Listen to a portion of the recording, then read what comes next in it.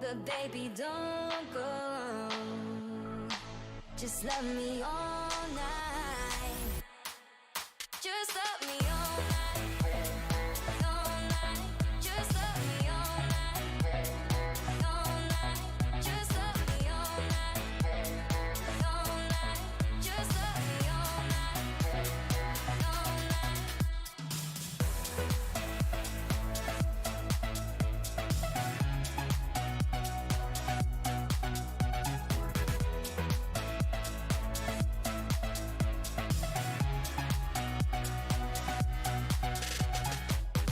Tell me you want me, baby. Tell me I'm not alone. Tell me you wanna be with me tonight. With me tonight. With me tonight. You know what I need, know just where to touch. Make me feel like I can't explain. Oh no, don't you leave, it's just a bit of fun. You know how to drive me insane. I know it shouldn't feel right, but baby, don't go. Just love me all night. Just love me all night. All night. Just love me all night.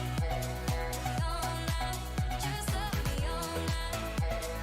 All night. Just love me all night. All night. It shouldn't feel right, but baby, don't go. Just love me all night. Just love me all night. All night. Just love me all night. All night. Just love me all night. All night. Just love me all night. All night.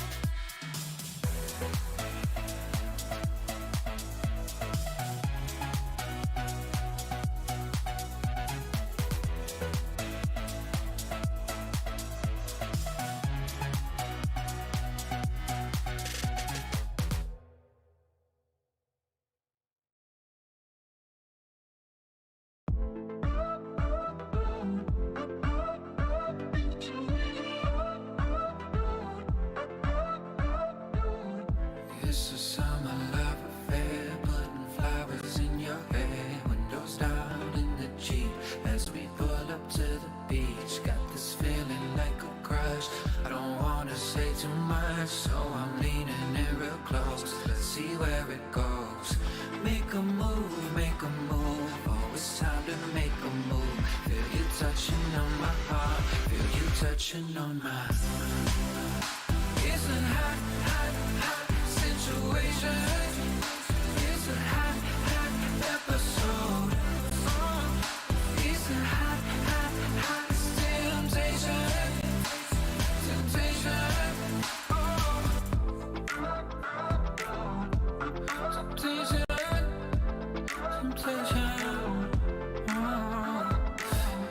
Like a diamond in the sun, baby, now we're having fun. Turn the music up real loud. Come and find me in the crowd. It's so sweet like cherry rose. Close your eyes and start to fall. Got me leaning into close. Let's see where it goes. Make a move, make a move. Oh, it's time to make a move. Feel you touching on my heart, feel you touching on mine. It's a hot, hot, hot situation. It's a hot, hot episode. It's a hot, hot, hot temptation. Temptation. Oh.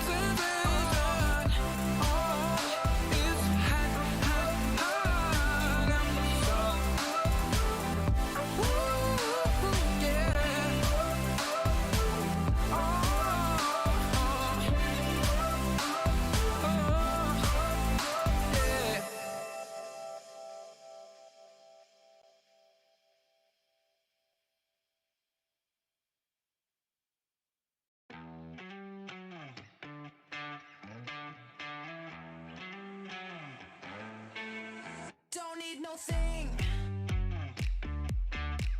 Ain't into bling. Just use enough. You fill me up. I don't care for diamond rings. I just crave the simple things, 'cause that's what I want. That's what I want. I don't need no fancy car. I'll take you just the way you are, 'cause that's what I want. That's what I want. That's what I want. Don't need no thing. Ain't into bling. Just use enough. You fill me up. I don't care for diamond rings. I just crave the simple things, 'cause that's what I want. That's what I want. I don't need no fancy car. I'll take you just the way you are, 'cause that's what I want. That's what I want. That's what I want. That's what I want. I don't care for diamond rings. I just crave the simple things, 'cause that's what I want. That's what I want. I don't need no fancy car. I'll take you just the way you are, 'cause that's what I want. That's what I want. 'Cause that's what I want. That's what I want. 'Cause that's what I want. That's what I want. 'Cause that's what I want. That's what I want. That's what I want.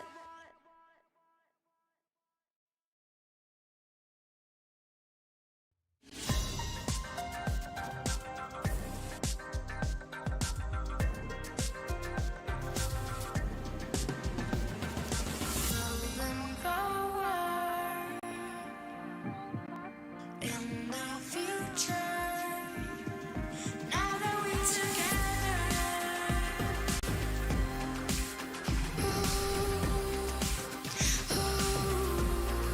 Now that we're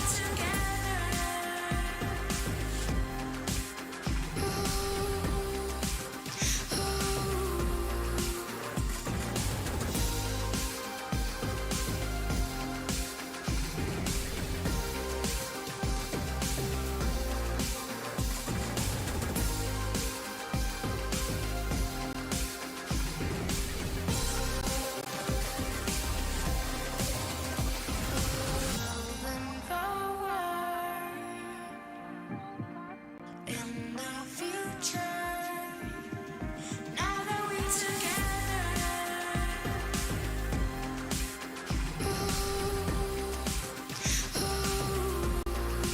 Now that we're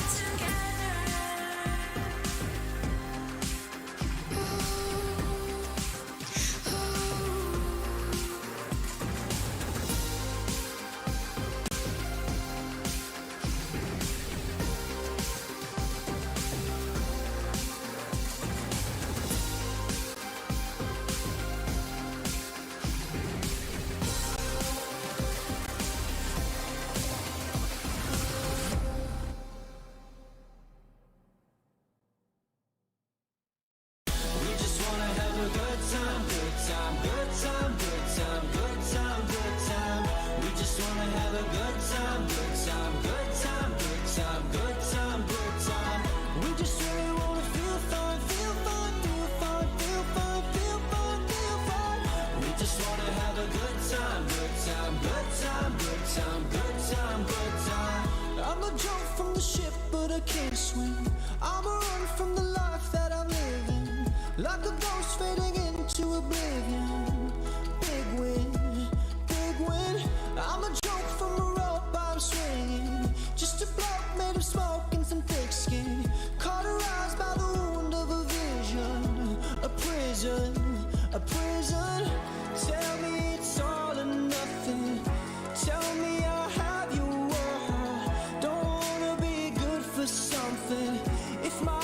is a blur. Tell me it's all in my head. I'm a hypochondriac. Don't wanna be left for dead when, even when I have a heart attack. We just wanna have a good time, good time, good time, good time, good time, good time. We just wanna have a good time, good time, good time, good time, good time, good time. We just really wanna feel fun, feel fun, feel fun, feel fun, feel fun, feel fun. We just wanna have a good time, good time, good time, good time, good time, good time. Idolize, idolize, that's a word game. I am sick of the grip of my thin frame. You can call me my first and my last name. When did I become such an ingrate?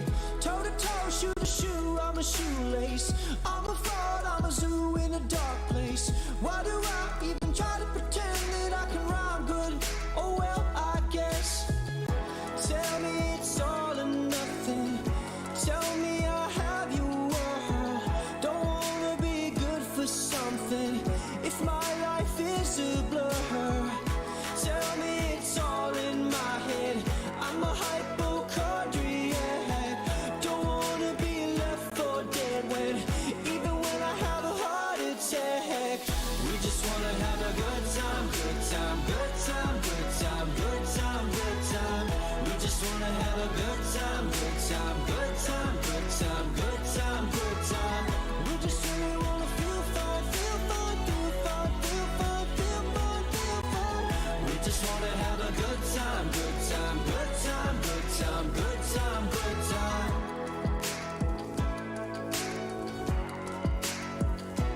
Good time.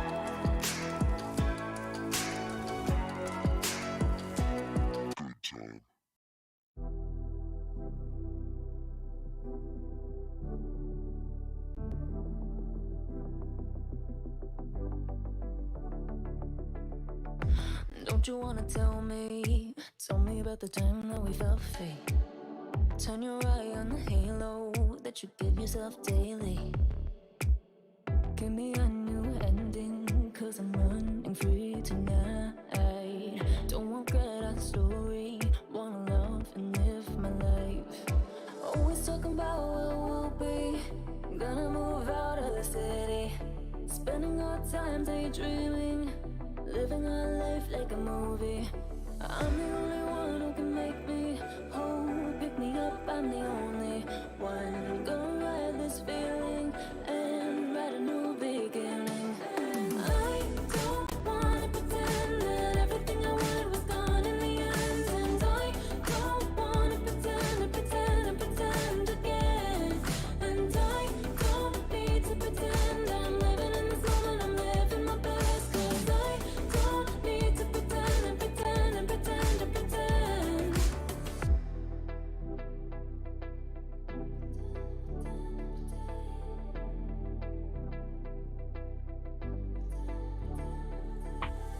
Don't live life in envy, shine a bright energy. With the waves I'm making, gotta make sure I'm happy. I'm the only one who can make me whole. Pick me up, I'm the only one. I'm gonna ride this feeling and write a new beginning. And I don't wanna pretend that everything I wanted was gone in the end. And I don't wanna pretend and pretend and pretend again. And I don't need to pretend I'm living in this moment, I'm living my best. Cause I don't need to pretend and pretend and pretend and pretend. And I don't wanna pretend that everything I wanted was gone in the end. And I don't wanna pretend and pretend and pretend again. And I don't need to pretend I'm living in this moment, I'm living my best. Cause I don't need to pretend and pretend and pretend and pretend.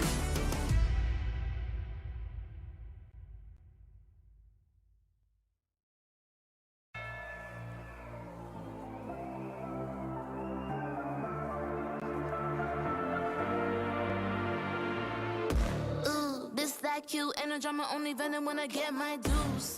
Respect, I'm the next tycoon. Got a pad full of greens, couple M's, my soul non-believer. Do you see the confidence? Got some people waiting for me on the fence. I live it but never best believe that when I win, it's common sense. I'm designed to fight, defeat, all demise. The best me, no fear, no compromise. 100 degrees, I breathe more to life. You should disconnect and throw in the west. And a hand that's in this. Gotta back it up a high percentage. Got a heart in my sleeve, no stop. Stepping up to the seat, more shots. Getting those. I'm alive, unleashed in the fire. Out in the wild. You can never stop me. Watch me dive and free, and it's my time. Up in the stars, you'll never forget me. But not holding back on the side, only get better with time. Ready to own what is mine tonight. I'm alive, unleashed in the fire, out in the wild. You can never stop me. Yeah, I never wait up. Flowers say so they coming on the way up. A true fighter's what they always been afraid of. Cards had it close on my circle when I lay up. Switch the game every quarter like a time zone. Aim for the buzz, tryna build up to this milestone. Pave the way with only items that I might own. Imagine what I'm about to do, be an icon. And the problem just the haters that I might know. It's a night show, the way I'm about to make a movie with these lights. Know the one they be like me, they can try. All gold, everything when I write. Can repeat it, every legend gotta fight. A new world, when I flip, make it tight. Ain't nobody doing minutes how I like. Seat buckled up, going up like a bike. I'm alive, unleashed in the fire, out in the wild. Up in the sky, into the light. Watch me dive and free, and it's my time. Up in the stars, with every stride, our future's bright. Cause I'm on to the next. The way I shape shifts makes them call me a threat. Running on this path, never done, no regrets. There is nothing you can do when my face on the set. You're in front of the best. Different league if you wanna get to me. I'm game and pedigree. Yeah, I only got a picture on the centerpiece. I'm alive, unleashed in the fire, out in the wild. You can never stop me. Watch me dive and free, and it's my time. Up in the stars, you'll never forget me. But not holding back on the side, only get better with time. Ready to own what is mine tonight. I'm alive, unleashed in the fire, out in the wild. You can never stop me.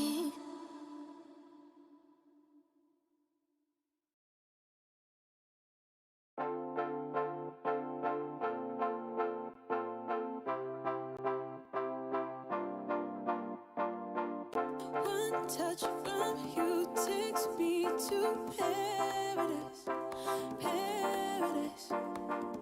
One look from you and I fall in your arms, in your arms. Baby don't stop, baby don't stop, baby don't stop it. And give me your love, give me your love, give me your loving. Say that you want, say that you want, say that you want it. Cause this is my love, this is my love. Something about you feels like heaven came along. Baby, can you feel it? Can you feel it? Something that you do makes me feel like we belong. Baby, can you feel it? Can you feel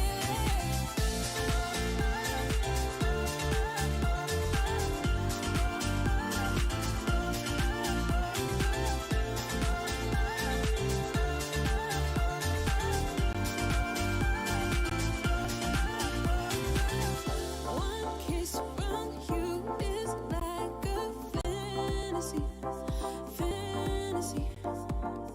It's like you go beyond my wildest dream, wildest dream. Baby don't stop, baby don't stop, baby don't stop it. And give me your love, give me your love, give me your loving. Say that you want, say that you want, say that you want it. Cause this is my love, this is my love. Something about you feels like heaven came along.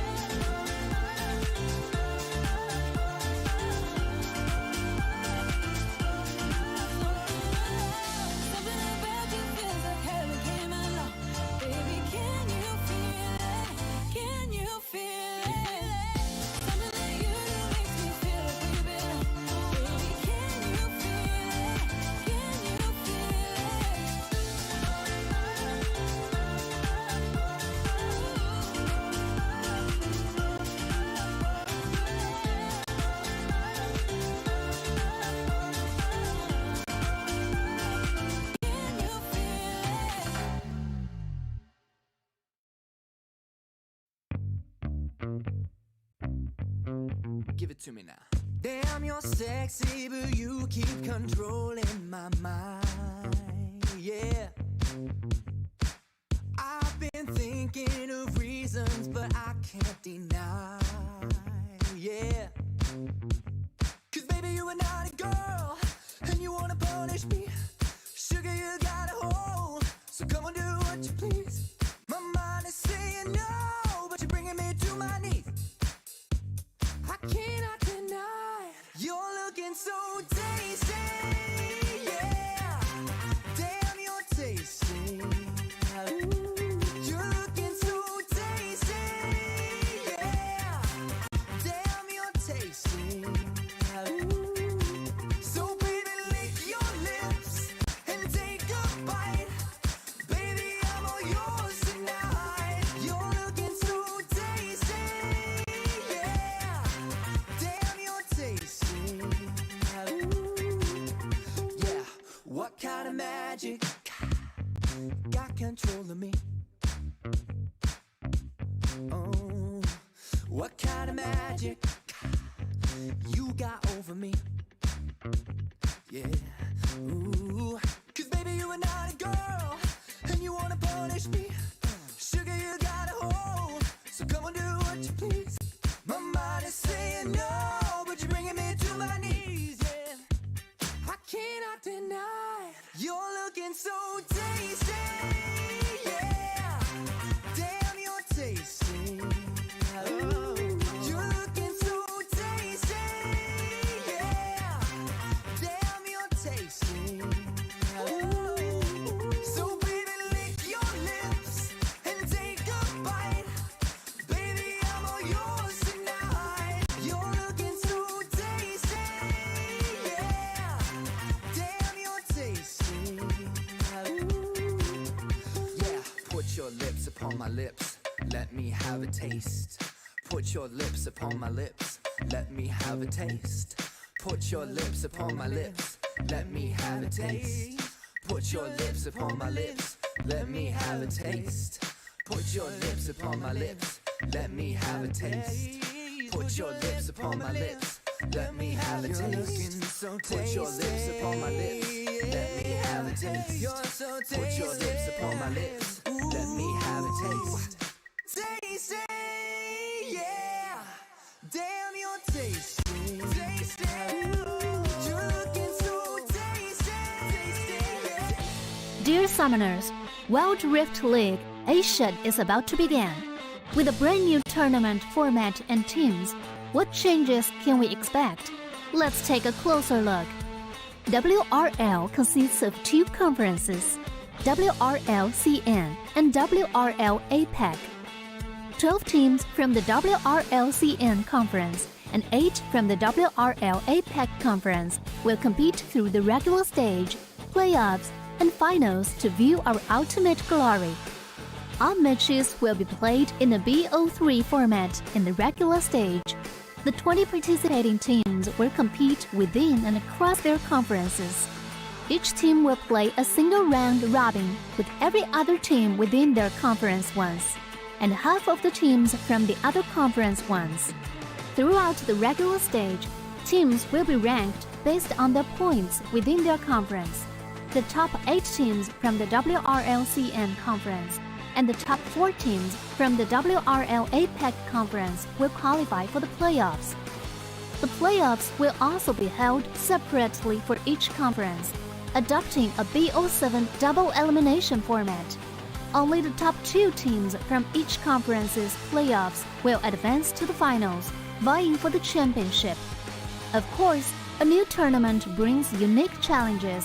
The Wild Rift League Asia Season 1 WRL A1 Finals will be a 3-day extravaganza. On the first day of the finals, the 4 qualifying teams will play a single round robin in BO1 format. The top-ranked team will advance directly to the grand finals, while the remaining 3 teams will battle it out in a single elimination bracket on the second day to secure a spot in the grand finals on the third day. The 2 teams that make it to the grand finals will face off in the BO7 showdown to claim the championship. Additionally, in both the WRL A1 regular stage and finals, teams will participate in the Fight for Side FFS match before the official games commence. The FFS match will be played in a 1v1 solo mode. Each team will send one player to compete. They will ban 2 champions each from the official weekly rotating champions pool, and then select 1 champion each for 1v1 competition. The winning team of the FFS match will earn the right to choose their side first. Wild Rift League Asia Season 1 regular stage will officially kick off on April 8th, with 20 top-tier teams assembled and ready for action. Who will climb to the summit and seize the crown? Let's wait and see.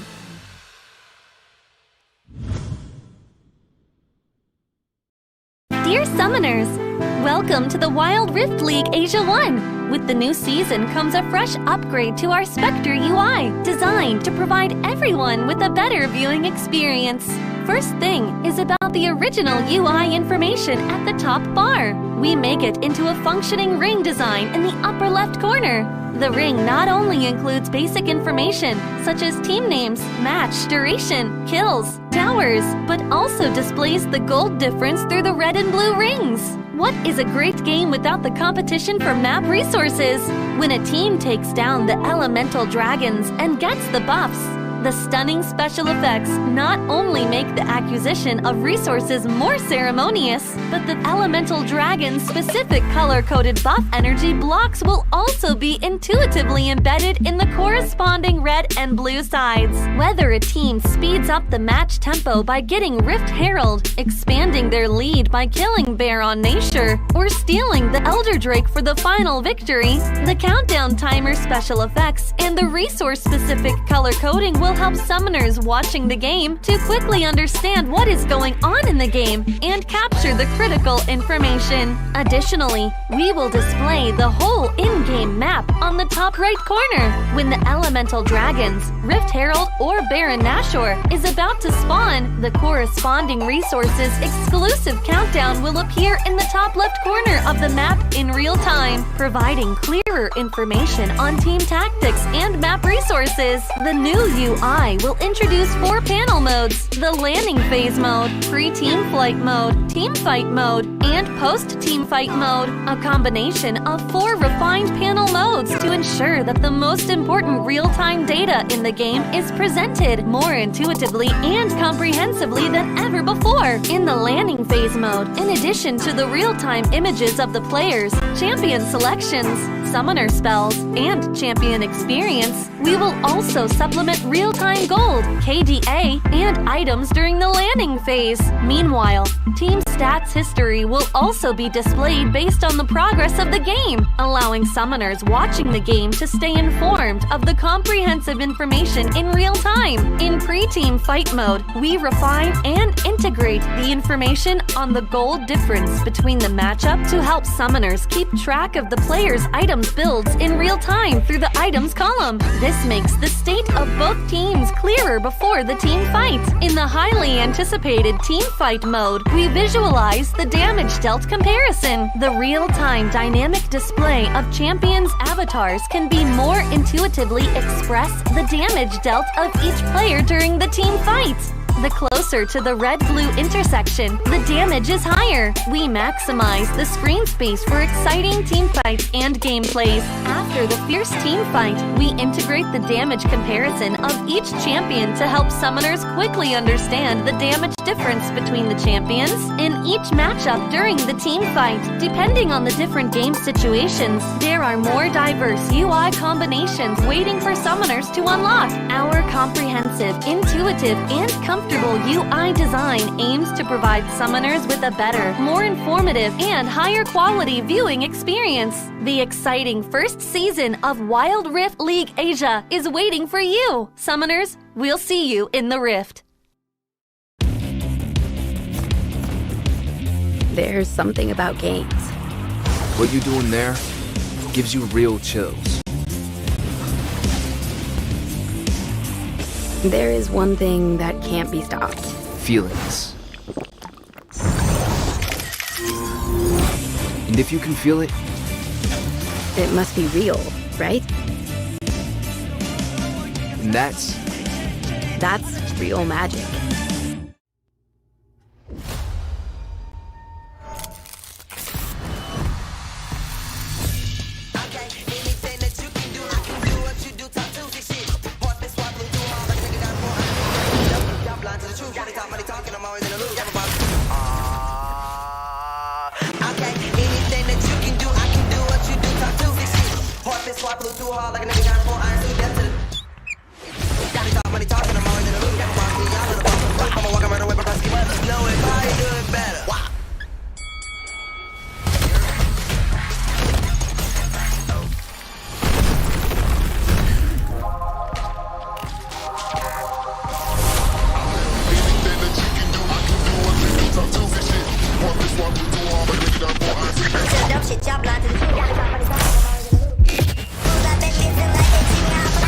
Sun and rain, sleet, snow, any weather. Just know if you can do it, I can probably do it better.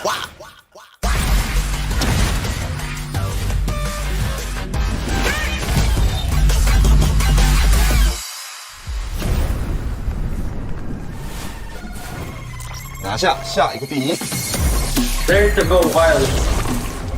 要比你们都闪耀。 Team mình chỉ cần bé mèo này thôi là đủ quậy team bạn rồi. 给点新颜色，小小。 Let go by. 引起他的打野挥发，历经2个赛季的沉浮，终于是完成了自己的回归。我说过我会回来的。任凭浪起。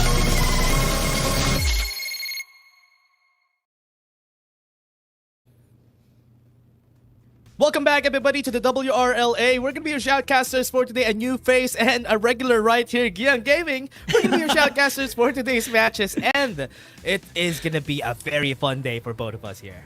Oh yeah, we have some of the games set in store for you guys. Again, 3 sets of games: JT versus BRU, Thunder Talk versus Oh My God, and Cerberus Esports versus Keep Best Gaming. And again, it will be a chance for APAC teams, or at least 2 APAC teams right now today, to try and turn the tides around. Though it will be a challenge. The score is still 2-14, and we have been experiencing such a struggle against these really strong Chinese teams.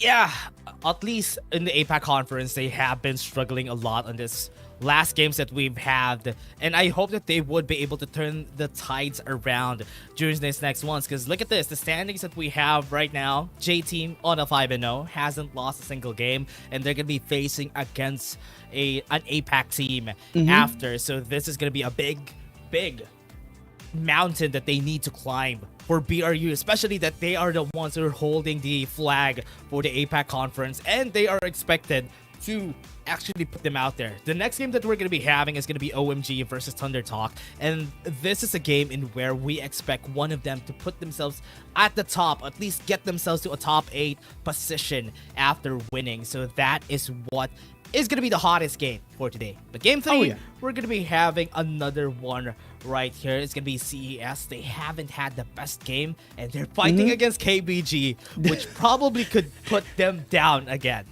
It's a nightmare for Cerberus Esports, especially in their past 2 series.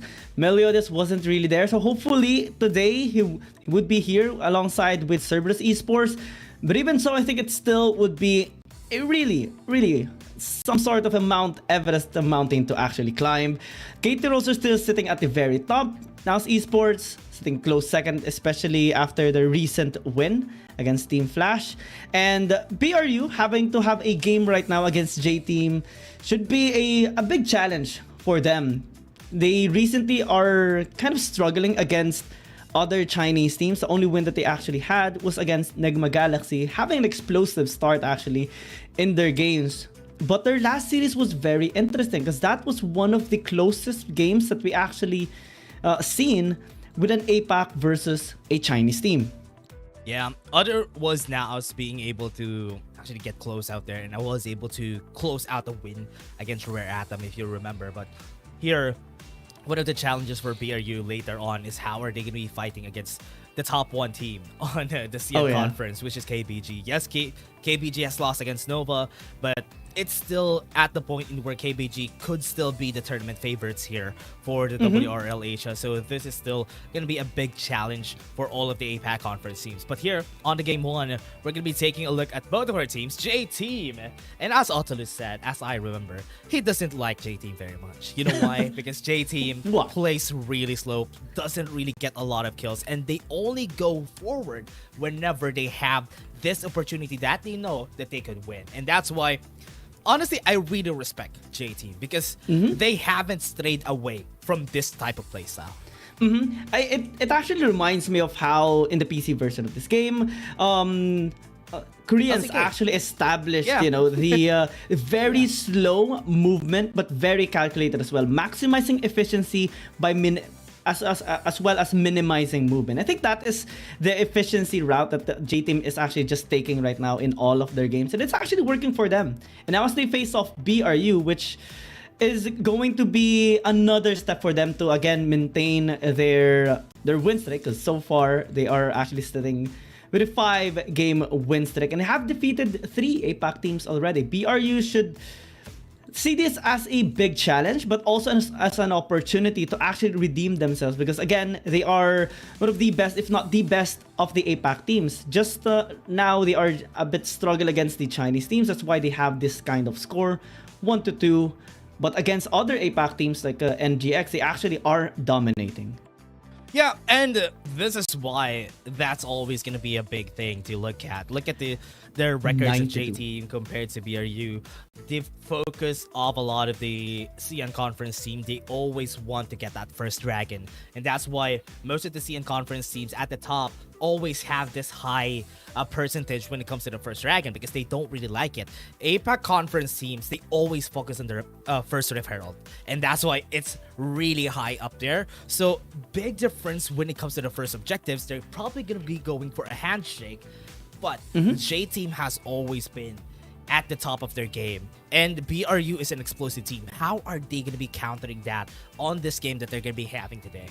Yeah, one of my questions right now is how will BRU actually prevent or force J-Team to go out of their shell, force them to actually not be as safe as they usually are in their games, and try to set the tempo up against J-Team, because right now J-Team is just looking really solid, being able to win against almost against any opponent that they actually come across. They've faced off a lot of APAC teams. They've faced off against 2 Chinese teams already, including OMG just recently, last Sunday, in which they actually pulled off a really nice denying of the reverse sweep. And I'm actually excited to talk about the matchups later on, because we talked about the players before the live stream actually started, and one of our concerns is how BRU will actually, you know, handle the individual players' performance here on the side of J-Team.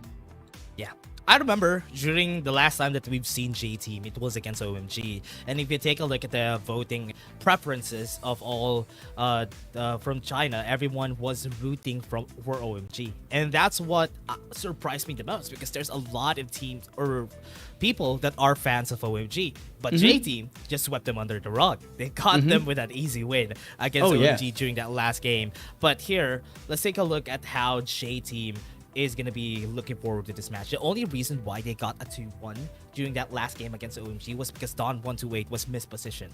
That's why they were able to jump on them, and J-Team at least got the win at 2-1. But the other way around, BRU only lost because of a macro mistake. And it's also because of that one macro. They could have won against Thundertalk. Honestly, those games, game 2, game 3, it was super in favor of BRU. But because of the mistakes that they did during the later stages of the game, that's the only reason why they lost. But let's not discount the fact that BRU held their own against the Chinese teams. Yeah. The fact that it was a close game is still an interesting information to actually have on the side of a BRU, because again, despite that small mishap, I think they have learned from it and grew from it as well, taking in mind that even the slightest mistake, even the slightest miscoordination can just lead into a series being taken away from you. And BRU, they shouldn't be letting any of those happen again, especially the one that they are facing right now is one of the teams that actually is just able to punish any sort of mistakes despite playing things slow and stable. Whenever they see a mistake, they immediately capitalize it. It's one of the ways they're actually just able to have this win streak. Yeah, we always have this. Right now, most of the time, we always have this. The introductions for our players. And I'm always excited to see that these introductions are always honestly really fun to see, because the players are still gonna go in. We're almost 1 month in, and we still are at the point where we still introduce the players. Today is the fourth match day of week 4, with the first match being played by J-Team versus BRU. So far, J-Team has not lost a single game in this tournament and has the pace of every game in hand. Let's find out how BRU, which has been in a bad shape recently, will deal with it. Now, please join me in welcoming J-Team and Buriram United Esports. พวกเราพร้อมแล้วที่หยุดสถิติชนะของพวกคุณคุณพร้อมแล้วหรือยังที่จะได้รับความพ่ายแพ้จากพวกเรา I love it! I love it! The banter right there, everybody. The banter. 打了3轮都赢不了，你们凭什么赢我们？ I just wish someone in the comment section would translate what J-Team has said, because I want to know their response after hearing those words. We will end your win streak. Wow. You know what? It's always really great to see this player banters before the start of the games. And honestly, this graphic that we have whenever it starts, that gives a lot more personality for our teams here, for Buriram United and also for J-Team. I'm probably just sniffing copium at this point, but I do hope that the APAC teams would break the lose streak that we have against the CN Conference teams. As you said, it's 214. 214! That's really high, everybody. That's really high. That's why I'm hoping that right now it's gonna be the time for BRU to win against them. But remember, it's J-Team. They haven't lost against a lot of the teams. They won against 3 APAC Conference teams. They won against 2 CN teams. But that still gives a lot of capabilities or possibilities for BRU. I'm sniffing so much copium right now for the APAC fans out there. But J-Team, or rather BRU, I hope they get the win.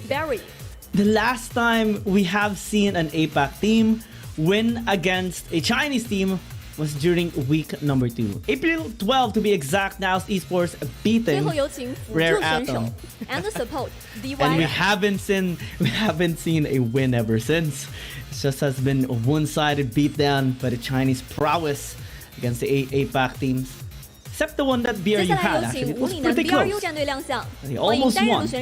In the solo lane, Zipper. You know what? I do believe that they might be able to in the future. They might be able to garner a win, get something out of this one. Maybe getting a 2-1 is a possibility, but you know, at least one game for BRU is something that we really want to happen here in this one. At this point, that's probably the closest that we can get in winning against CN Conference team. At this point, it's still not even in the middle of the time for this whole tournament. We're still not in the middle of the pack. We're still not in the 0-10, 10-0s of the things. We're still at the quarters of this one, so it's still a big possibility for all the fans out there for Buriram United. Please do support these teams that are going to be fighting today. We all know that it's really hard for BRU to win this because J-Team is such a good team. It's such a good team, and one of the reasons why is, well, just the absolute really good play style here of every single player on the side of J-Team. As we compare 0711 alongside with Valdez, we do see him. Oh, okay, never mind. 6.93. Actually, Valdez came back strong here, having a higher KDA, and naturally we will compare the different playstyle actually of the two as well, because Valdez usually is kind of like the main hero here of BRU, being helped out by what the Jess, especially in their engages, trying to work around every single enemy that they actually come across. But 0711 has a really strong a champion pool with amount of success, especially with the Olaf, Shinzao, and Kha'Zix. So my question is, will Valdez actually be able to deal with his champions, or the way he actually used his champions? Yeah, he has been playing a lot of Shinzao. 0711 is one of the only players that I see playing Shinzao in this level of play, and he was able to put the team out there. And I'm really thankful to see a Shinzao in this level. But here on the head-to-head, let's take a look at the other ones. DY and What the Jess, I don't really see a lot of difference when it comes to the playstyle. What the Jess is a very flashy player. DY really rotates around the map really fast, and that could be the only difference that they had. What the Jess might be very reactive here, but he has given BRU a lot of chances, especially on the fights against Thunder Talk during the last time. But here, the last but not the least, this is the biggest head-to-head that we have, which is Barry and Golden Feet. Barry, very consistent, always has high KDA, but Golden Feet has that certain flair with him. He has that certain playstyle that you won't expect. He plays Orianna, everybody. That's what surprises me the most, is that Golden Feet plays Orianna. And he used it against Thunder Talk as well. Got the MVP too in that particular game number 1. Yeah. And I mean, that is something that BRU is going to be looking forward to having right now. He got 2 other MVPs as well with the Senna. Is that a Caitlyn Twitch? Is that Kate? Yeah. Is that right? Did I see that right? All right. Okay. That's insane. Okay, we're going to be seeing a Caitlyn Twitch here, everybody. I hope you're all excited on this game that we're going to be having today. We are going to be having an ADC because, man, I always see fighters on this 1v1s, but now that we have ADCs, this is going to be fun. We have seen an era of Gragas Akali. We have seen Lucian versus Nasus. We have seen a lot of fighter versus fighter, yeah. And some assassin versus assassin. But now, we do see an interesting choice here by J-Team and BRU. Barry and Valdez will be facing against each other. What a way to actually start our first game. Yeah, it's gonna be the first day. It's gonna be the first game. Soloing. Everybody's just gonna be having fun. And usually, when it comes to this point, people have been just fun with the plays that they're putting out there, with the champions that they put out there. You have seen a lot of Teemos when Teemo is available, but I really want to see what champions are actually on the roster now for the 1v1s. But here in this 1v1, we're going to be having a Caitlyn and a Lee Sin. I thought that was a Twitch, but this is going to be way more fun. I actually thought it was a Twitch as well, but, well, this is as interesting as it can get. First, Caitlyn, we are going to be seeing... Yesterday, we saw a very exciting Lee Sin versus Lee Sin, actually, in one of our games. It was very excited in that game. Long against Xiao Jiang, and Long even used his nose skin at that time, which is magnificent as always. Oh no. Ooh. This is why you don't want to fight against a Caitlyn on this 1v1s, man. Because whenever you're fighting against a Caitlyn is just going to be winning. The reason why Caitlyn isn't taken out of the meta in PC is because of this. Because in the early game, you won't be able to win against her for sure. Caitlyn has the highest range, at least initially in the game. 650 range compared to... well, the highest actually is 600. Well, Tristana scales up massively with the range, but initially he does struggle. So now it is just all Caitlyn, and the range should help him at least zone out Valdez a lot of times. Valdez can't even get close until he gets to level 3. That might be the only chance, but remember, he has a 90 caliber net for Barry. So this is just gonna be the playstyle of Barry here. Just take out some plates, just push Valdez away. And as long as he's low HP, he's not going to be engaging on me. So it's just going to be really hard for Valdez here.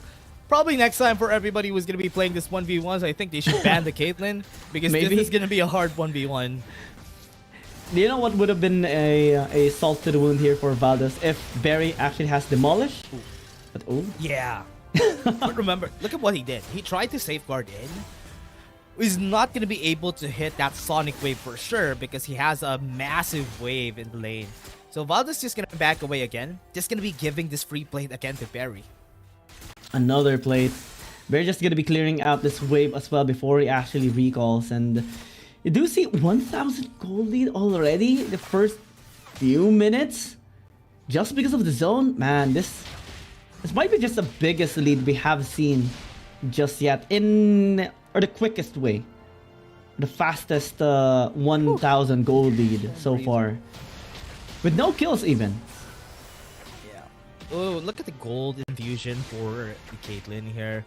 It's just that Barry is just going to be happy with this. He has the Storm Razor anyway. Slow. It's going to be way harder for him to get close.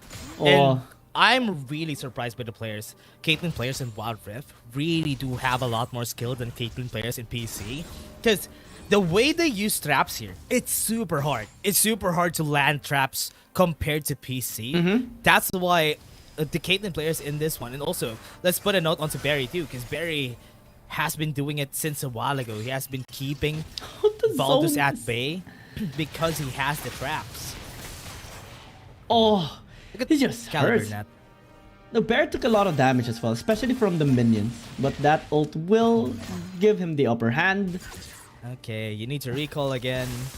After just one ult, you're forced to recall again. Oh man, this is just brutal for this man. He's not even able to play the game. But once he gets to level 6 though, that could be, or rather level 5, that could be a possibility here for Valdus. After he gets a Dragon's Rage, once he gets the Safeguard, pull out the Dragon's Rage, then use the Sonic Wave. If that is enough to get a burst, that could potentially swing this game in his favor. Yeah, because a while ago, despite not having the Dragon's Rage, we saw Barry's HP actually get chunked down to 1/5. So maybe that enough damage and actually take him down. Skin though is really nice here. Bought the BF sword though. He has a BF sword. Look at that damage. One crit. That's enough. He doesn't even build plated steel caps. He doesn't even care.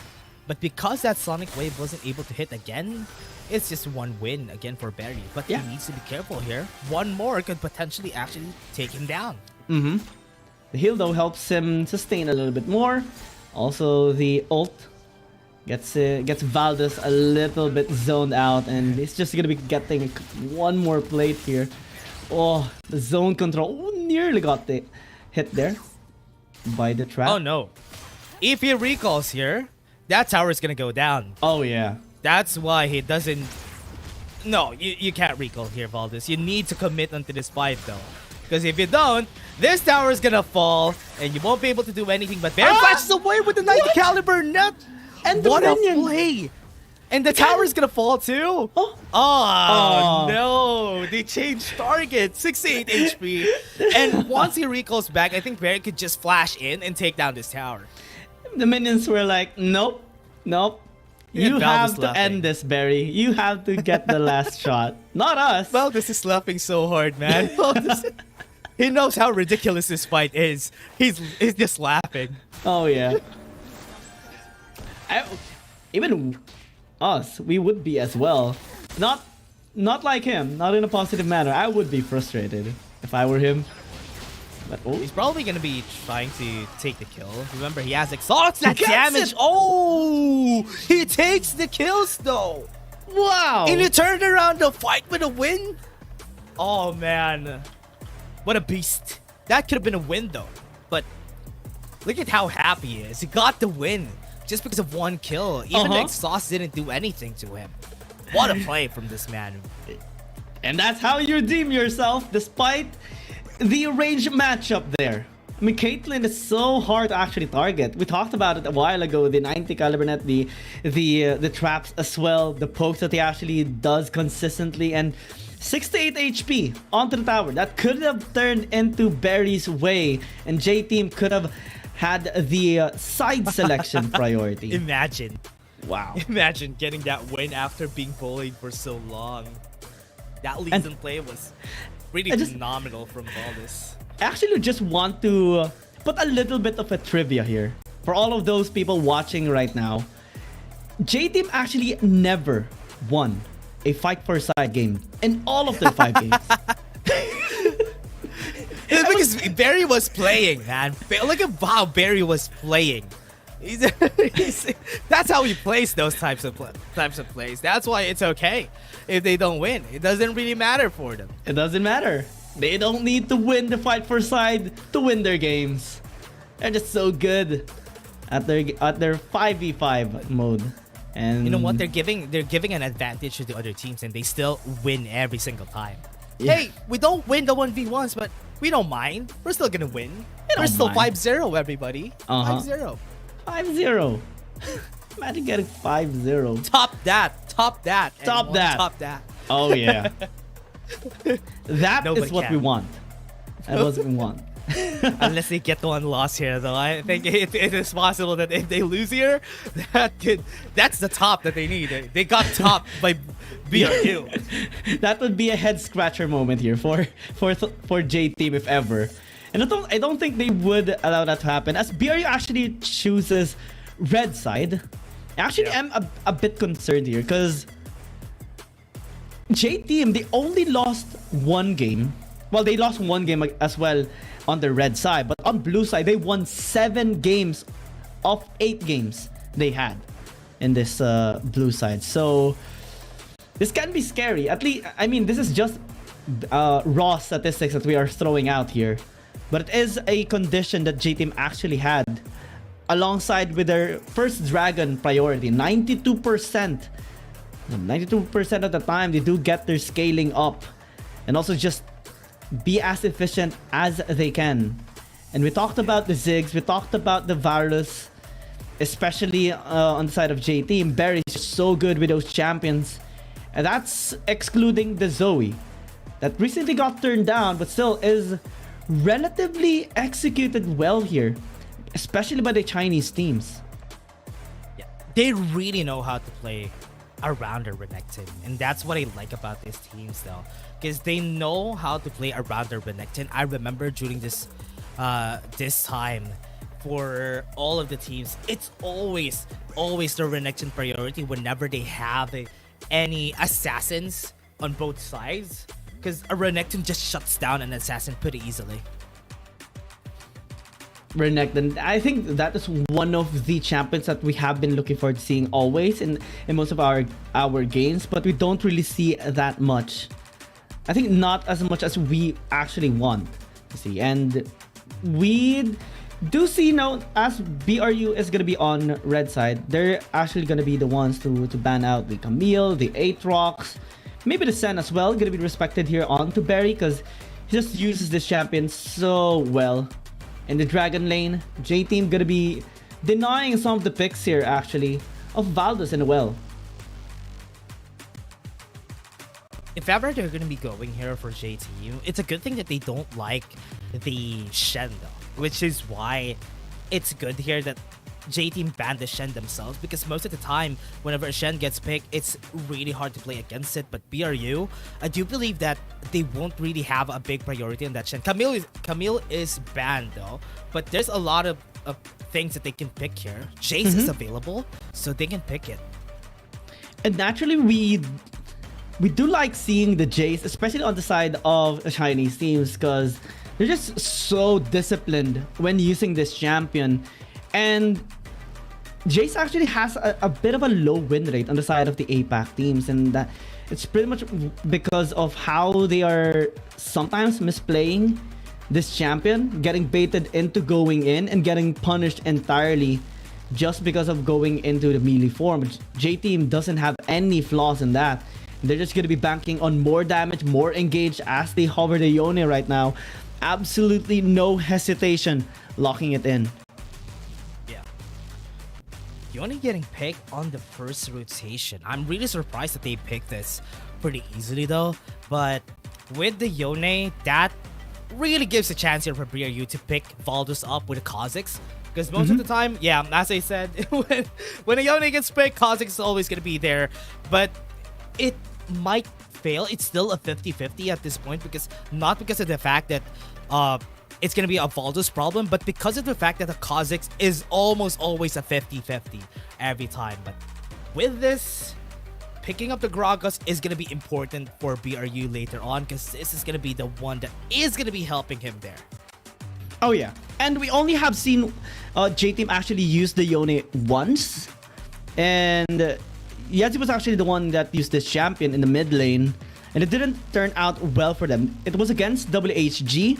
And even if there was no Kazakhs that time, Shen was actually there. And it was a bit of a struggle for them because August landed the MVP just because of his massive saves and also really good economy in that particular game. And I think that's one of the reasons why they actually took out the Shen as well and took the Nautilus here. They want to have a much more solid frontline power here for the team so that they can just easily go through the backline here of BRU. But now, as we do see the Riven coming up, it's a natural combination here alongside with the Ziggs. Just really good execution in general. J-Team gonna be stealing this Garen away. Oh no, they don't need...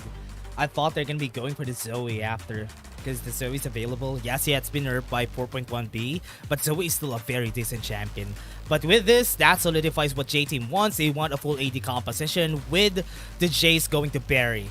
So it has been very famous right now during the WRLA, and it has worked a lot of times from these teams, but it's a good thing.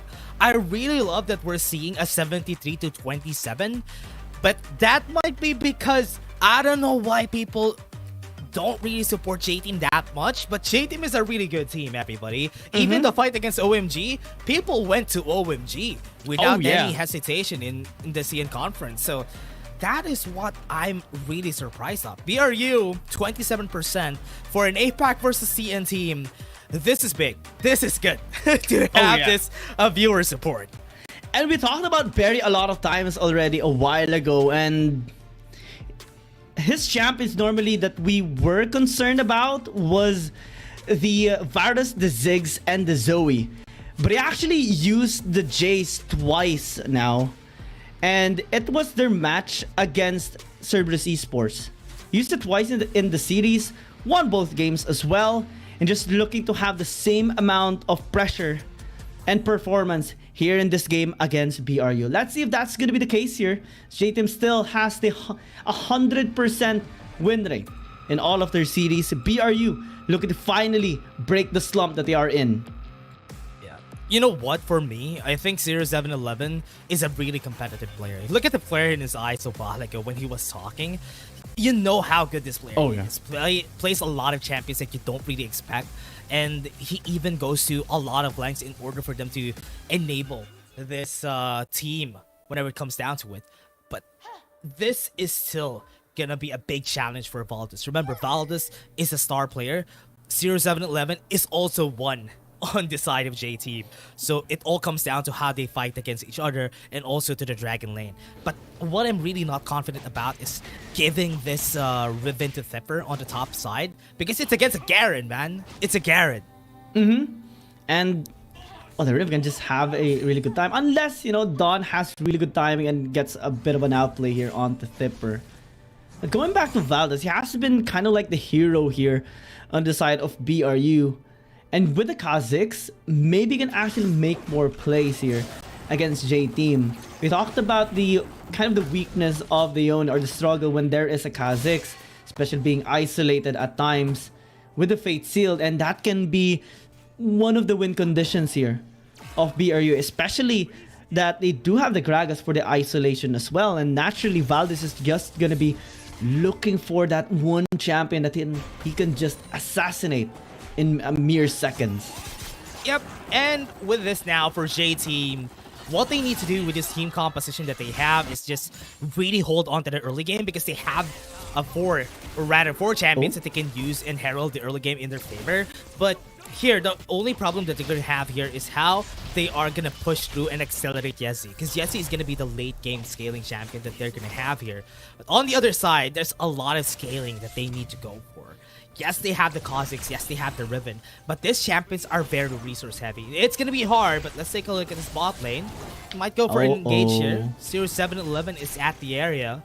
And even DY. I think Golden Feet is going to be dead right here. I don't even need to say anything, because he's going to try, but he's not going to survive. Yeah, that was a really good execution coming on the side of a J-Team. And no response here actually on the side of Buriram United Esports. Golden Feet got a little bit too greedy there, staying in the lane without any vision in their blue side junk. There was no way for his allies to actually retaliate there.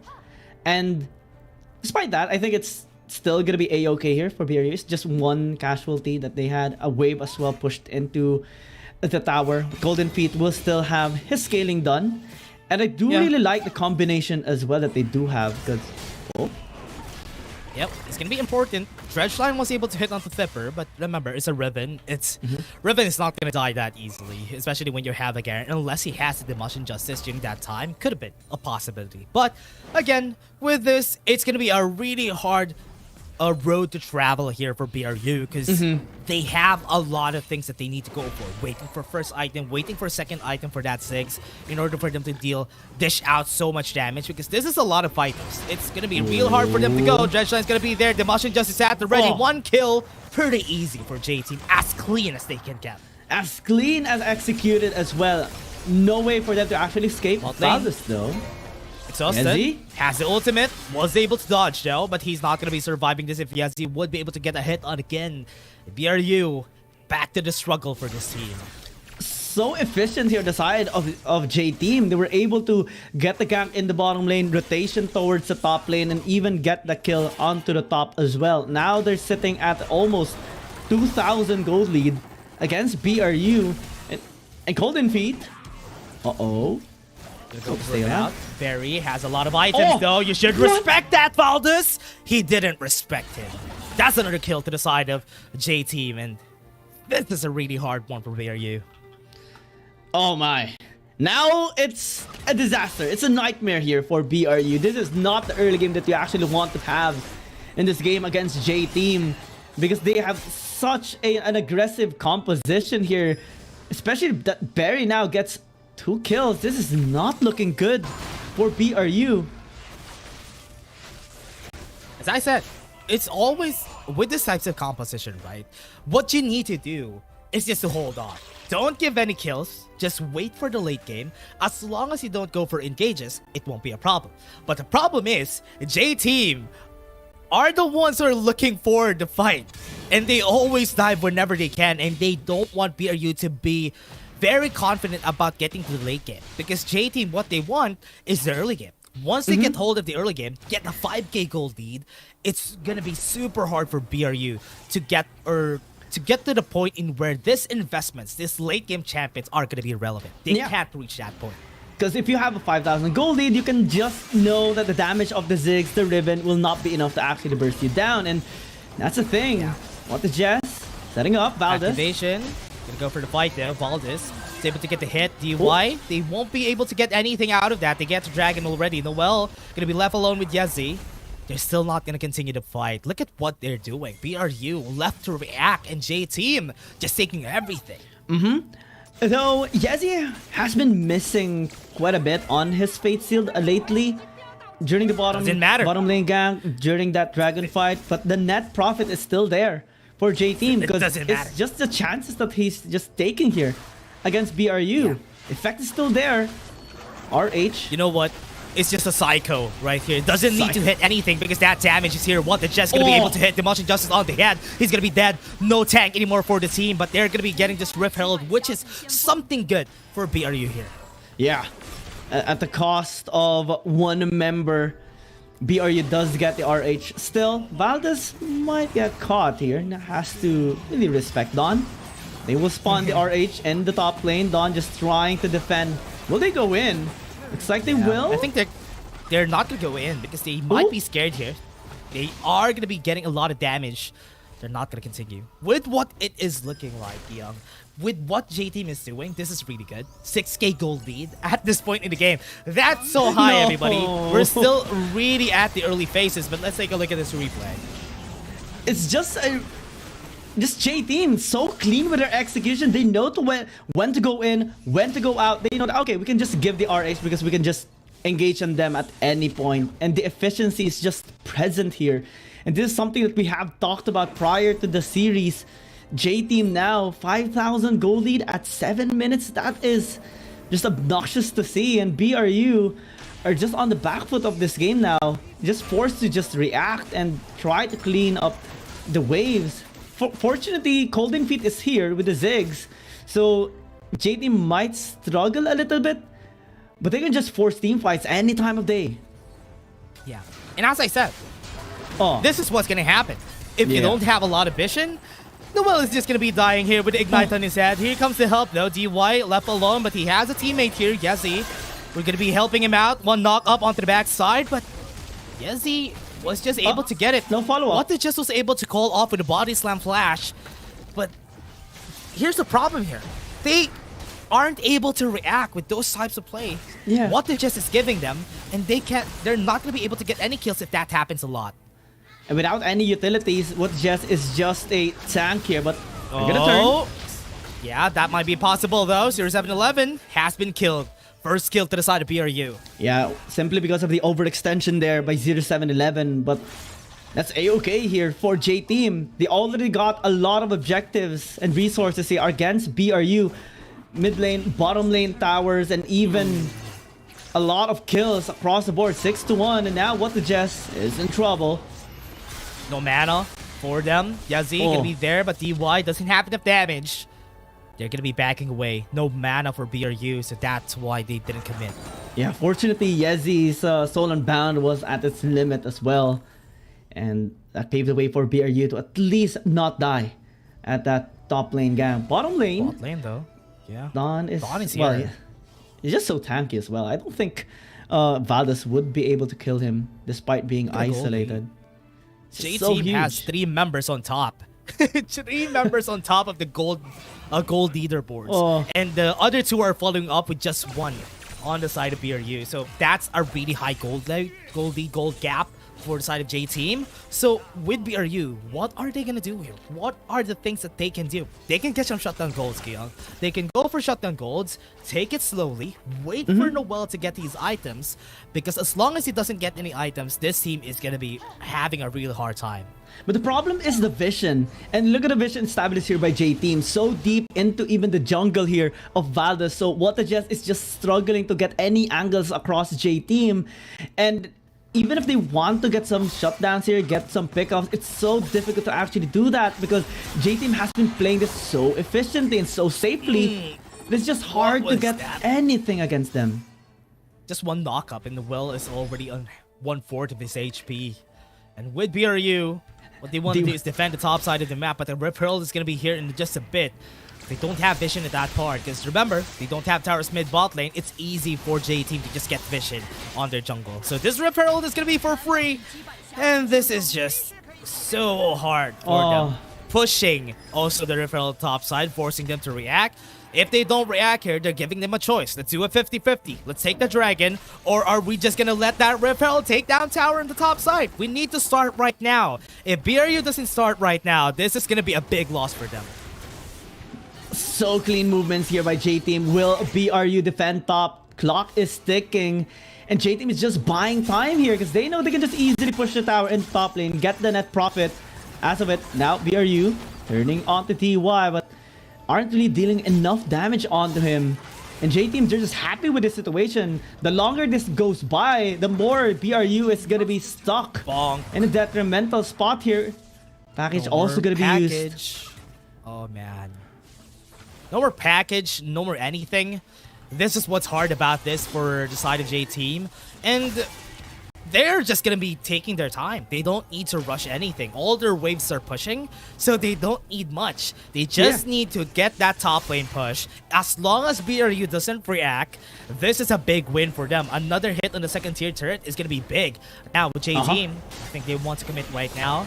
They're starting off. With the high HP. Fade Sealed backline was able to get 1. Golden Fee is going to be the next. Barry flashes in.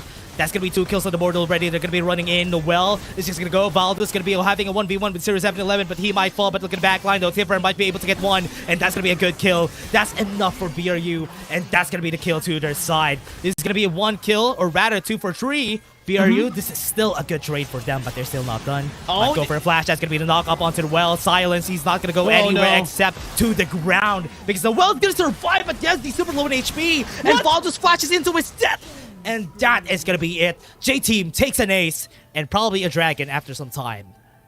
That could have been good there for BRU, but they got a little bit too greedy there, and J-Team just saw another opportunity. Fate Seal was just so good catching even Golden Feet at that time. Despite flashing, Bear just had to flash in alongside with him.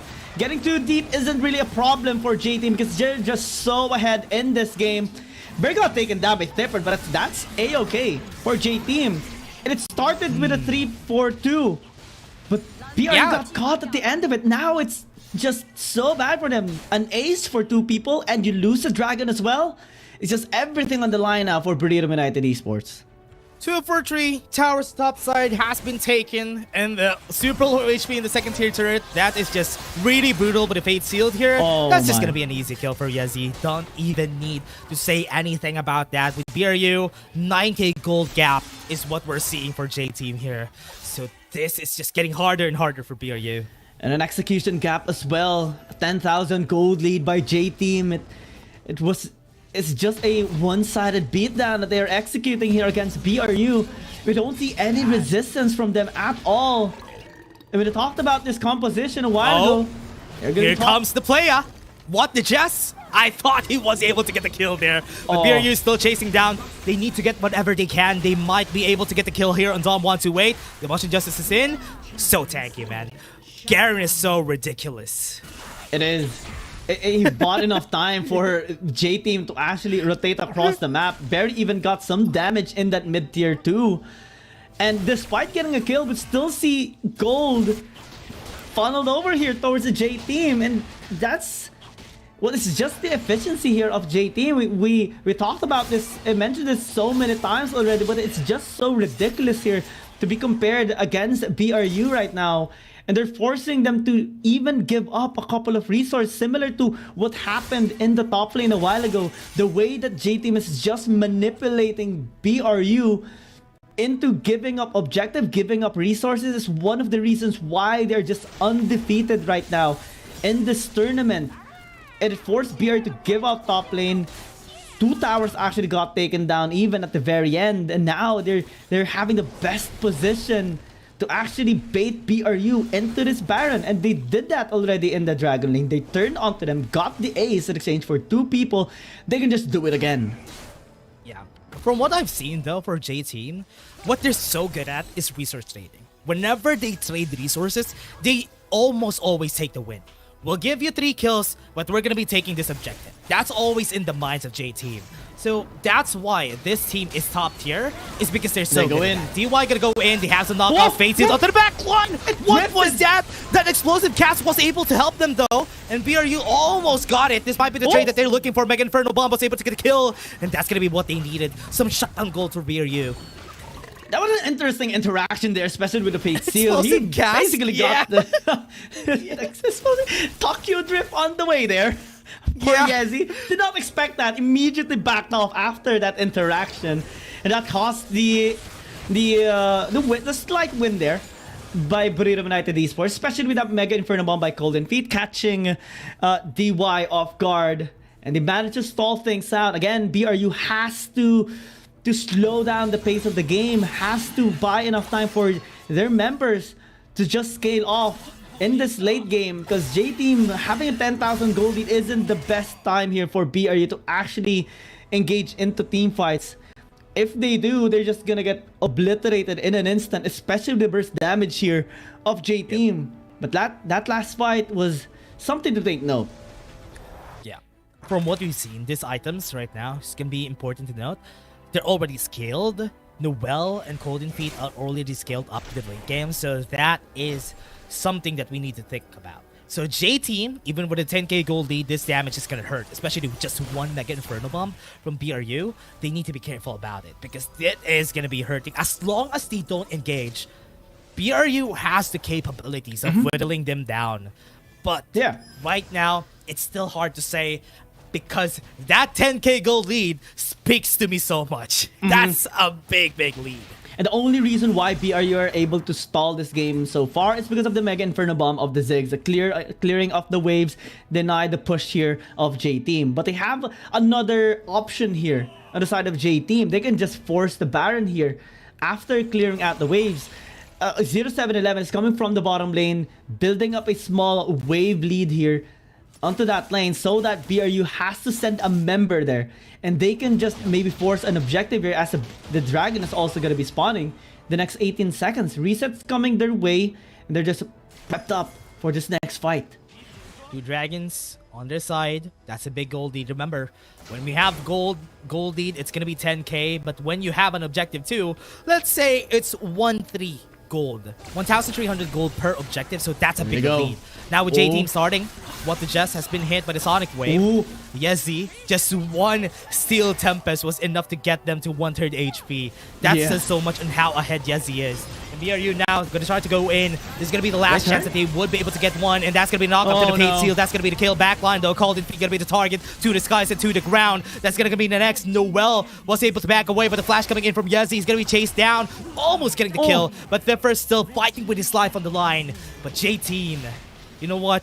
This is not even a surprise at this point. BRU is just going to be ended here. And J-Team is going to be taking this first win. They want to take down the towers. It's a big bruiser composition. Flashing in, Noel. He's just going to get an ace. He's going to be surviving, though. They're not going to get the ace. That's a win. That's a win for BRU. But here, it is still a big win for J-Team. Yeah, 18 minutes and 22 seconds. BRU held on for long. But the push was inevitable. The victory of J-Team is unstoppable. And at this point in time, we actually start to question, how can BRU actually compete here against J-Team? Because that game number 1 was just so decisive. And how J-Team was actually able to just execute that was top tier. Started with a gank in the bottom lane with DY. They ganked in the top lane as well and had another gank in the bot side river, cementing that 3-0 kill lead that they got in the early game. And since they do have a really early game composition, they just managed to actually fully utilize that and negate the scaling of the BRU. And if you're BRU, if you're going to be having this kind of composition that opts to be as aggressive as J-Team, you really have to be a lot more careful when going into these fights, because J-Team just has the superior discipline in actually going in and out. They're just able to manipulate any sort of team fight. Yeah, honestly, to summarize that, BRU really didn't have any capabilities to do that. Because yes, they have What the Just.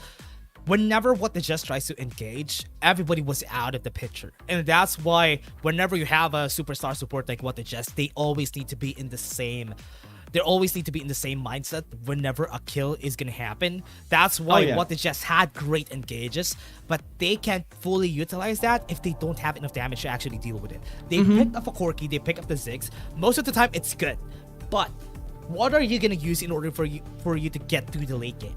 Baldus might need a bit more items, and it is still gonna be a problem.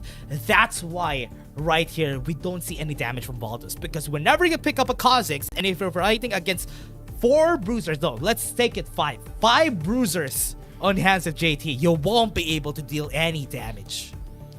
And we actually haven't seen that much success as well with the Kha'Zix whenever he's faced off against a Lee Sin. And J-Team just knows that. From their standpoint, they know that 0711 can just win against Valdez even if they come across alone and isolated.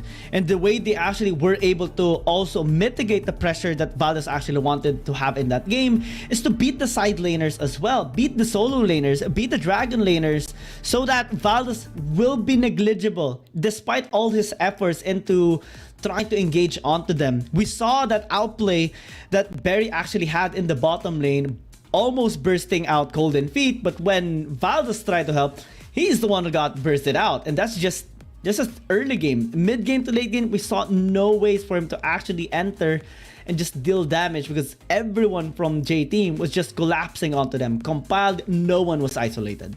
Honestly, that was one of my points a while ago. Whenever you pick up a Kha'Zix, it's not always going to be easy, because you need to baby Kha'Zix until he gets a first item in order for him to do damage and just snowball it into the late game. But there, what happened was the other thing. It was when they lose, they're going to be losing hard, and Valdez is not going to be able to do anything. They baited out the Yone pick very easily, and they took the bait. They picked up the Kazakhs, bullied the Kazakhs. You won't be able to do anything after that. So they're a really great win from J-Team again. And as they said, it's always going to be that way. Whenever J-Team wins, it's not going to be the most exciting win, but they are the most efficient team on this competition so far. And Barry again, getting the first, or rather the MVP with a Jace in the bot lane. Again, this man is just so good in making use of that. Fighting against the Ziggs in the bot lane, it was not even a problem. Even holding an electrocute doesn't even hold him back. 69% kill participation as well. It was everywhere in all of the team fights, helping out the team. And that outplay in the bottom lane was also noteworthy. At J-Team the games become boring a little bit, but it's mostly just because of their efficiency. They play their game so cleanly that it's hard to actually find any mistakes coming in from them.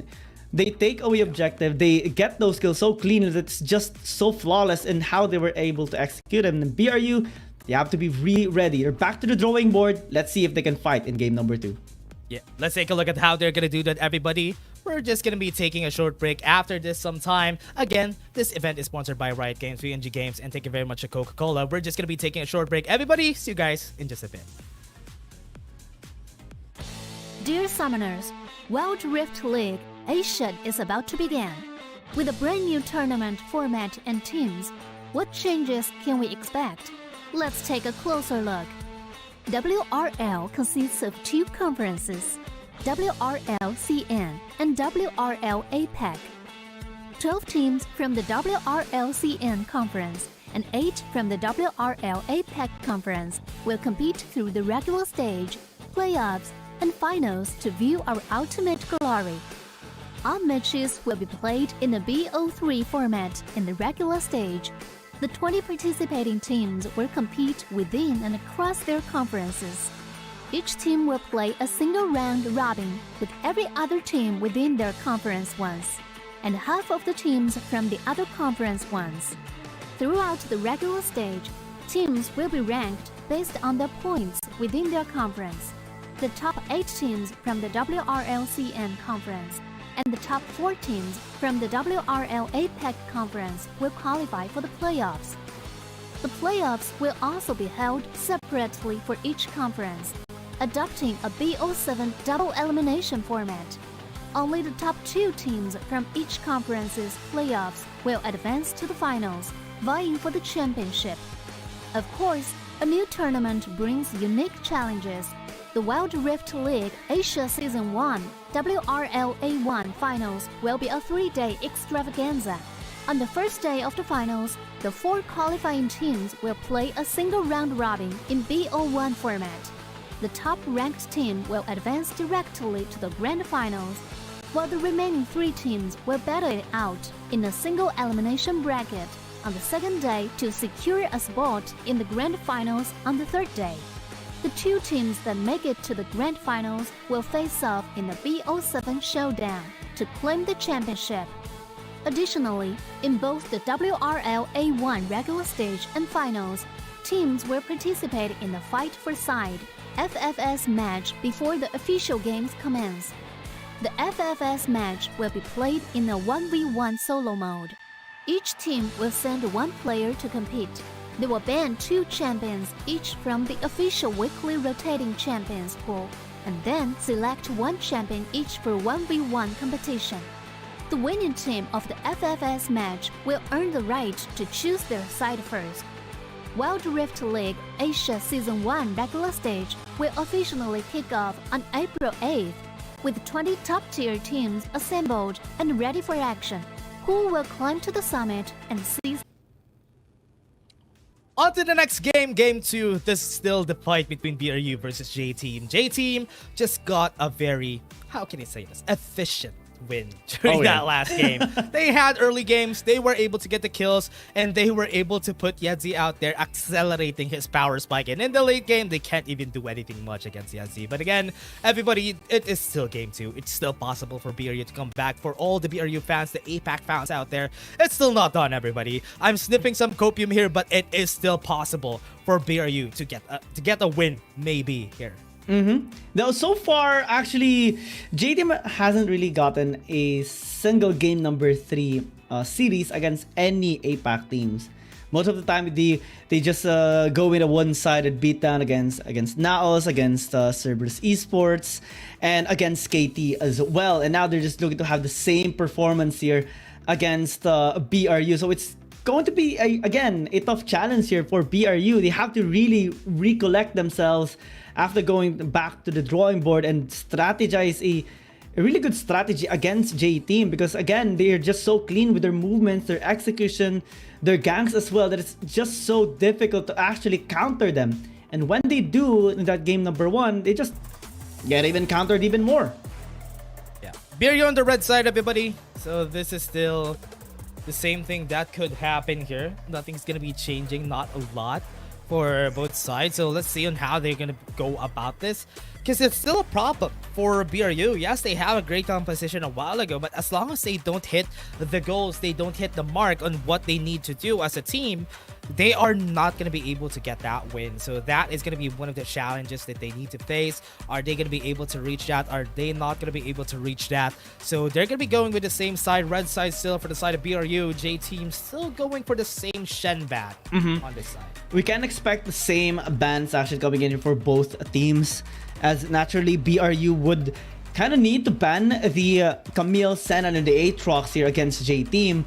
The Zoe came into mind to us a while ago, but J-Team actually picked up the Jace instead for Barry, which was interesting as he also had such an amazing performance with that champion. So now comes to the question, will he pick up the champion again, or will he go with a different route here? Will he pick up the Ziggs, or will he pick up the Varus, or even the Zoe?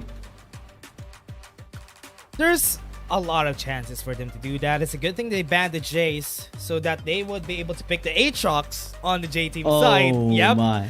Aatrox is going to be available for 0711. This is really bad, everybody, because we don't usually want that to happen, but they went in for the usual counter, which is the Yone, but most of the time, the early game to mid game, that Aatrox is going to be a headache for everybody. It is. And even if we saw some counters already with the Aatrox, the burst and the suppression, it's going to be very difficult to actually have that champion picked up by J-Team, because again, the way they actually got things just so clean. And I think it's going to be the first time as well that we will see J-Team use this champion, the Aatrox. So I mean, never mind. They actually used it rather in this last Sunday against OMG, and it was 0711 who actually picked up this champion. They won that game as well. They pick up the Corki 2 in the mid lane. So that is going to be, again, a strategy they are going to be establishing in this game. I think the disengage tool with the Gragas is really nice here, so that they can prevent people from collapsing onto 0711's Aatrox. And BRU will be picking up a Lucian in the mid lane, maybe match against Yezi here. I'm really surprised about this pickings though from BRU. They have been, this is one of the problems with a lot of teams, is when they try to just counter the pickups of the other team.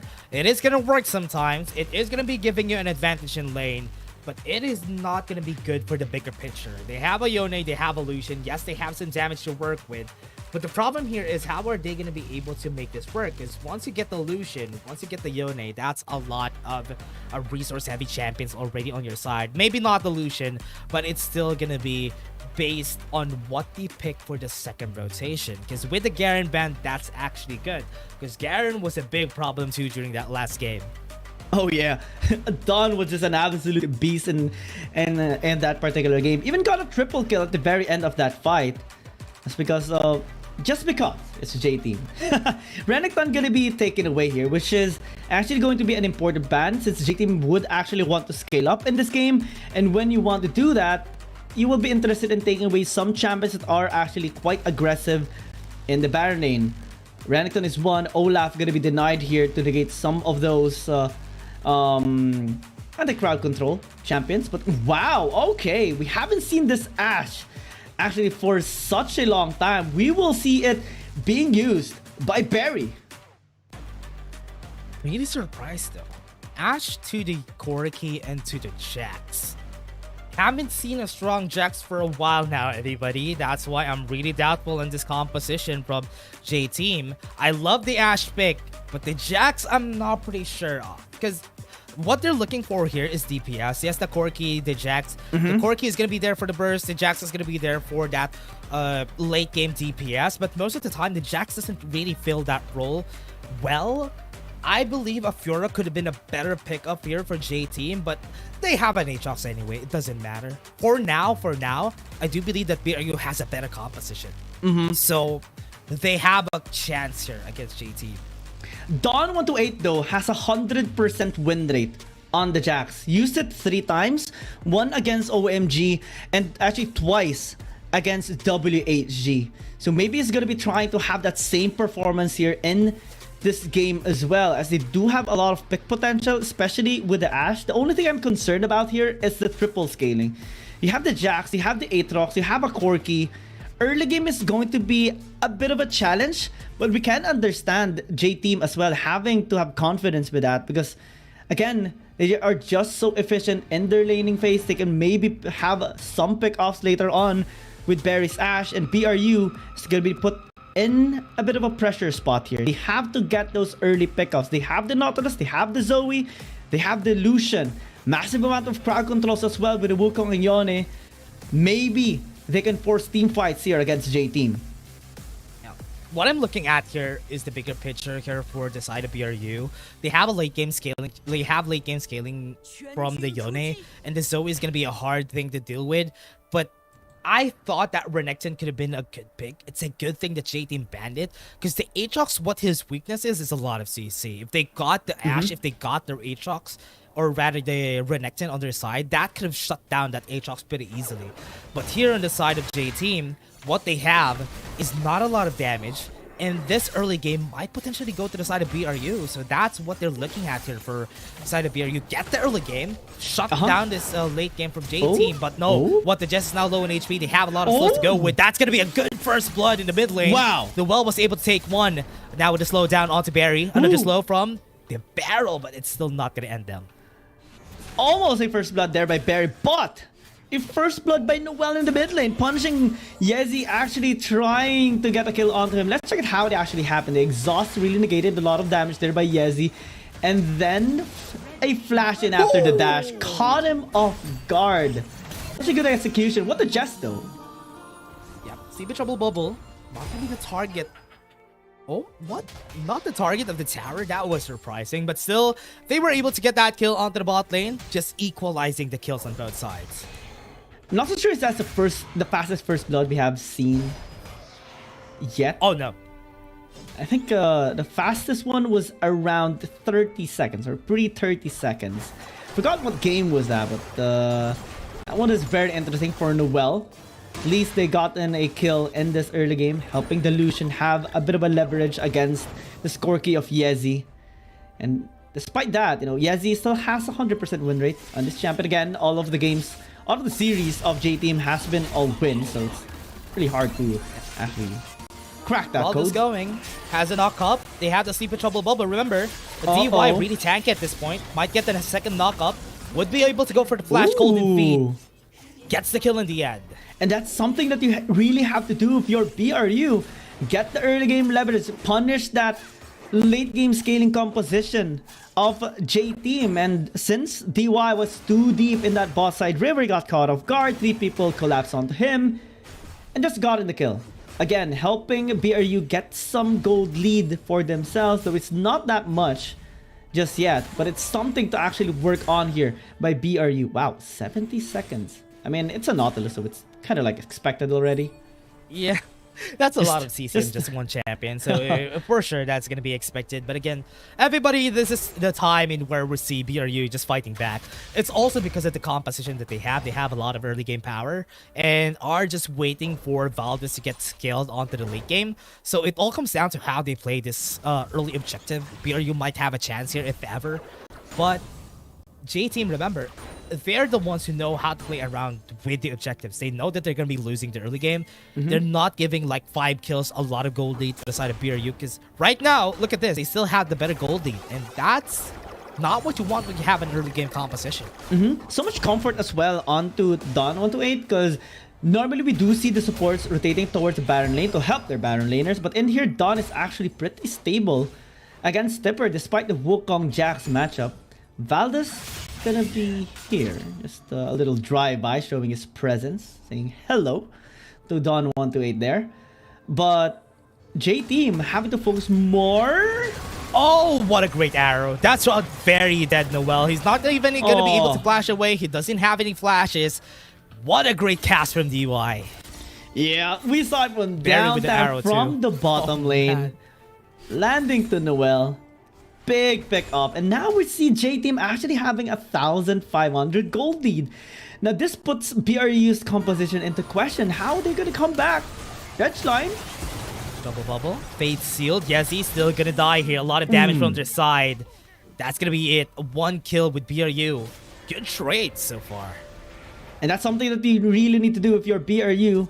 But also, try to prevent getting picked off there by the Enchanted Crystal Arrow. It can be surprising there for Noel given the low chances that we do see an Ashe being used here in this tournament. Again, we have seen this champion only 3-4 times already in all of the 16 days, so that's not really a whole lot compared to the other champions that may have caught Noel off guard given the circumstances, lack of vision as well in that bot side river. They got a kill, they got a trade a while ago after catching one off guard. They just need to get a couple more as the dragons and the RH gonna be spawning up. BRU naturally will be drawn towards the dragon, but they also have to keep watch onto 0711, already sprinting towards his RH. Yeah.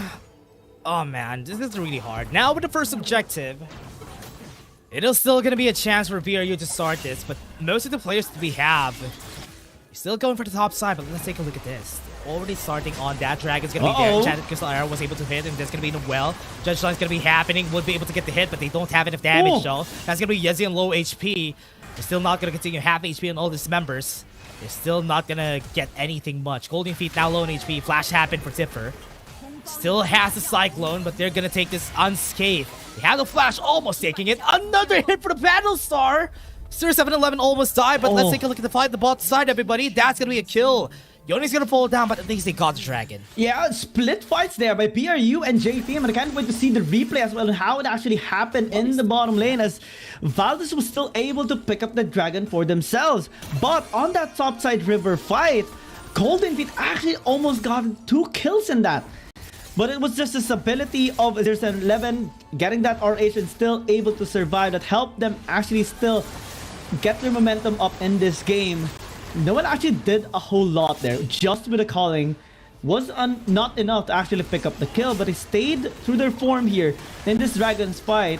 DY tried to serve in the front, very free-hitted, but it's actually Valdez still gotten that Dragon. J-Team actually overextended, and that's when Valdez picked up the kill. Yezi got the trade. That's the end of that. Yeah. But BRU just holding off on this early game. Very smart plays. But if this mid lane tower falls down, and it will, that's going to be a big win for JT. 42 HP, it's going to fall. And that's going to be it. BRU is just going to be losing that middle lane prowess, middle lane power. That's going to be the pressure coming in for J-Team. Also got a lot of gold there. So it's going to be bad. Going into the future, this is just looking good towards the side of J-Team. Boom! Was able to hit again? And that tower's gonna fall though. Dom wants away. It's just gonna take that tower. Thipper needs to run away. 0711 gets close. Thipper now low in HP, might fall down, and that's again another big arrow from Barry. And Don got the tower, got the kill as well. Oh, this is just so bad now for BRU. They're getting outplayed here in this game, especially with the Ashe pick. So far, Barry has 100% hit rate with those enchanted crystal arrows, catching BRU off guard. A while ago, it was Noel. Then it was Tipper. Who will be the next victim here? As they're now building a 3,500 gold lead. They got the tower in the mid lane as well, and that is gonna affect the map pressure here of BRU, especially with the rotation. So much vision has been denied from this mid lane that Barry can just make those kinds of arrow plays against BRU. What's hard about this though, Kiyoung, is that whenever this happens, whenever we're at this point, they are just gonna be bullied every time. Right there, another arrow comes out. 0711 just gonna get to the back line. What the Jess was left alone. It's a good thing that What the Jess was the one was left alone, because if that was Golden Feet, that could have been an easy kill.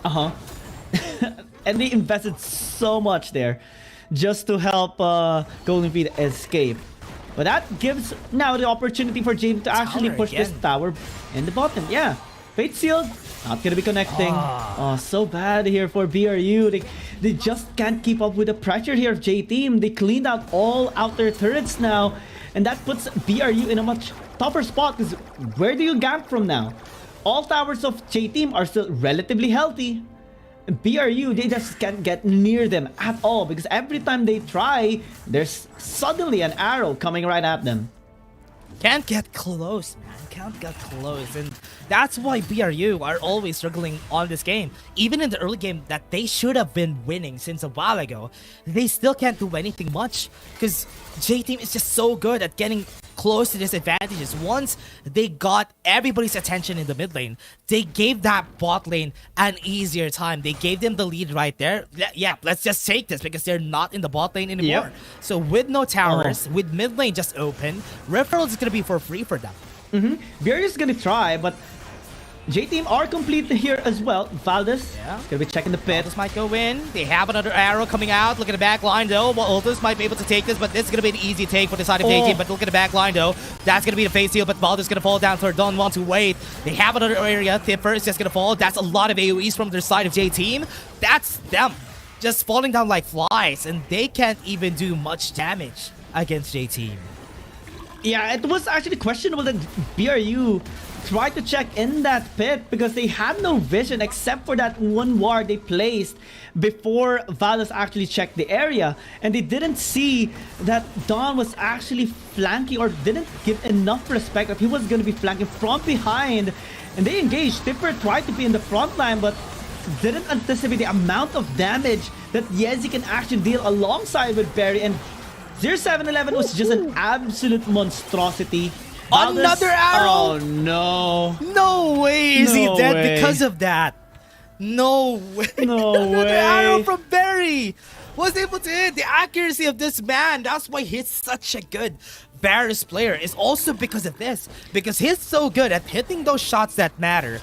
And that gave advantages, big advantages to J-Team. Man, Dash, 5 out of 5 Barry's arrows. You just don't see that happening here in this game. Gives me let's call him oh, I don't know. Let's call him another name. Let's not call him Barry. He's the headshot machine. Headshot machine. This guy from Suicide Squad that doesn't miss. What do you call that? Quick shot.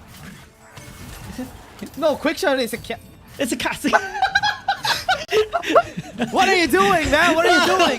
Well, we talked about him a while ago. Just a really good caster as well. Hawk shot? No, it's from Avengers. It's that shot, man. It's that shot. Shot. Now I remember. Someone with a shot. Oh yeah. Okay. Now we know. Now it took us a while, but we got it. Yeah. But hey, they're getting kills again. That is gonna be the time for them to just say bye-bye to the members of BRU. They're gonna go what the Jets tried to get the hook on red. That's gonna be the kill. But look at the back line though. 0711 looking for the place. That place is gonna be where quick shot is gonna happen. Here on his bot side, Thumper is gonna be the next target. They don't have the arrow yet, but they're gonna be having it in just a bit. Yeah, 10,000 goal lead. Basically a deja vu moment here by BRU. Oh, this is such a difficult position here to be in for BRU, and now they have no way to actually contest J-Team. If they try to go in, there's always just gonna be that arrow coming in from Barry, and 0711 is just gonna go right at them without hesitation, because he's just that fed right now in this game. We saw him just going in a while ago, not holding back, everything, just stepping on the gas pedal.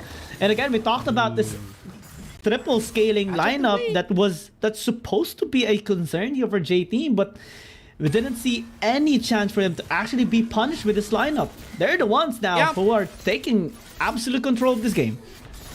11k gold lead on the late game composition. This game's basically done. And BRU can't even do much. Look at another arrow coming in from that man. Barry was able to get one, but it's a good thing that it's what the Jess got the arrow. This just is really hard for what we're looking at here for BRU. Because what they're doing is that they're trying to get some kills, but they can't. Because Barry always hits those arrows and they're the ones who's gonna get jumped. Oh yeah. So far, 6 out of 6, man. I'm trying to count because I'm looking for that one miss of Barry, but we just don't see that happening. Again. Oh, yeah, that's gonna be it. What the Just is gonna be dead for the face heal on the back line. Might be a chance for Baldus to be able to do anything, but no. The Stasis again. Another arrow was able to hit the golden feet. So close. Could have been a kill, but never mind. That was a great fast from 0711. Noel is just, bye-bye. As you said, it's gonna be a bye-bye for Noel. He tried, but he's not gonna be surviving this. Everybody, that was BRU trying their best, but it's gonna be 2 people having a 1v2 onto the bot lane. Don 1-2 is gonna be trying to fight back with 2. Thiffer is gonna be running around with the Cyclone, but it's gonna be a dead Don 1-2. Counter strike. Faldo's almost getting a kill. Yeah, the Soul Unbound is gonna be chasing him down, but there's a lot of HP on Don 1-2, but that's gonna be a kill already with the knock up at the top lane. J-Team. But that's game. It's just gonna be taking this. That's gonna be the end of it, and that's J-Team taking a 2-0 against BRU. Oh my god, a one-sided beatdown, even a much faster game now by J-Team. A while ago it took 18 minutes. Now it's just a little over 14 minutes on triple scaling champions. That's just how clean as it gets here for J-Team. They can't get any better than that. He's not even happy about the win. Look at 0711's face. He's so serious, man. He's so serious. And this is what I like about 0711 as one of the junglers here for J-Team.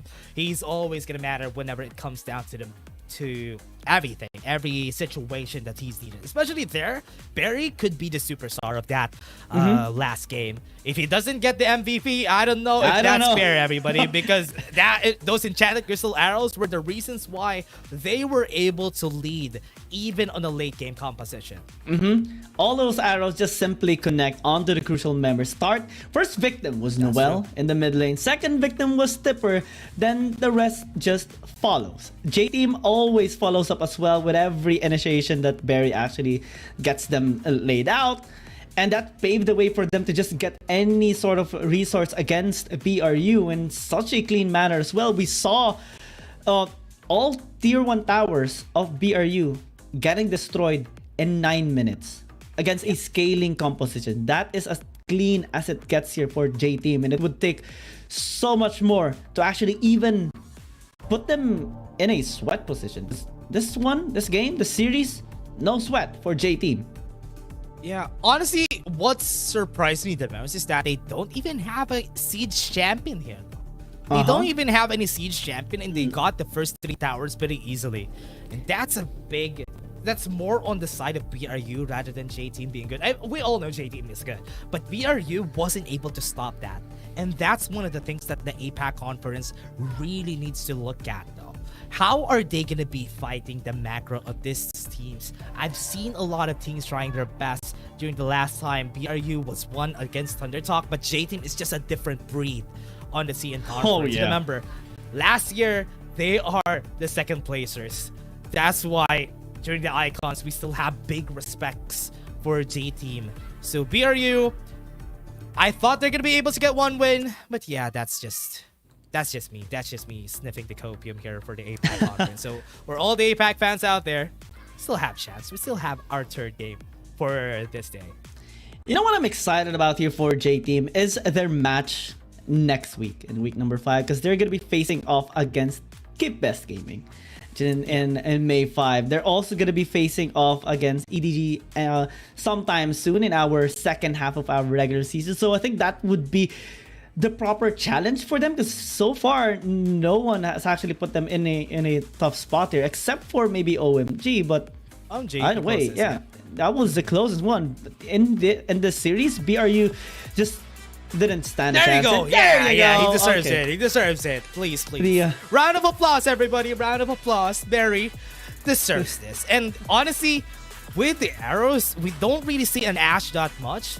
And Barry was able to keep up, especially with Enchanted Crystals arrows that happened during the game. But again, it's also because the team was fast enough to follow up with those Enchanted Crystal arrows. Yes, it's a hit thing, but it also comes down to how the team reacts with those types of plays. And that is one of the problems with BRU. What the just tries to make plays, but nobody is there to follow up with him. That's why they were not able to take anything more except that loss against J-Team. But again, that's just our first series, everybody. First series. Yeah, we still have next series, which is going to be Thunder Talk in OMG. And I think that is going to be the matchup of the day as well, because both teams are trying to get out of their slump so far here in this tournament. Both teams actually hasn't gotten any single win against their fellow Chinese team. So that is something to look forward to. Yeah, let's see on how they actually do it though. For this next game, who's going to be moving forward to the rankings? Let's take a look at how they're going to be doing that, everybody. But again, this is just our first series. We have second and third series, and we are just going to be going in a short break, everybody, before we head into the second game. We're having your casters for today, and we're still going to be your casters later. My name is Dash, and I'm here with Giyang. See you guys in just a bit. Dear Summoners, Wild Rift League Asia is about to begin. With a brand new tournament format and teams, what changes can we expect? Let's take a closer look. WRL consists of two conferences, WRL CN and WRL APAC. 12 teams from the WRL CN conference and 8 from the WRL APAC conference will compete through the regular stage, playoffs, and finals to view our ultimate glory. All matches will be played in the BO3 format in the regular stage. The 20 participating teams will compete within and across their conferences. Each team will play a single round robin with every other team within their conference once, and half of the teams from the other conference once. Throughout the regular stage, teams will be ranked based on their points within their conference.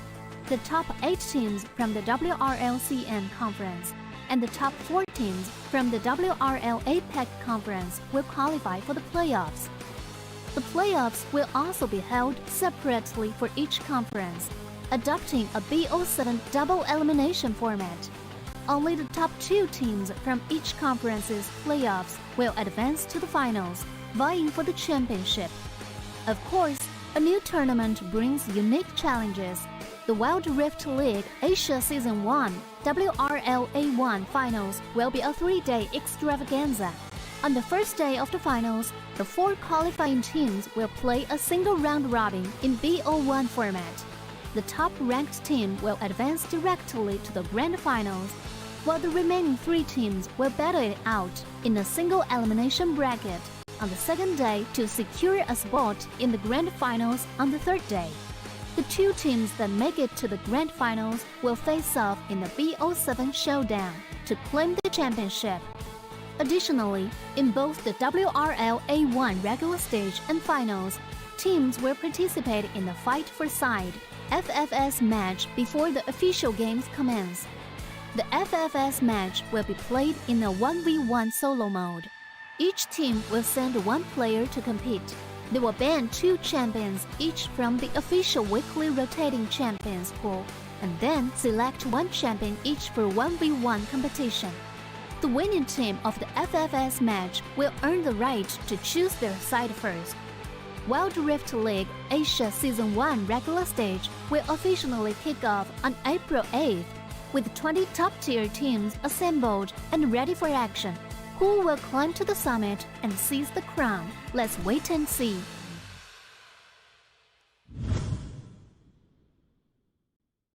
Dear Summoners, welcome to the Wild Rift League Asia 1. With the new season comes a fresh upgrade to our Spectre UI, designed to provide everyone with a better viewing experience. First thing is about the original UI information at the top bar. We make it into a functioning ring design in the upper left corner. The ring not only includes basic information, such as team names, match duration, kills, towers, but also displays the gold difference through the red and blue rings. What is a great game without the competition for map resources? When a team takes down the elemental dragons and gets the buffs, The stunning special effects not only make the acquisition of resources more ceremonious, but the elemental dragon's specific color-coded buff energy blocks will also be intuitively embedded in the corresponding red and blue sides. Whether a team speeds up the match tempo by getting Rift Herald, expanding their lead by killing Baron Nashor, or stealing the Elder Drake for the final victory, the countdown timer special effects and the resource-specific color coding will help summoners watching the game to quickly understand what is going on in the game and capture the critical information. Additionally, we will display the whole in-game map on the top right corner. When the elemental dragons, Rift Herald, or Baron Nashor is about to spawn, the corresponding resources exclusive countdown will appear in the top left corner of the map in real time, providing clearer information on team tactics and map resources.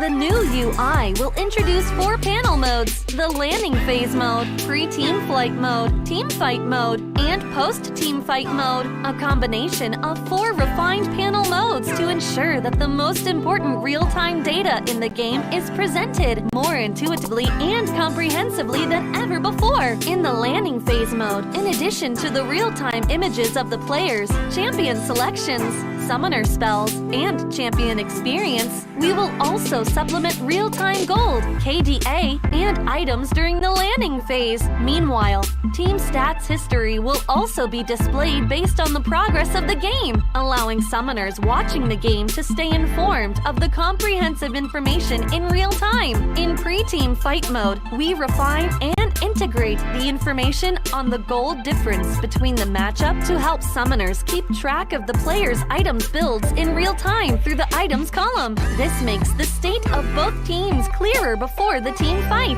In the highly anticipated team fight mode, we visualize the damage dealt comparison. The real-time dynamic display of champions' avatars can be more intuitively express the damage dealt of each player during the team fight. The closer to the red-blue intersection, the damage is higher. We maximize the screen space for exciting team fights and gameplays. After the fierce team fight, we integrate the damage comparison of each champion to help summoners quickly understand the damage difference between the champions in each matchup during the team fight. Depending on the different game situations, there are more diverse UI combinations waiting for summoners to unlock. Our comprehensive, intuitive, and comfortable UI design aims to provide summoners with a better, more informative, and higher quality viewing experience. The exciting first season of Wild Rift League Asia is waiting for you. Summoners, we'll see you in the Rift. Dear Summoners, Wild Rift League Asia is about to begin. With a brand new tournament format and teams, what changes can we expect? Let's take a closer look. WRL consists of 2 conferences, WRL CN and WRL APEC. 12 teams from the WRL CN conference and 8 from the WRL APEC conference will compete through the regular stage, playoffs, and finals to view our ultimate glory. All matches will be played in a BO3 format in the regular stage. The 20 participating teams will compete within and across their conferences. Each team will play a single round robin with every other team within their conference once, and half of the teams from the other conference once. Throughout the regular stage, teams will be ranked based on their points within their conference. The top 8 teams from the WRLCN conference and the top 4 teams from the WRL APEC conference will qualify for the playoffs. The playoffs will also be held separately for each conference, adopting a BO7 double elimination format. Only the top 2 teams from each conference's playoffs will advance to the finals, vying for the championship. Of course, a new tournament brings unique challenges. The Wild Rift League Asia Season 1 WRL A1 Finals will be a 3-day extravaganza. On the first day of the finals, the 4 qualifying teams will play a single round robin in BO1 format. The top-ranked team will advance directly to the grand finals, while the remaining 3 teams will battle it out in a single elimination bracket on the second day to secure a spot in the grand finals on the third day. The two teams that make it to the grand finals will face off in the BO3 showdown to claim the championship. Additionally, in both the WRL A1 regular stage and finals, teams will participate in the Fight for Side FFS match before the official games commence. The FFS match will be played in a 1v1 solo mode. Each team will send one player to compete.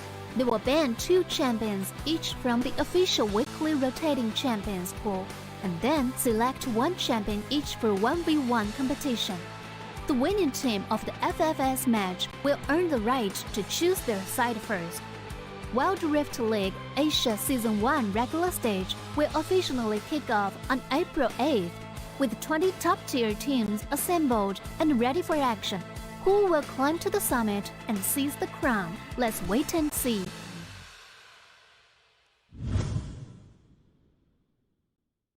Dear Summoners, welcome to the Wild Rift League Asia 1. With the new season comes a fresh upgrade to our Spectre UI, designed to provide everyone with a better viewing experience. First thing is about the original UI information at the top bar. We make it into a functioning ring design in the upper left corner. The ring not only includes basic information such as team names, match duration, kills, towers, but also displays the gold difference through the red and blue rings. What is a great game without the competition for map resources? When a team takes down the elemental dragons and gets the buffs, the stunning special effects not only make the acquisition of resources more ceremonious, but the elemental dragon's specific color-coded buff energy blocks will also be intuitively embedded in the corresponding red and blue sides. Whether a team speeds up the match tempo by getting Rift Herald, expanding their lead by killing Baron Nashor, or stealing the Elder Drake for the final victory, the countdown timer special effects and the resource-specific color coding will help summoners watching the game to quickly understand what is going on in the game and capture the critical information. Additionally, we will display the whole in-game map on the top right corner. When the elemental dragons, Rift Herald, or Baron Nashor is about to spawn, the corresponding resources exclusive countdown will appear in the top left corner of the map in real time, providing clearer information on team tactics and map resources. The new UI will introduce 4 panel modes: the landing phase mode, pre-team flight mode, team fight mode,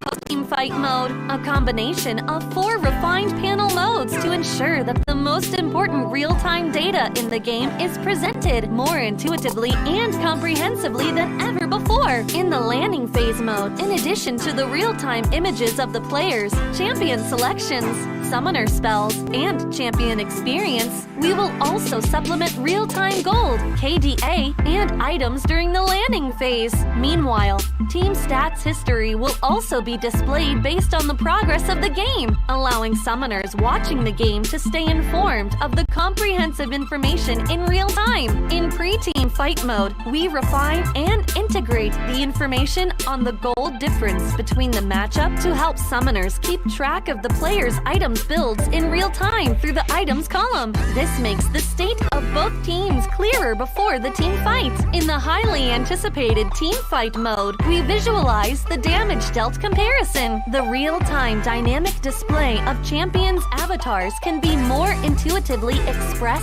the damage dealt of each player during the team fight.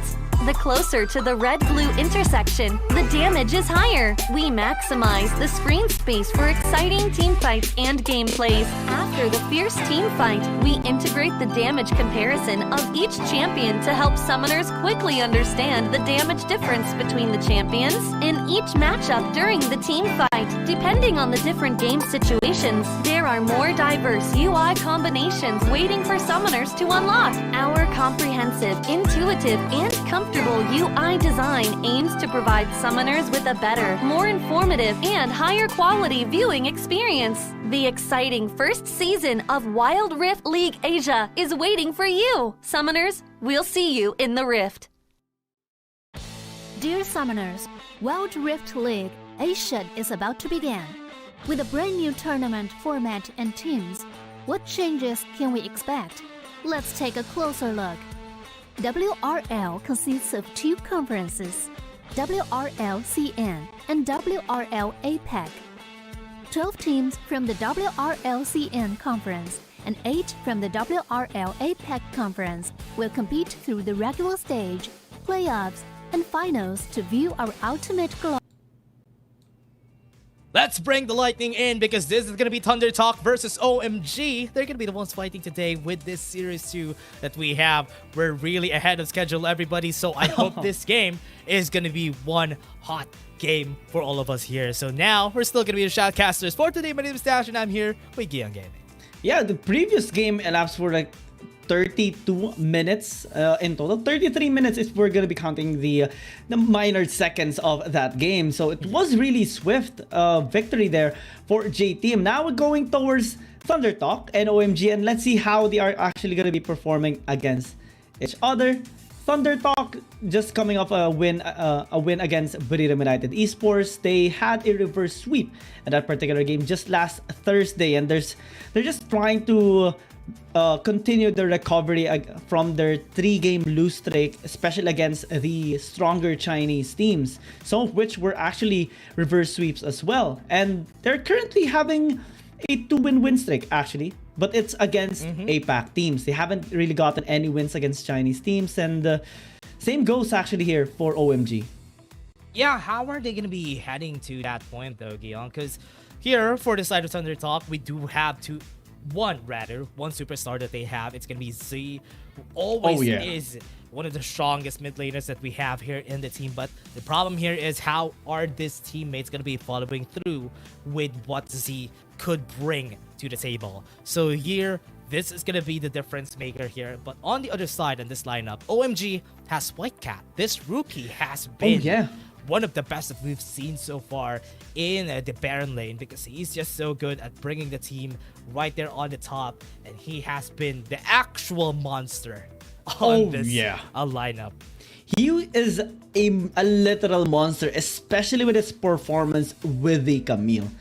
And in their last game against Keep Best Gaming, he actually was really focused the entire game and the entire series, because Keep Best Gaming just recognized how able White Cat is in making so many outplays the moment you do not put your eyes onto him. So that should be the strategy here as well of Thunder Talk as they face them off in the series. And they do actually have a lot of wins on blue side, so maybe as they go towards the fight for side, maybe they are going to be battling for this blue side spot. Yeah. And here again, for the blue side, they always have picked this. CN conference teams really love their blue side because they do want to get that first pick every time. Maybe pick a Jace, maybe pick the Aatrox. And that's why most of the time, what they do is just to leave one of the trifecta open. It could be a Zoe, it could be an Aatrox, it could be a Camille that they always do. Even the Senna comes into play too. So that's why they always pick up the blue side. But here, for the side, first Dragon is always important for the CN conference teams, and that's what I love about them. The only champion we do see constantly being banned on the blue side is the Shen, sometimes being the Gwen as well, in anticipation that the Aatrox will be left out open. But I think that can be the case here for Thunder Talk and OMG as well. The factor of White Cat being able to pick up the Camille is going to be as difficult as, you know, putting a really large thread into a small needle hole, because these teams just will be banning this champion away, and the only time that he actually was able to pick up the Camille was during their match against APAC teams. So it's not really going to be the case now, and he has to really find a way to have the same sort of impact with other champions, because we saw him with a Riven, we saw him with a Gwen, and we do see him sometimes with a Jax as well, but it's not really turning out into a win just yet. Yep. And that's how they are going to be leading this game. With XBY also had the MVP on the last time that we saw them, Thunder Talk, so that's what they can use here. If ever Z doesn't work, XBY is always going to be there to help the team out. And if these players, Z and White Cat, aren't going to be performing, how are these teams going to find another person to invest in? That is one of the problems when you have a superstar on your team.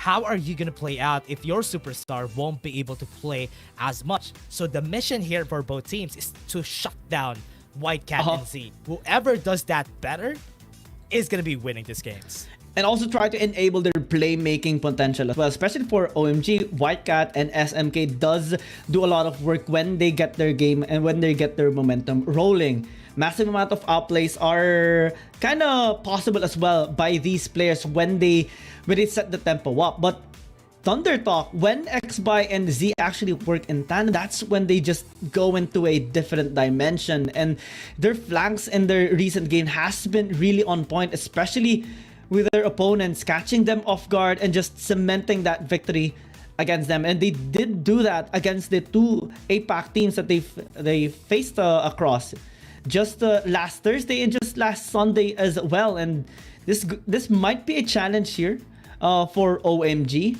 But again, having to really just struggle generally against other Chinese teams is some big factor as well for both of these teams. They're just trying to get out of this slump that they have and finally get that one win against their fellow Chinese teams. They're going to be relying on their carries for sure, but also it's important to take note that one of the reasons why they actually lose against the other Chinese teams is because they sometimes get punished, trying to be as explosive as they can, but it sometimes is a double-edged sword against them. Yeah, most of the time whenever that happens, whenever you have a good player for Z and White Cat, you always gravitate towards them, right? And that's why most of the time they're the ones who are making plays, they're the one who you need to enable. But the problem there is, if ever they lose, if ever they get shut down, and that's what happens even in the highest level of play in League of Legends PC. If they have a star player, if that star player gets shut down, the ship is gonna fall. That's not what you want to happen. You need someone to actually step up for these types of teams. And I do believe that on the side of OMG and also on the side of Thunder Talk, they all have that capabilities. But still, the reason why they're gonna be the favorites is because they have Z and they have White Cat on both of their sides. Yeah, and their match against J-Team, actually J-Team just really focused on White Cat, targeted him all the way, preventing his flanks that usually is on point against the other teams. So in this case, Thunder Talk will be having the same strategy as well. I think the laning phase might be really invested here by these two teams as well. Maybe their support is going to be going into the mid lane, or maybe in the Baron lane to just help out get that early kill that they usually get within 5 minutes of the game. And Thunder Talk, I think they're just going to be looking to bank maybe getting the Gwen or the Akali for Z, because his performance with those champions are just on a different level. I can still recall Z's 3 versus 1 or 2 versus 1 outplay inside a tower that he even gotten 2 kills and got away without dying, and that's just mid part of that game. It's going to be looking forward to getting that champion again, and OMG has to be prepared with that. Yep. How are they going to do that? How are they going to lead into that win to their favor? But let's take a look at this for Z versus White Cat. Let's take a look at how the history of these players were. Z is a master already. He's probably a veteran already, and also has cemented himself as one of the best mid laners already. But here on the other side, we have a rookie. White Cat. It's the first time that we've seen White Cat here on the bigger stages, and White Cat has been performing so well, not even having the nerves. So will the rookie be able to beat this veteran on the other side? Most of the time, it's the veteran who's gonna win because of experience. But this is OMG we're talking about here, so this is gonna be a different story. Can he be as explosive as he can and try to outmatch Z here with his stability and his overall discipline? Because one of the ways he was actually able to make those outplays is because of his discipline, knowing when to go in and when to go out, who to actually target against their enemy teams, and just fully utilizing his kit in general. White Cats does have that same amount of discipline as well, but most of the time he is just all alone, and he needs his allies to actually be there to accompany him and buff him up whenever he makes those miraculous plays. Because in their last game, it was just focused entirely and was just shut down in those crucial moments. And I think that's something that OMG has learned a hard lesson coming to lose against Keep Best Gaming at that time. It is an important important note to actually have here coming towards the series, because both teams are just trying to redeem themselves. Yeah. And let's take a look at what's going to happen during this fight. We have the solo battles again, but we do have the intro we're going to be having again, and our players are going to be going towards the spot. And you know, this is one of the things that I always love, the banters between the players. That I do wish we can understand, you know. I do want to learn their language simply because Asian 1. I'm their banters are surely second match will humorous. be TT versus OMG. Honestly, both teams with are old friends of WRL 2 months or and 3 know months each other ahead very of us, well. at But some in this point season, we're both going to sides be have changed their understanding personnel, and what it's they're the saying. first time to meet each other. Especially so that I wonder the banters what are kind of almost always reactions the they will bring same. for us today. So Let's at wait. some point, I And now do it's time to feel welcome that Center we're Talk going to Gaming be and Oh My God. understanding this. For sure, for sure. For sure. Hey, yo. There's the banters. 听说你们新 AD 好像成年了，接下来好像没你什么事了吧？ Wait, why did they laugh? Yeah, they 打完这场比赛，教练跟经理说，要不再找个 AD 吧。 AD. Yeah. Is it like they have a better AD than you? I just hope so. I just hope Yes. so. I mean, I don't know if ever that's the case. I do hope that their AD would be able to put themselves out there. But again, Center Top versus OMG, everybody. OMG really looking like they really want to. Oh, look at that! Look at the serious Oh, face yeah. from Minion. The death stare. Hey yo. Looking 首 at 先有请 the 双方 dead 单 faces 人路 of 选手 his 登场。 enemies. In the solo lane, TT, Xin, Oh My God, OMG, Hopefully we White do Hat. see some really good walk-ins again. I think yesterday we saw a fist bump and 接下来 and 让我 then 们有请 Morgana 双 wing. 方打野选手登场。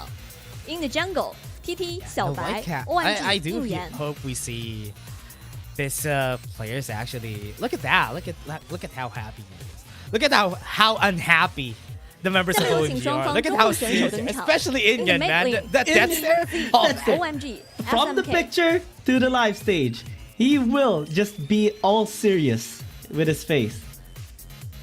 nah, look at all of OMG. They're serious about this, man. 下面有请 They're 双 not 方 even 射手 happy 登场。 with, In the dueling, with TT, OMG. Chen, Always, you know OMG, what? I really 1-on-1. want to see this stage, how it is set up, because this looks really nice, man. This looks really does. nice. It really feels like it's so. 最后 What 有 if? 请 What 双 if 方 it 辅助登 had 场。And the people support, too? Because TT, this is an SMY, exclusive OMG, Monster. spot, right? Everybody here is just the prod. Every player are just here, but no audience. No audience, What if they yeah. had audience? If the audience was here, the amount of audience that that 两 China 支队伍 has 现 when 已 it 集 comes 结 to 完毕 audience，is 让我们即刻 massive. 进入召唤 Like, 师峡 it 谷。 is a All the big players are stage, getting ready. right? Let's start. That is Work gonna well. be fun. And we're talking about like 2 million, 3 million viewers Yeah. in their live stream. They have their own live stream, right? And Yep. here we're just on the English broadcast. We do have other language broadcasts as well. And I think just the live stage would be so good if there's like an audience. We could be there as well and just have the best kind of energy. Just having this game set out by these talented players, the top of the world in terms of performance of players. We're just gonna be going on the fight for side for the meantime. Shin and 1-on-1 gonna be battling against each other. We saw a Caitlyn, the Lee Sin earlier. Maybe these players would like to fully utilize a Caitlyn once again. Though it was actually the Lee Sin that won a while ago, and was quite interestingly as well how Valdez turned the tides around with 68 HP on his tower. Yeah, is this gonna be a different one though? Because as we heard, yeah, it's gonna be Sheen versus 1-on-1, and I always love to say that whenever when it comes to the solo games, and 1-on-1 is gonna be fighting the 1-on-1, right? Yeah. So let's see how are they gonna go about this? Because we've seen the Caitlyn a while ago. We again see a Ribbon on this lineup, and I do like this. Honestly, I do like this lineup because there's not a lot of fighters bruisers The only ones you see as much is gonna be the Riven and the Lee Sin, but the other champions here are not your usual 1v1 picks. Caitlyn and Lucian are gonna be hard to deal with. Actually, Shin participated in almost all, never mind, all of the Fight for Side games here of Thunder Talk. He really loves playing for They're the giving team him the here. training. The training. Right? And 1-on-1 has... The last time I've seen OMG, it was also 1-on-1 was here. Oh, wait! Ooh, whoa. Okay, I love it's that. It's a Nasus battle. Yeah, no more Lucian against Nasus. This is a battle of dogs here. In the stage, in the field. Let's see who is actually going to be getting the upper hand here, because they're just going to be bonking each other all throughout the game. I'm actually excited how they're going to be doing it. Yeah. Are they going to go full AD, or are they going to go like AP? One's going to go AP for sure, just for them to get the wave clear. But the best way to go about this is just to go AD. Because if you go full AP, you're not going to have the same firepower as the other. And the longer the game goes, the way bigger advantage is going to be given to the other side. Yeah, AP does sound good. And I have been looking forward to seeing an AP Nasus actually in our Fight for Side. Unfortunately, we haven't really seen that just yet. And just a small trivia on the side of White Cat as well. Well, let's talk about Shin actually first. He actually played 5 out of all of their games so far. Won 4 out of the 5 games he actually participated in the Fight for Side. So that's something that they are actually just having comfort within him. The prowess in the 1v1 in the Fight for Side. But also onto White Cat, he has played around 3 times already. Well, make that 3 times, but only has won once, I believe. And it's not really the best performance just yet. He's trying to redeem himself, though. I think it's a good sign coming in from OMG. Let's see with the Nasus, who is gonna be getting the upper hand. This skin, I just love it. This is the Nova skin. Yep, the Nova skin looks so good, man. Especially the Lee Sin one. I mean, everybody's gonna love that because the Lee Sin one is just so good. But here, 1v1, look at what they're doing. They're just igniting each other, just trying to get the bonk, get the grass and then dying, and just try to get all these minions. This would probably be a long one though, Giyang. Yami must be so happy seeing a skin being used now by 1-on-1.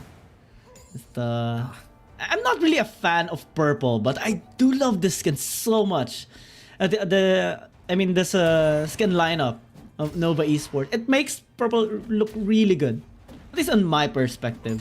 The combination of colors is just so good. Like purple with gold. With gold, it's just a good combination. Yeah. Well, generally anything with gold actually looks good.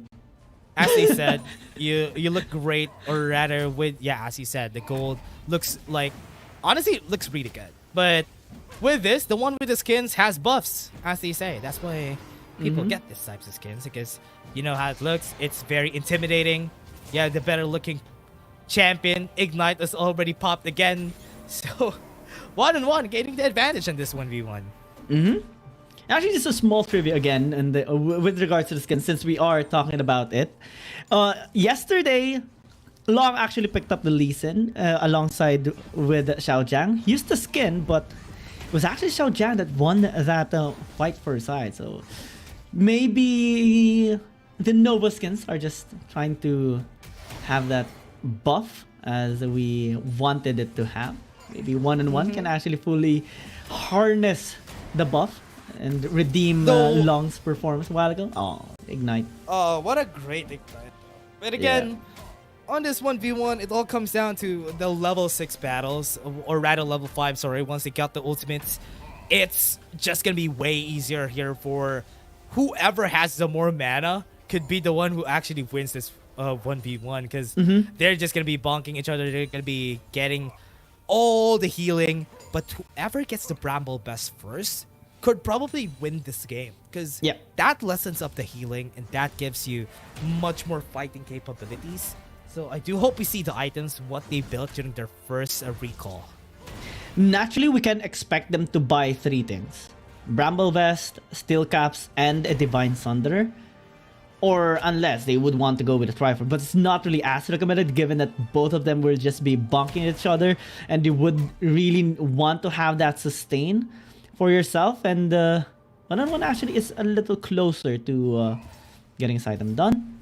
But since both of them are just going to be recalling later on, both of them will possess that Divine Sunder. And it does help you out, especially that you're just able to proc the Sheen as much as possible, especially when you use your ult. He's on the way and just maximizing the DPS and the burst as well. Honestly, I do believe that on this fight, whoever gets the... Or rather, they're not going to be getting any tower hits for sure. But what disadvantage I'm seeing here is that 1-on-1 has always been on low mana because he has been spamming his skill 3. And that could potentially swing the favor in front of Shin here on this fight, because the longer the fight goes and the lesser the mana you have, you're just gonna have a better, a bigger disadvantage on those types of fights. Shin has been very saving on his mana here against 1-on-1. And he actually just time his engage here against 1-on-1 if ever, well, 1-on-1 doesn't have any mana. But it's just so hard to actually get a kill. Both of them has a really high sustain just with the passive of the Nasus. And generally, we can already expect that this is going towards a sudden death. Given they're just safe farming. Trying to maximize the stacks. Again, well, since both of them are gonna get items, or relatively the same... Ooh, Executioner's Calling rather than the Bramble Vest. Same amount of stacks for sure. Yeah. I mean... The Executioner's Calling is going to be a good way of going about it, because if he doesn't need the Bramble Vest, that's okay. He can still go to the plated steel caps, but at this level, I do believe that the armor is going to be way better just because it's a 1v1. And this might be the reason why they're going to be having a hard time here on the side of 1-on-1. What will... okay. Yeah, additional AD, about 30 AD, I believe, is the stats that the Executioner Calling gives. Ouch. Ouch. Yeah. That's why I said Bramble Vest is going to be better. Because look at the hits coming in from Shin here. He's not going to be chasing 1-on-1 there. Nobody's going to be able to chase each other. Yeah. They're just going to be taking the towers out. Whoever gets closer to the tower, that's who's going to win. Because if you're close to the tower, pop your ultimate, then take down the tower as fast as you can. Oh yeah, they can do that, but... I guess the one requirement of that is to force the other player to actually go back to the base. So that leaves the turret open. At this point, it's really just hard to do that. Maybe 1-on-1 is opting to get the Mortal Reminder as well. Again, since Shin might be getting steel caps alongside with the Bramble Vest, that is about 60 armor or 50 armor that you would have. And since 1-on-1 will get that Mortal Reminder, you will not only have Grievous Wounds, but also some armor penetration. Maybe that can actually help him, especially with the additional... okay, wow. Double anti-healing. Again, different names on the Grievous Wounds can actually serve well. It does stack up. Blast Whisper, that is nice. If they go for a 1v1, once he builds up this... a Mortal Reminder, as you said, that would be way better. The damage is just going to be scaling up. He's going to be having an easier time here with the fights.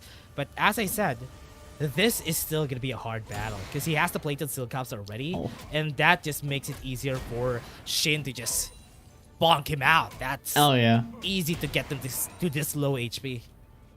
1-on-1 keeps getting those healings and also going back to the base just to replenish his mana. And because of that, Shin is actually having a much better standings, getting his stacks taken, double anti-healing items as well. So not only will he negate the healing when he does get his damage done, but he does negate some of the healing as well by 1-on-1 when he gets attacked by him.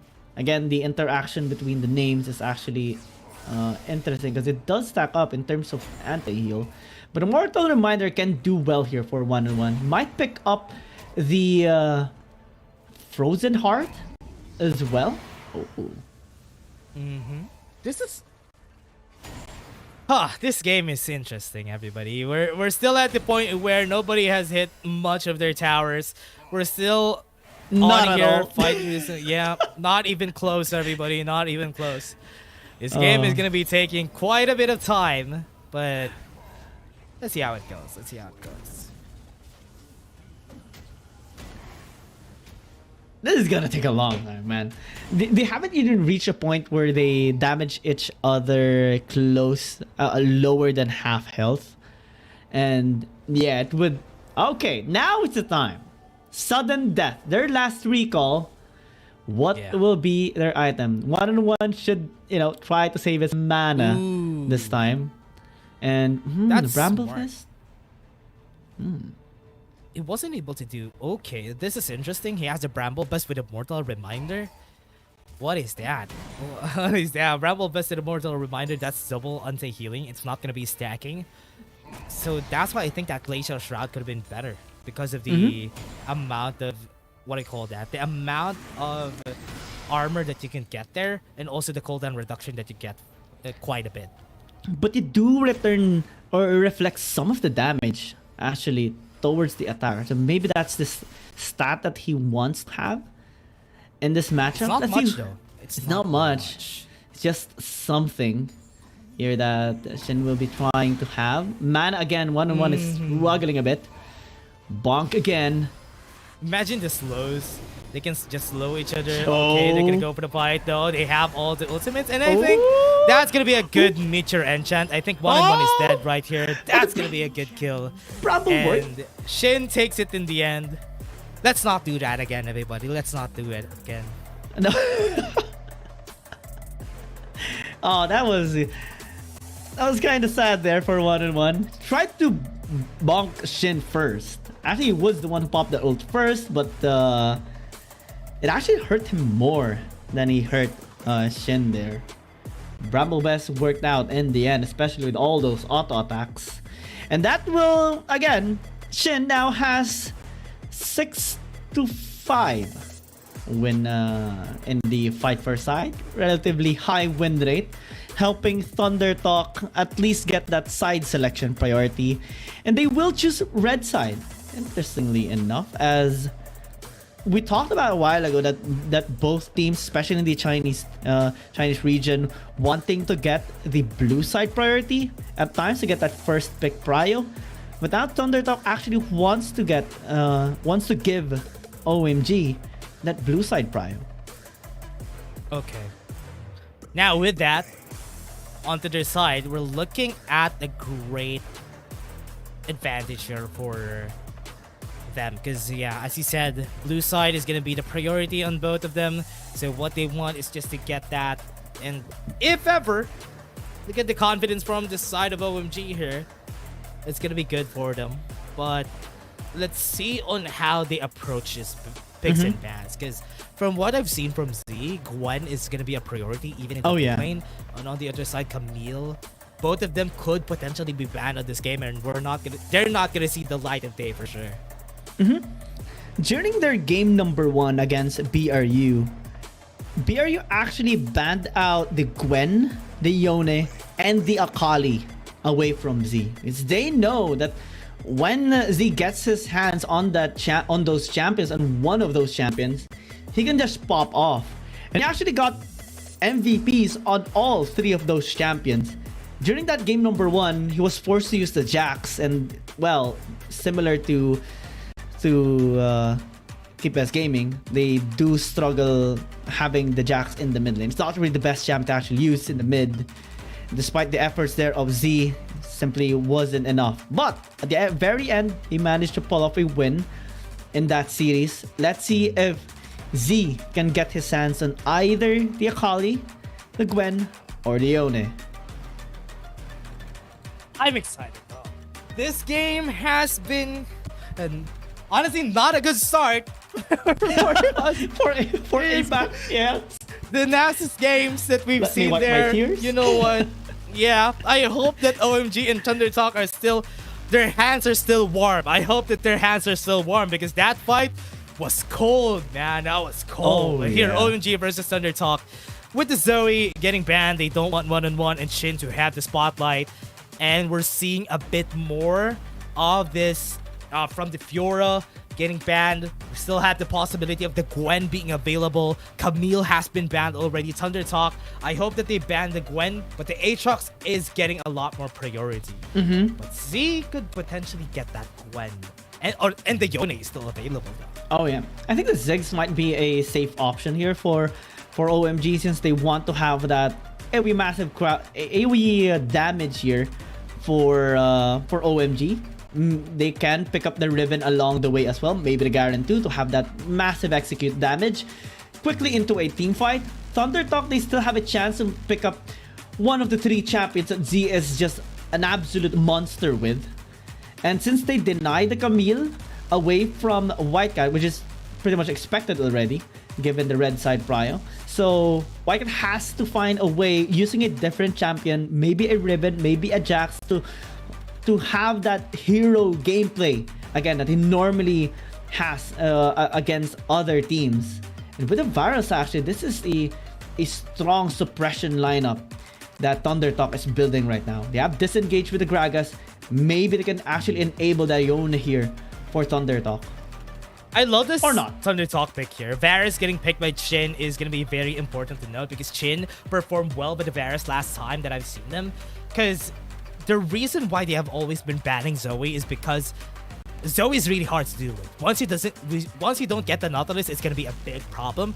Now, Thunder Talk has a chance to ban the Nautilus, has a chance to also ban the Galio, leaving them with a Rakan on their side. So that could be something to look at here, an angle for Thunder Talk.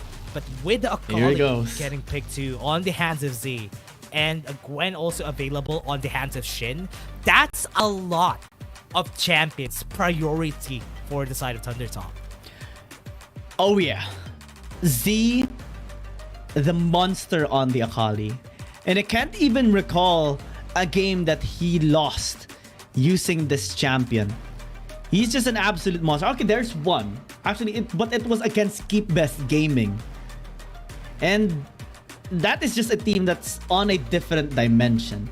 And now he has learned from that as well. He's going to be looking to play a little bit more safely as well. He has the utilities coming in from the Varus, from the Gragas. Maybe they can pick up the Renekton as well in the Baron lane, so that they can bully Whitecat in that lane as well. And that's just on top of my head right now. If they have more frontline power, more bursting power to deny the attention off of Z and just have him, you know, pop off in a team fight, that is going to be detrimental here for OMG. Yeah, it's going to be one big thing to look at here for OMG. Garen, that's a very smart ban, because they already have a lot of damage onto the side of Thunder Talk, and they need some stability on their composition, and that exactly is what they need. And the Vi is also good. Having a Chain of Corruption, enabling it with another single target ultimate, it's gonna be good. But here, for the last pick, they also have a Gwen to look at for the side of Thunder Talk if they want to double down at the damage. But OMG, his composition is looking really hard to maneuver around with. But there you go, Wukong is good.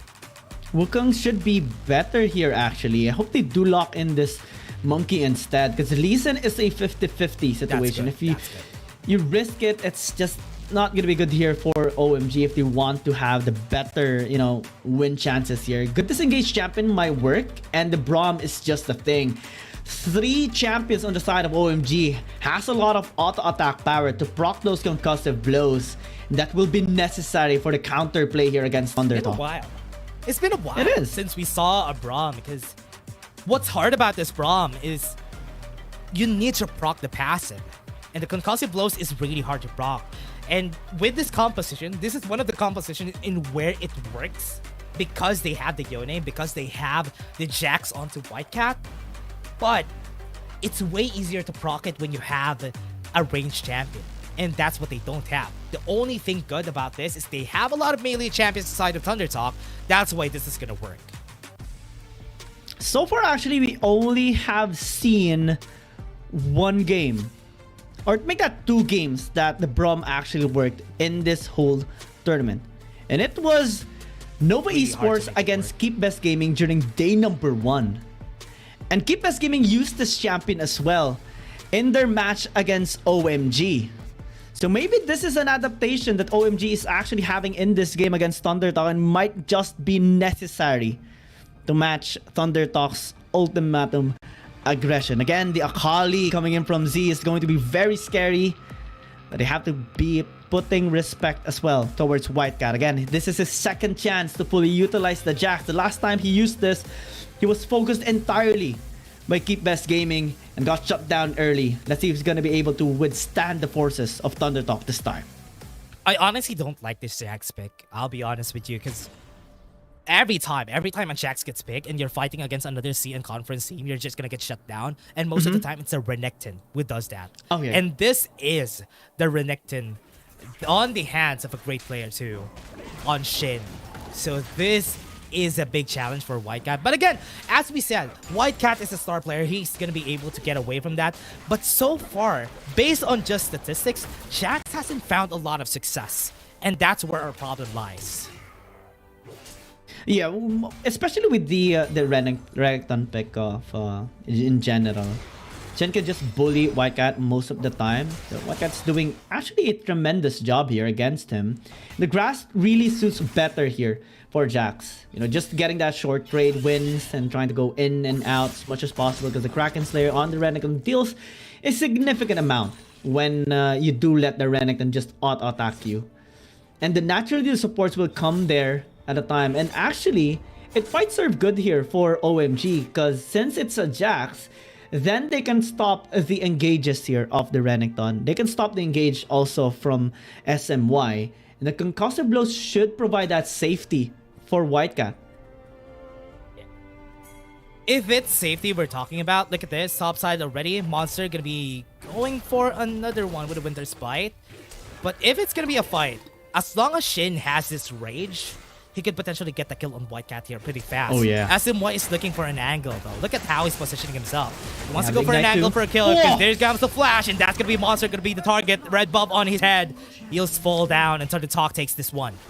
And that is why the Vi is just such a good pick when you want to really set the tempo in the early game. That Vault Breaker into a flash, making sure they get the CC done onto Monster, and just the funneling there. The Ignite was also invested to make sure they get the kill. Now first blood for ThunderTalk. Almost 1,000 lead, gold lead as well. Z just being... Okay, has been the target. Cease and desist is going to be there. Z is also here with the damage, and that's going to be it. Another one for X-By. Wow. Wow, this man is good at ganking. Yeah, and this is why I was just looking forward to X-By's performance in this game, because he just enables the team so much with his playstyle, especially Z.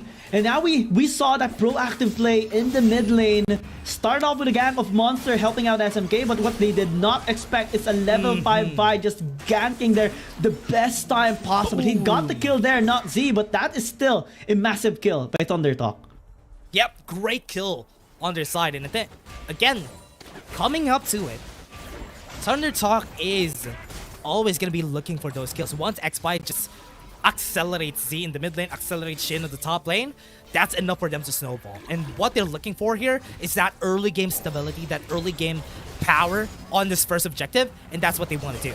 Now, how are they going to be approaching this? Another explosive cast coming in, another stun comes out, Whitecat now low in HP. Just one more slice. That could be the end, but ThunderTalk still pushes him back, and that's what you want to do.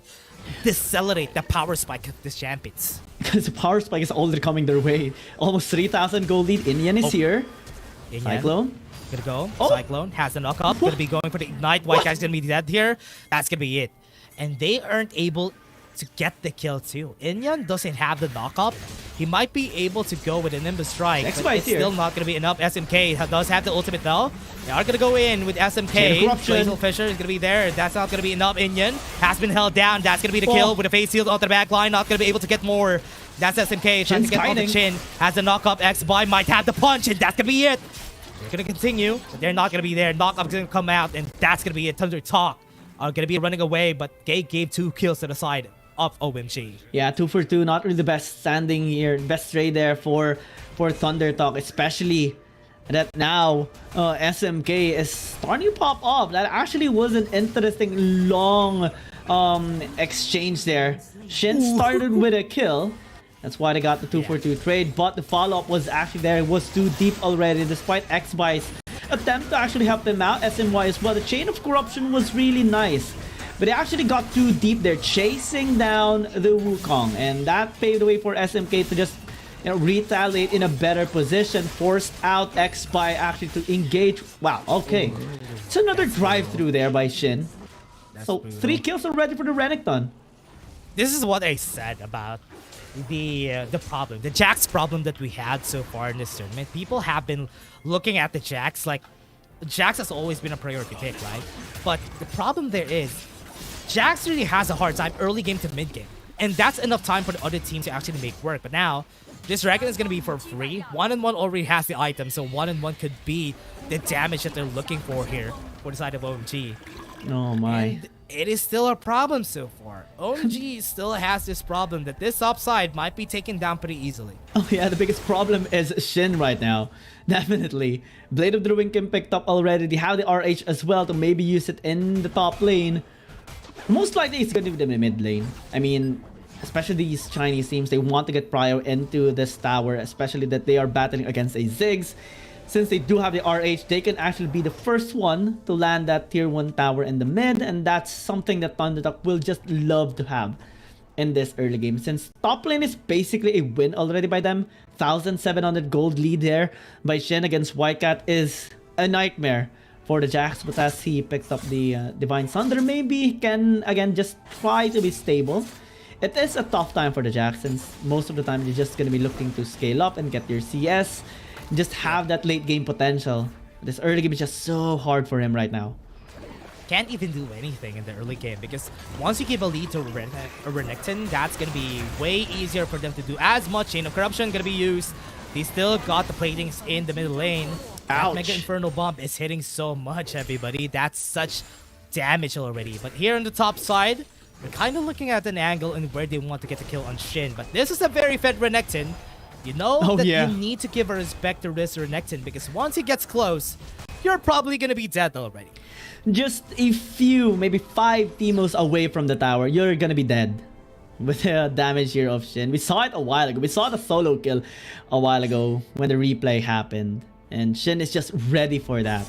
And naturally, we can expect OMG to send some members there towards the top side to try and shut them down. But Thundertalk is already fully aware of that. They're setting up on the top side river as well. Tower's gonna fall though. Awesome. Why? Cease and desist is available for XBy. He's gonna go in, has the damage. Monster is gonna fall down. But look at the backline though. Inyan has another target. Monster might fall down here. XBy is gonna be flashing in. It's not gonna be enough, and that's gonna be another kill to the side. That's From the 2 top kills. lost 2 members. They're looking for Shin. They're not gonna continue. That's good. 2 kills for the side. Yeah, they punished that overextension by Thundertalk, and especially with XBy going too deep, trying to chase down that one member from OMG. They got 2 kills in that, absolutely free, though Shin got the tower in the top lane, zoned out Whitecat as well from the fight, so it's still an equal amount of trade. I would still give this to Thundertalk, given the tower push.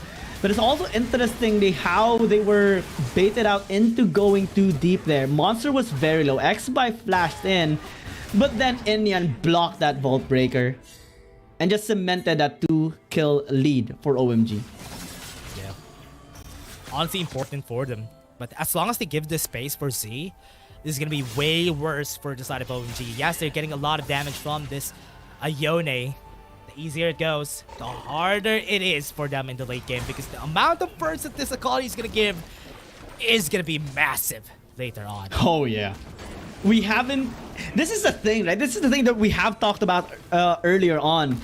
Thundertalk, their goal is to draw attention away from Z so that he can just pop off later on the least that they expect. And that has been the case so far. Z is just happily farming all throughout. XBy going up to Monster. Monster, cease and desist. Monster's gonna be dead. in the waters, not gonna be able to do anything. That's a lot of stuns on one player. Yeah, and that's just one pickoff that Thundertalk just gets. The amount of respect they just give onto OMG and how they are gonna be able to punish them is massive. They committed onto that and they easily back off the moment they got the kill on the monster. And they retaliate, they set up here onto the RH so that they can continue to bash this tower in the mid lane and prevent OMG from getting their own towers. This is what's great about this team, though, because with the availability of these objectives to the hands of Thundertalk, that gives them more capabilities than actually just getting pushes. So getting the push in mid is going to be important. As long as they get that mid lane turret, that's mission failed for that Ziggs, because the most important thing that a Ziggs wants to do is to get that tower to very high stakes. As long as they get it to 15 minutes, that's enough for the Ziggs. But if this tower falls, that's a big blunder for the side of OMG. Thundertalk can just use the RH in the mid lane to draw attention towards OMG there. Pressure the tower takedown too. Maybe just get it entirely since they are going to be using it quite close to the tower. Now they can just set up into this dragon as well. Z has been drawing attention towards himself but is looking to be a little sneaky to that tribe rush. Second charge. Yeah. That another tower to the side. Half HP already, a second tier turret, but OMG starting to look at this objective. Now gonna be starting. Waiting for them to get this to half HP, but look at the respect that Thundertalk has. As long as Z gets the space here, it's gonna be a good fight. But the knockup has already happened for SMK. Half HP onto Z. This is gonna be a good spot for them. Mega Inferno Bomb got the damage out the back line, might fall down. This is gonna be popped. They want to get the kill onto the Wukong. Already one down. The back line, SMY was killed. Fate sealed onto the back line, was able to get one onto Chin. And that's gonna be it. That's gonna be what they needed, but it's still a 3-4-3, still possible. 1-1 still available. Hero. That's gonna be a lot of damage. White Cat gonna go in. Counter Strike's gonna be there, but XY was still able to get Ocean Dragon. That's gonna be it. One more has fell. That's a lot of DPS onto these members. XY's gonna fall. That's 4 members down to the side of Thundertalk, and OMG still got the win there. Yeah, Thundertalk got the dragon, got 2 kills, but White Cat popped off the best possible time there for OMG. That's the hero moment that they need, and it did it. Landing the blows there and getting that team fight win for OMG. It has been a tough time for him in the Baron lane, but is starting to fight back. Shin is in the vicinity, wants to maybe get a kill onto SMK, but can't do it at this point. Too deep here in the bottom lane. Thundertalk has to just let that slide for now. This is it. Look at their replay. Yeah. It was interestingly how they were actually able to buy enough time for White Cat to actually pop off, because they funneled onto the Wukong. Z tried to access the back line, but White Cat held strong in the front. He just knows that there's gonna be backup from his allies. Went in the moment that SMK got that layer CC, and oh no, that is Chin down. Yeah. Look at the damage graph on that last fight. Chin wasn't even able to do anything. And that's the smartest thing that OMG did, is to shut down their backline just for them to not get easy bursts. Because on the other side, 1-1 was freely able to get the bouncing bombs onto the targets. That's what you want to happen when you have a Ziggs in your lineup. You need to protect the Ziggs. Don't let them get close, because that is going to be the damage that you'll need in order to execute these members. And now, the problem poses, how are they going to do that? How are they going to be staying to the game and helping out Shin? Because Thundertalk, as long as Chin is dead, they don't have enough damage. And 1-1 actually has been playing this so safe. A while ago, didn't die, hasn't died yet in the entire game, just being able to, again, land those bouncing bombs onto the members of Thundertalk and just land the damage, kiting away whoever is going to be engaging onto him. And that's one of the reasons why, is because Monster is just being there to protect him at all times. And again, the concussive blows has been starting to be a bit of a problem here for Thundertalk, especially when White Cat, Inyan, and SMK gets those auto attacks done to proc those concussive blows.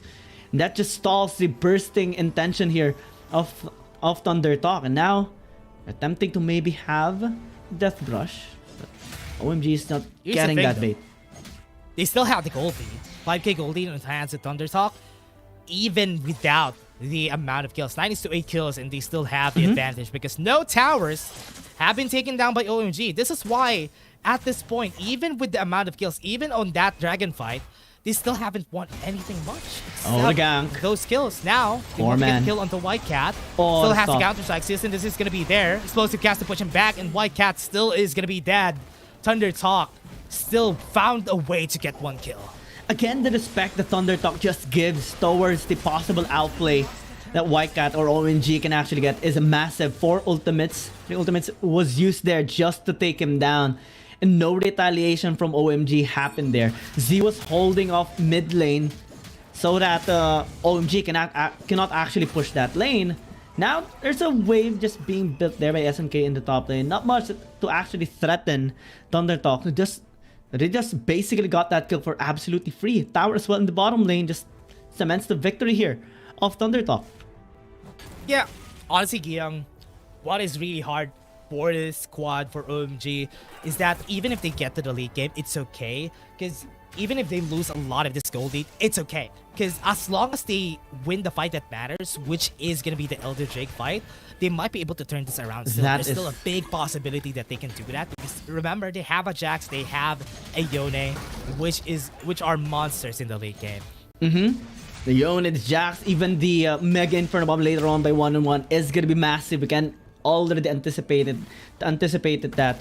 Given the squishy members here of Thunder Talk, again, the Akali will not be safe. The virus won't be as safe as Thunder Talk intends him to be when the team fight actually occurs. And White Cat a while ago was able to pop off as well, the best time possible that OMG needed him to be.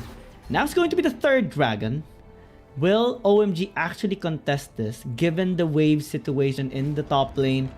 White Cat just trying to push it up in preparation for this next dragon, but Thunder Talk already has this area established. Vision as well has been covered. Oh, yeah. I'm able to get the Sun monster, waiting for the concussive blows. OMG, not in a position to fight right now. Thunder Talk is waiting for them to pounce back, because still a 1-1 when it comes to the dragons. They have the Ocean Drake a while ago. They're taking this pretty fast. Monster might be able to get a great Glacial Fissure here. They're going to be starting White Cat already in front of everybody. Glacial Fissure not hitting the right targets. Now onto the back line. They're going to go in. White Cat still very tanky. Big Infernal Bomb like it onto the back line. Was able to do much. SMK. And this is going to be the turn. Z was able to get there. And that's going to be it. OMG. They still got it in the end. They got the dragon. And they're looking at every target onto the side of OMG. They're looking for the last one. SMK.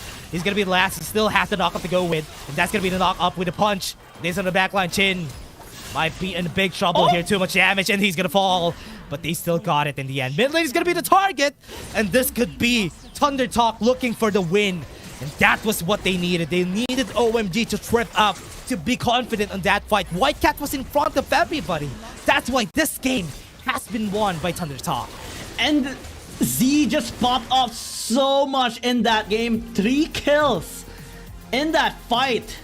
Perfectly executed, perfect execution onto the members there of OMG.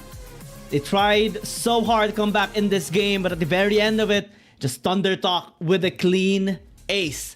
And in 18 minutes, they were able to push the mid.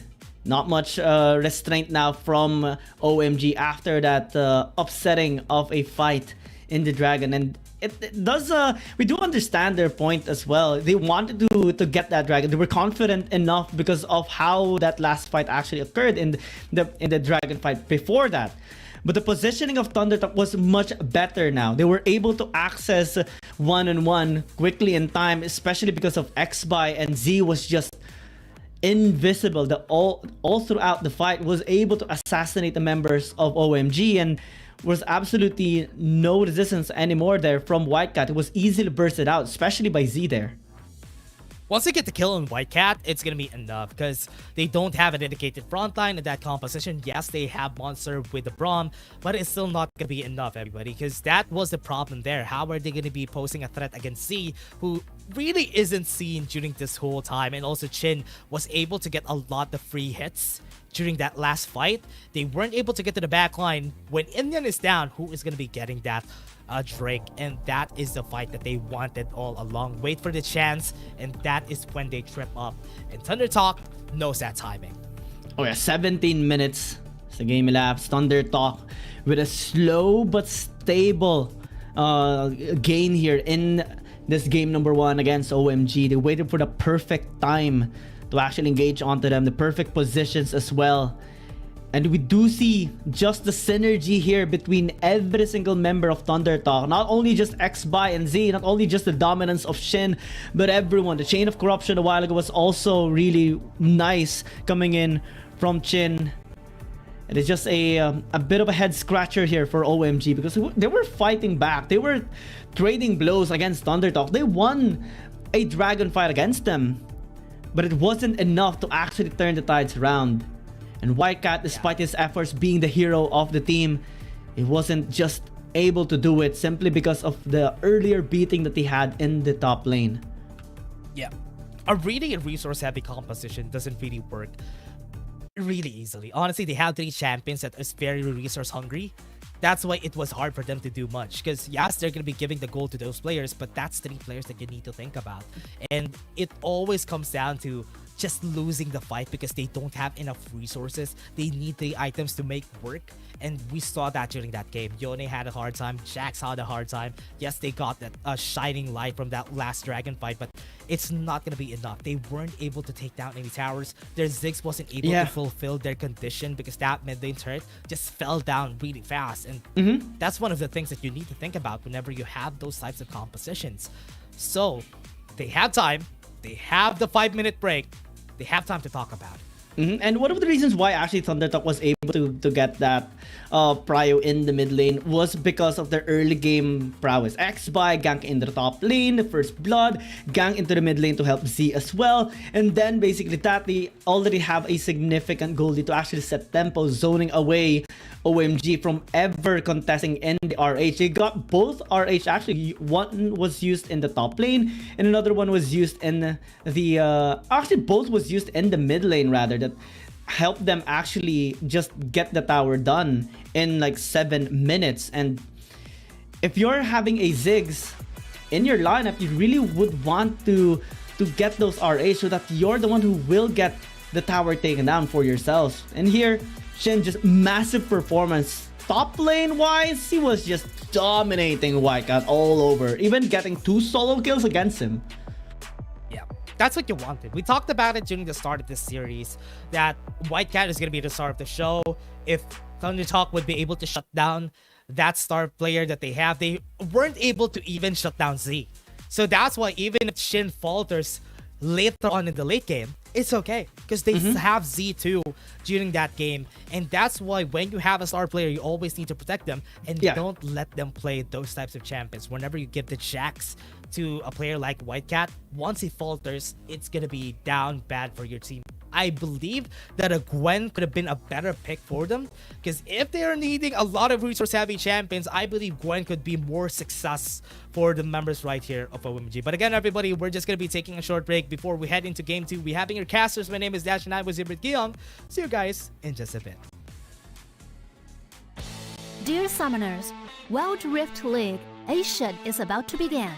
With a brand new tournament format and teams, what changes can we expect? Let's take a closer look. WRL consists of 2 conferences, WRL CN and WRL APAC.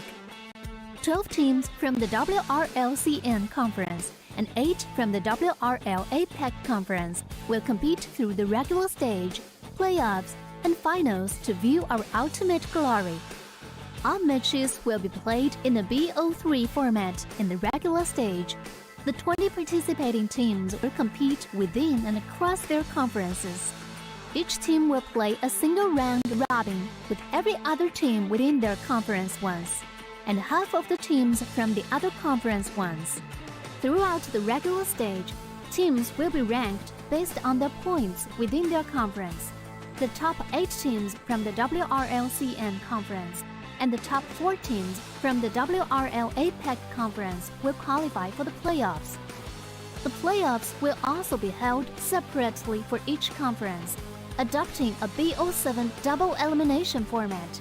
Only the top 2 teams from each conference's playoffs will advance to the finals, vying for the championship. Of course, a new tournament brings unique challenges. The Wild Rift League Asia Season 1 WRL A1 Finals will be a 3-day extravaganza. On the first day of the finals, the 4 qualifying teams will play a single round robin in BO1 format. The top-ranked team will advance directly to the grand finals, while the remaining 3 teams will battle it out in a single elimination bracket on the second day to secure a spot in the grand finals on the third day.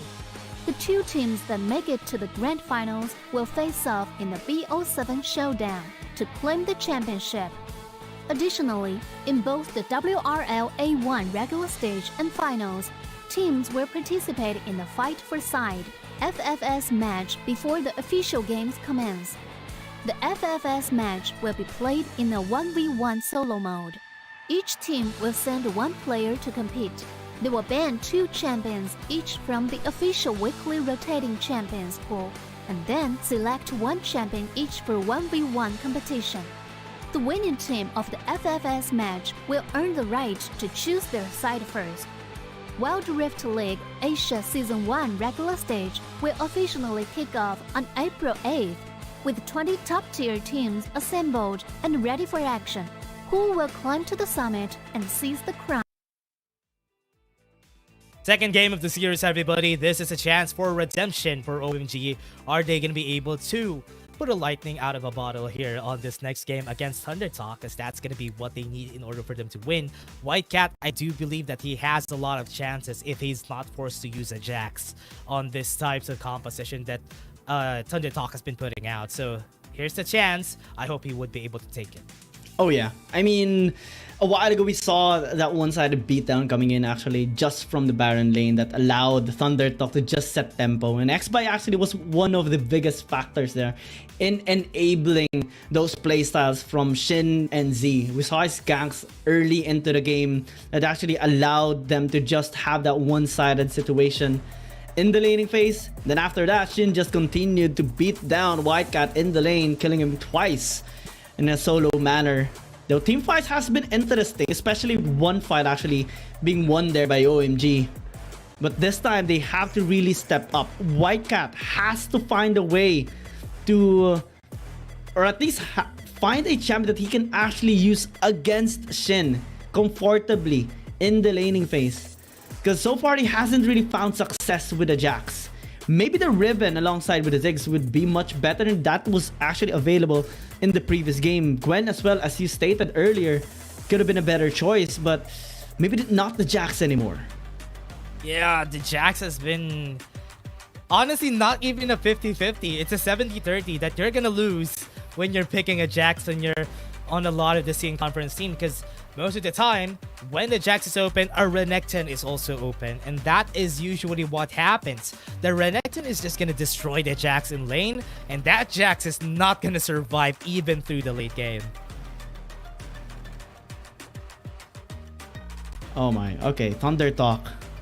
Gotta be on blue side now. Now they have first pick Prio.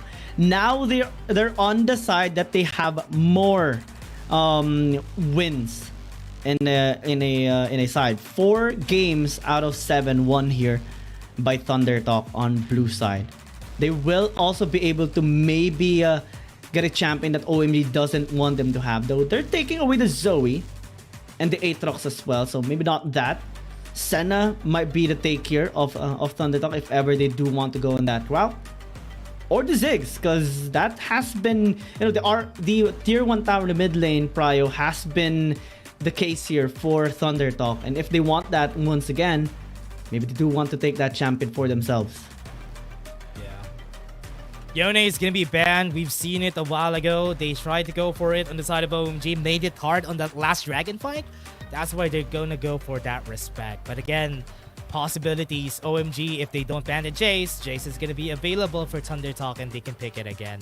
They ban the Shen, Jace is going to be picked here for sure. Even the Senna is available. Ooh.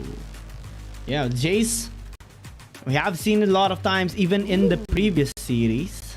But, okay, early Gragas here. We picked up for SMY. Now, we only have seen, unless they would want to go with a similar composition that Ligma Galaxy actually had in their recent series. The Gragas can be put in the bottom lane as a tank, but I don't think it's gonna be the case here for these Chinese teams. The only Chinese team that we do see going with a standard ADC is EDG, and I'm really actually happy to see them having good success with that in their second game. Alone had the MVP with the Vayne, and I don't think Thundertop will actually try that out here. Also to note to everybody, 15 has subbed in for 1-1. Surprised that they substituted him for a Ziggs first pick. So this poses a lot of risk for OMG. A while ago, yes, was great performances from their side, but is this Akali going to be on par with what Z had during the last game? Because Z, remember, he still has the Gwen if they want to go for that pick. There's not going to be the Janna for sure. OMG with 15 subbing out 1-on-1. It's actually quite interesting. I don't know the reason why, though. We did see him quite stable actually in that game. Maybe they have something in mind here against Thundertop. Hopefully it's going to be a positive result for them, if ever. Ooh. Went in for the Nautilus on the pick. They don't want to be punished again on that support pick. They were forced to use Braum because they didn't pick any supports during the first rotation. That's why now OMG wants to double down. They want to get that support. So let's take a look at the lineup already. It's under talk. Not really in favor of the Jax. I've always been vocal about it. I don't really like Jax getting picked by a lot of the CN teams because they haven't found success with the Jax. But on this one, as long as they have the Senna, this could be a good one for Thundertop. Gwen might be banned away here by OMG as well, given that Z is just an absolute monster. This champion as well, maybe the Zed too.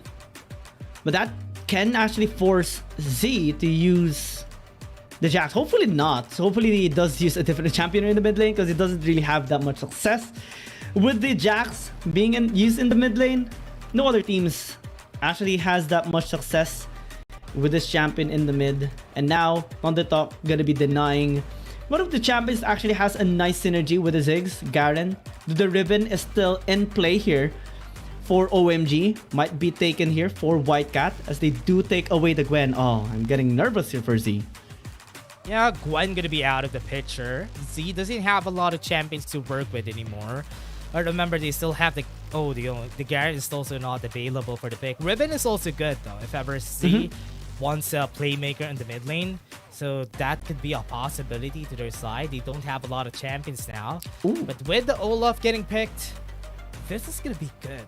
Honestly, with the Olaf, this is gonna be a hard fight for Thundertop because they're looking towards that Ribbon getting picked in the mid lane. So what would they answer back with? That is a question here for Thundertop. Yeah, that's an all-in lineup here by OMG. They denied that Akali as well for Z. You have the Mega Inferno, but so much cleanup capability here. AoE damage on the side of OMG and really good front lines as well is present on this red side team. The Wukong can be an additional damage. It can be some good sustain, but no. Oh, that's Lucian is that's better. If ever they're gonna be giving Lucian that, or a Corki could have been good for Z on that mid lane, but they want to give a playmaker onto this guy. Wukong's gonna be in the jungle. Jack's gonna be the top for sure. So yes, they have a lot of AD damage to work with for Thundertop, but OMG, so far for me, has a way better composition. Yeah. I hope Thundertop gets into a 2-0, but with OMG's composition, this is way better. This is their chance, actually. I love this comp. I totally agree with you. They have the massive AoE damage with the Ziggs and the Ribbon combination. They have really good front lines with the Nautilus and the Olaf. Lots of damage as well, especially with the cleanup because we have the Wind Slash after Mega Inferno. We have the perfect execution as well that has that low HP requirement to actually have the maximum damage, and that is present now for OMG. Thundertop, they have really good scaling with the Jax and the Lucia and the Senna. Really good early game as well, at least for Z to try and bully out SMK early into the game. But it's not really looking that too well compared to the draft here of OMG. And I'm always nervous when Z doesn't really have the Gwen or the Akali in the mid lane. So this can be really detrimental for them. Let's see if Shin can actually withstand White Cat here in the top lane. Because White Cat, he wants his revenge. He wants to be the one to set the tempo now for OMG. Yeah, honestly, that's what you want. Putting White Cat on a champion that he's comfortable with, like the Riven, so that he can make some plays for the team. As long as he win this early game, it's going to be an important thing for the team. And this rotation of the lanes is also going to be detrimental, everybody, because this Jax is not going to have the better time. I think Shin is going to have the same time as White Cat during last game. Oh, yeah. This is the time for White Cat to start bullying him. We do see an exchange or a swap here of sides. Oh, that is really bad there for SMK. Early flash. And he's going to be having a much better time now in the lane phase. Yep. It's great about that. Shin tried to get some XP because this lane is going to crash anyway in the top side. So might as well just get a bit of XP mid lane. So after I get back, I am close to level 2. So that's what they did. Just gets a bit of XP from Shin. Get him a bit of gold. Because this lane is not going to be fun for this man with the lamp. Oh, yeah. This is the time for Shin to actually suffer after his massive performance. OMG just investing a lot to try and shut him down as early as they can. The Sen as well doing some work here in the bot lane. They're going to be trying to get some plates for him as well. And also just get generally stacks for Chin. And alright, yeah, it's going to be a tough time generally here for White Cat as well, but not as bad here for Shin in the top lane. Yeah, look at the bigger picture here. What's good about Thunderhawk is that they also have a lot of early game power that they can use. But the problem here is how are they going to be solving this Jax problem? If Shin is not going to be able to get to the point in where he's going to be a big threat in the late game, 1 HP to get another play. No. But it's going to be easy because remember, they have a Ziggs and that's going to be it again. And it's still going to be a hard lane for Shin here. But it's a good thing that he's surviving so far. White Cat, bot lane SMY is just going to be forced back. 2 minutes and they got 2 plates already. And that forces Shin to actually be there in the top lane to at least, you know, get some protection for Shin there in the top lane. Can get some stacks there as well, but has to be very careful with the damage and the engage that Monster can actually go on to him. Though given that it's not the Riven that is alongside with Monster, it might actually be bad there for OMG. Say maybe White Cat has to be there instead as well, because now OMG has to play this safe. Shin can just go in, especially if Shin gets that last embrace onto 15, doesn't have that much mana as well to work around with. And that just solidifies the top lane experience here of Shin. He's going to be having a much comfortable time. Yep. It's just hard though for both of our sides, right? They're trying to get the advantage in the early game, but if the game takes a bit longer, no kills, right? Thunderhawk knows that they don't have a lot of kill threat in this early stages. That's why they're giving this to OMG, because in the late game, they have more capabilities compared to OMG. So as long as they don't give any kills, they're at a good spot. Early game is going to be... actually, early game is really safe here for Thunderhawk right now. OMG has to be the one pressuring them as of the moment, especially that they do have the Riven. They have the Ziggs as well to work around, especially in the mid lane. But so far, Thunderhawk's doing a really good job, especially with the rotations coming their way now. And White Cat and Shin finally... or never mind, they actually go on separate sides. They rotated again. They just... and they go back they're to not where friends at all. Where Shin is. They're giving silent treatment towards each other. Like a void. Oh. Yeah. You know what? Shin is just not having the best day. He's gonna be gagged by 3 members here. Oh, he has no. the counter strike though. They won't be getting that burst against Shin for sure. But that's why they still need to respect this Jax, even if he's just getting farmed out by his members. As long as it doesn't have the counter strike, could be a possibility for OMG. But that's the problem with this composition. Yes, they have a bit of DPS, but it's not enough for this executions to actually work. Also, Shin is doing a really good job with helping Shin clear out the waves. So despite the efforts there of OMG to push bot side, the most they got was a couple of plates. Oh no. No, he's still not able to get back though, man. Because with this, Thunderhawk is just getting close. honestly, this is a good spot for Thunder Talk. We might be looking at a 2-0 here. If they just trade these objectives, that's unforgivable for OMG because they need to go in where Thunder Talk goes. Because in this fight, they have the bigger advantage. They have the edge on this first fight. Okay, naturally, OMG should be the one to get the RH, right? They should be. They have the Ziggs. They should be working some vision there already, but we do see Thunder Talk being the one to actually establish some vision on this top side river. And given the wave clear that we do have right now in the mid lane, maybe they can path there. Actually, they do decide to go into the dragon instead, get that scaling done for them, and Thunder Talk does really love getting those first dragons for themselves. Yep. OMG will contest. Positioning pretty well, OMG. Looking at taking this dragon. They had the death charge to work with if ever they need to. X-Boy does have the ultimate just for them to not get close. They have on the back line though, they're being converged to X-Boy gonna be the target. He might pull down before everything happens, so that's gonna be the undertow to get the kill. Dotting Shadow to get the shield, but no, OMG gets the advantage and that's what they wanted. Advantage of the first kill is everything that they want, and that's gonna be one. Might be the ace for the team here, but they're looking at C and SMY. But they still survive. 4 kills onto the board by OMG and they still got the dragon. That is a massive turnaround, and props to SMK. The way he separated members of Thunder Talk was just necessary for them to get the win there in that fight. And they also got the dragon for themselves, so not only did they deny Thunder Talk from the scaling objective, but they also got a couple of gold now for themselves just because of that top tier play that they did against Thunder Talk. We will get a replay shortly after, but that poses a question now to Thunder Talk. Do they actually contest the RH? Because after that fight, it was just so bad, and now they're in a much tougher spot. Not a good position for this team. They need this early game for this side. OMG, this is good though. This is a very healthy game for both sides. Because honestly, when you get that first kill, when you get that first objective to your side for an early game composition, that's going to be good. You can balloon that with winning a Rift Herald fight again. And they have a lot of CC. Inyan is just so confident that he can take this. Remember, he has the Ragnarok. So in this fight, he knows that he's going to win.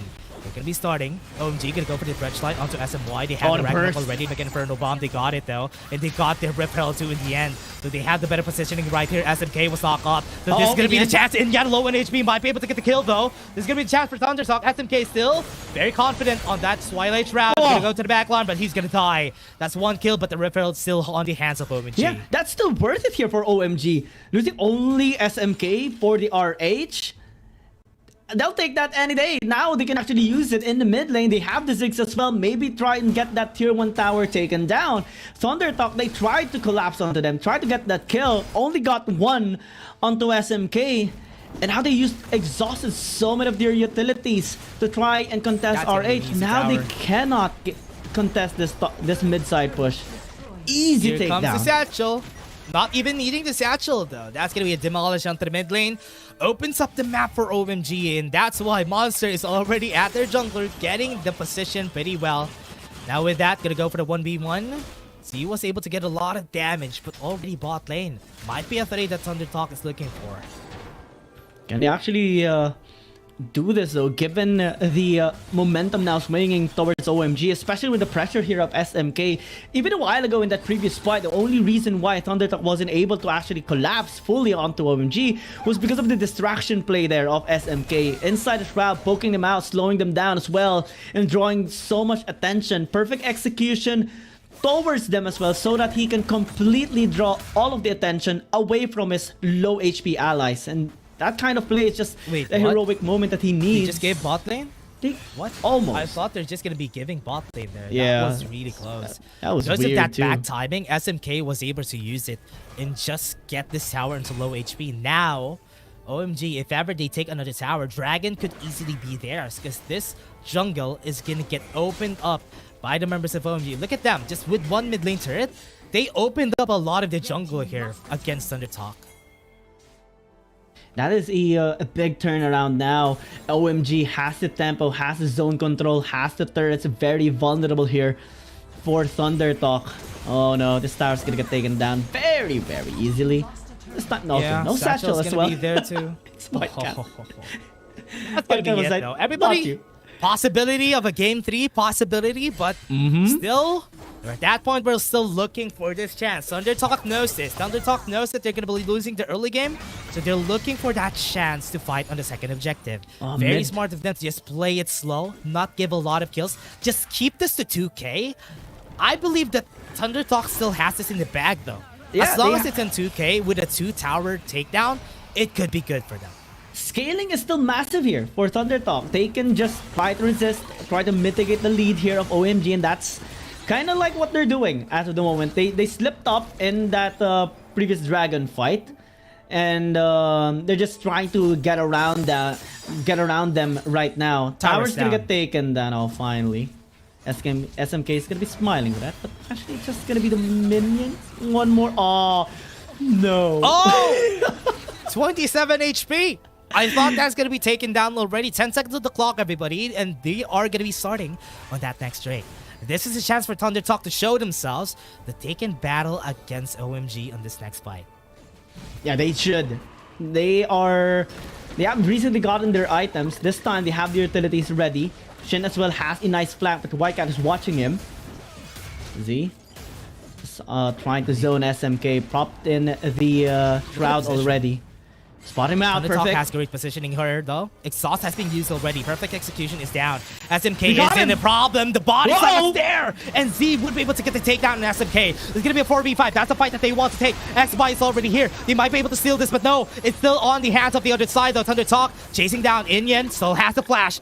Weren't able to get the kill, but they still have the dragon to their side. OMG still wins. Oh yeah, that is still a net profit there for OMG, despite SMK getting taken down pretty early there. A lot of resources was actually used to try and take him down. And now OMG sprinting their way towards the RA to get another double objective for them. This is not going to be good here for ThunderTalk. They wanted to shut SMK down, especially because of his performance in the previous fight. But now they're going to be losing a lot more.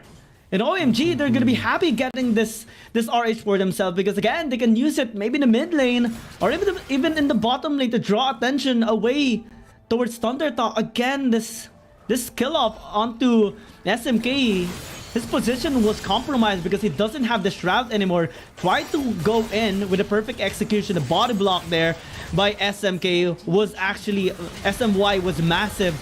But again, OMG just collected themselves, tried to pin down Z, and actually stalled him from dealing any sort of damage. So that allowed Inyan to actually get that dragon for themselves.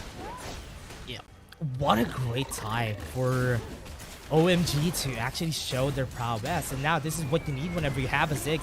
15 could have been the winning target here for OMG. They just swapped out 1-1 for 15 to get into the spotlight. And so far, 15 hasn't been killed by the members of ThunderTalk. So this could be a great swap for the side of OMG so far. Double objective still gotten here by OMG. This is not a good sign for ThunderTalk if they really want to scale up in this game. Shin has to get his hero moment again. Despite being down, he was able to make a couple of plays for ThunderTalk. But the curtains are closing now for ThunderTalk. They need to really work around the map. So far, they're only able to push one tower in the bot lane. The OMG can go for more. SMK was taken down earlier, but next fight could be really bad for them if SMK times himself better, because a while ago it was just really untimely for him. Doesn't have the Shroud and was caught up there with the sneaky play from Z. But since they learned their lesson now they're playing it really safe. SMK is just split pushing in the top lane while the rest is actually working around bottom lane. OMG looking for the kill. Doesn't have any vision on this side of the map though. So this is gonna be good for OMG if ever they start the fight. But ThunderTalk still at the grassroots. They're still looking for that needle in the haystack in order for them to gain a possible solid advantage against OMG. Because so far OMG has been keeping them at bay. Not really going for any kills because they know as long as they got the advantage, as long as they have the map control, ThunderTalk is not going to do anything crazy. And they're doing really well on the map control. SMK pushing top lane. We have Whitecat as well in the bottom lane. trying to force Thunder Talk to be isolated at times because they recognize now that when Thunder Talk is actually grouped up, they can actually fight against OMG, especially with the sustain that Chin provides for the team, the crowd control that X-Spy does to provide that space for Z and Chin, and the Jax is just trying to work around OMG right now. But if they separate them, they actually make them negligible. But this is also a time for Thunder Talk to actually scale up. Again, the Jax becomes almost unstoppable in the late game, and Shin is already almost able to pick up his Blade of the Ruined King. And when he gets his 3 items, you know, the Divine Sunderer, the Hull Breaker, and the Blade of the Ruined King, that is already a win lane for him. At least in a 1v1 perspective, he can actually win against anyone. Shell is gonna come out top side. They want to get the push there. It might be a bit too late. Rip Hurl could potentially be just shut down for Thunder Talk. So that's a good thing for Thunder Talk in order for them to win. Now it's getting scary though. This Shin, this is not what you want to happen when you're fighting against a Jax, and Shin might potentially turn this game around. Oh yeah. So they need to be scared. They need to be careful. Side of OMG. 20 seconds of the clock, and we have another objective. They really need Shin here, man. If Shin is not here, this could potentially be an easy Drake, triple Drake, a win condition for the side of OMG. They need Shin so bad in this fight. He's gonna be trying to take this tower down first though before recalling, so that he is gonna be delayed now into the fight. Yeah, he's gonna be running his way. That charge. He's there onto SMY, but the Thunder Talk is also trying to find the SMK here in the Tribrush. Has established quite a bit of vision there to spot SMK on his flank. They are very, very cautious, especially in what happened earlier because of SMK. And now Shin is in here. 1v1 against White Cat. Dragon still taking a bit of damage. Z just trying to track SMK as well. They go in. Z, yeah, top side, Shin. though. Shin is already there. They're looking for Z. They might be able to take the kill. Zonic Shine is going to be there. Oh. That's going to be the calling, and the damage is going to be in. That's it. Z is going to be able to take the kill, and that's going to be it. That's what they needed. OMG starting off the fight pretty slowly. That's why Z was punished. Now, in this fight, what they need is to stop Inyan from taking any kills. They're threatening the mid lane. That's where they're being pushed back. They're also looking at another target here. Inyan doesn't have any decisions that they have to make. Explosive gas going to be there. SMY might be able to take the kill, but Z is now left alone. He might fall down here. That's going to be equalizing this fight. That charge is going to be coming out. That's going to be it. Counter-Strike going to be out. They have the dredge line. Monster. One good dredge line could potentially change the sides of this fight. X-Y is still going to go in. White Cat is still at the ready. Inyan does still have the Ragnarok in order for them to use on this fight. And OMG, looking at that fight, like candy, OMG still got the 1-for-1, and Thunder Talk wasn't still able to take it in the end. They were still able to take the Mountain Drake, which is what is important. Yeah, deny that from OMG. The triple dragon stack is so bad for Thunder Talk if ever that happens. But one of the ways they managed to take it down for themselves is taking SMK. Again, same position as a while ago. Very questionable actually, because Thunder Talk was very much prepared at that time, punishing his overextension, punishing his position. And even if OMG managed to get Z as well, Dragon already taken down. Cast? SMY gonna be the target. Explosive Cast is gonna be here. They have the timing though. They have the Cyclone to work with. They're using a lot of their ultimates. It's not gonna be good for them in the future. Shin already used the counter-strike back line. What a great body slam from Thunder Talk, and that's gonna be it. Might change the side. SMK Still here, and they're gonna go to the back line. White Cat's gonna fall. 3 members are still alive. A lot of members of Thunder Talk are low in HP, but they're still chasing SMK. That's gonna be a perfect execution. It's not gonna end anyone's life except for one. And still, that's 3 members down to the side of OMG. Yeah, 3 members down, only gotten 2 kills there for OMG. But SMK still popped up at the very end despite getting damaged heavily. And I think one of the reasons why OMG got collapsed there is because they were too deep. Mega Inferno Bomb didn't do that much damage as well. And the crowd control by X-By and from SMY was just so massive. The body slam that set things up there for Thunder Talk, and they just had a full confidence to collapse onto OMG. STMK tried to make a miraculous play with another perfect execution, but it wasn't enough already. It was already too low in HP, and he got deleted pretty easily as well. MVP of that fight goes to SMY. SMY was the reason why they started that all along. Mispositioned most of the members of OMG.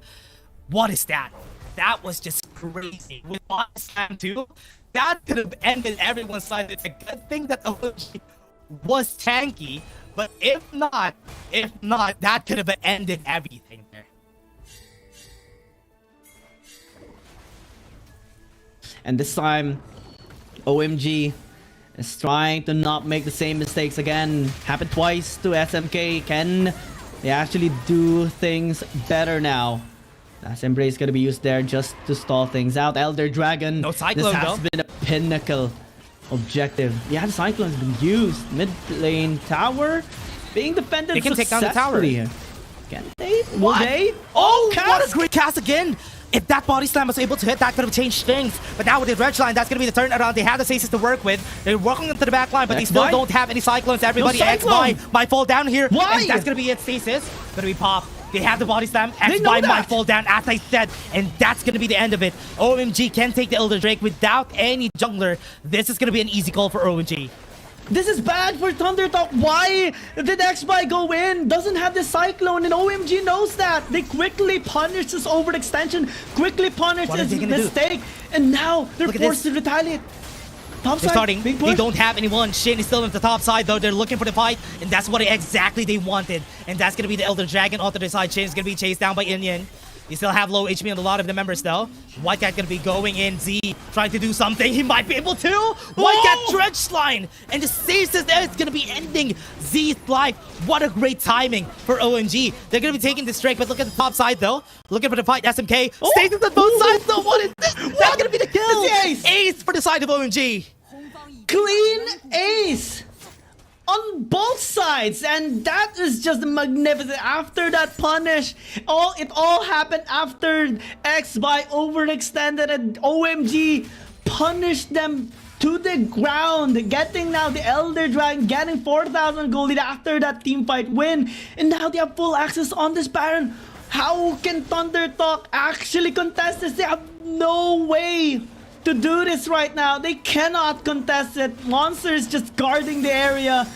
And OMG, they're just gonna be getting another double objective. That is 3 times in a row now. That's smart. That's smart. ThunderTalk. What they need here for the next time. Let's take a look at this. For here, 5k goldie still. It's still not that big. But the problem here is mid lane tower is still available. So what could they do here? The only thing that they could do is try to whittle down the Elder Dragon and the Baron.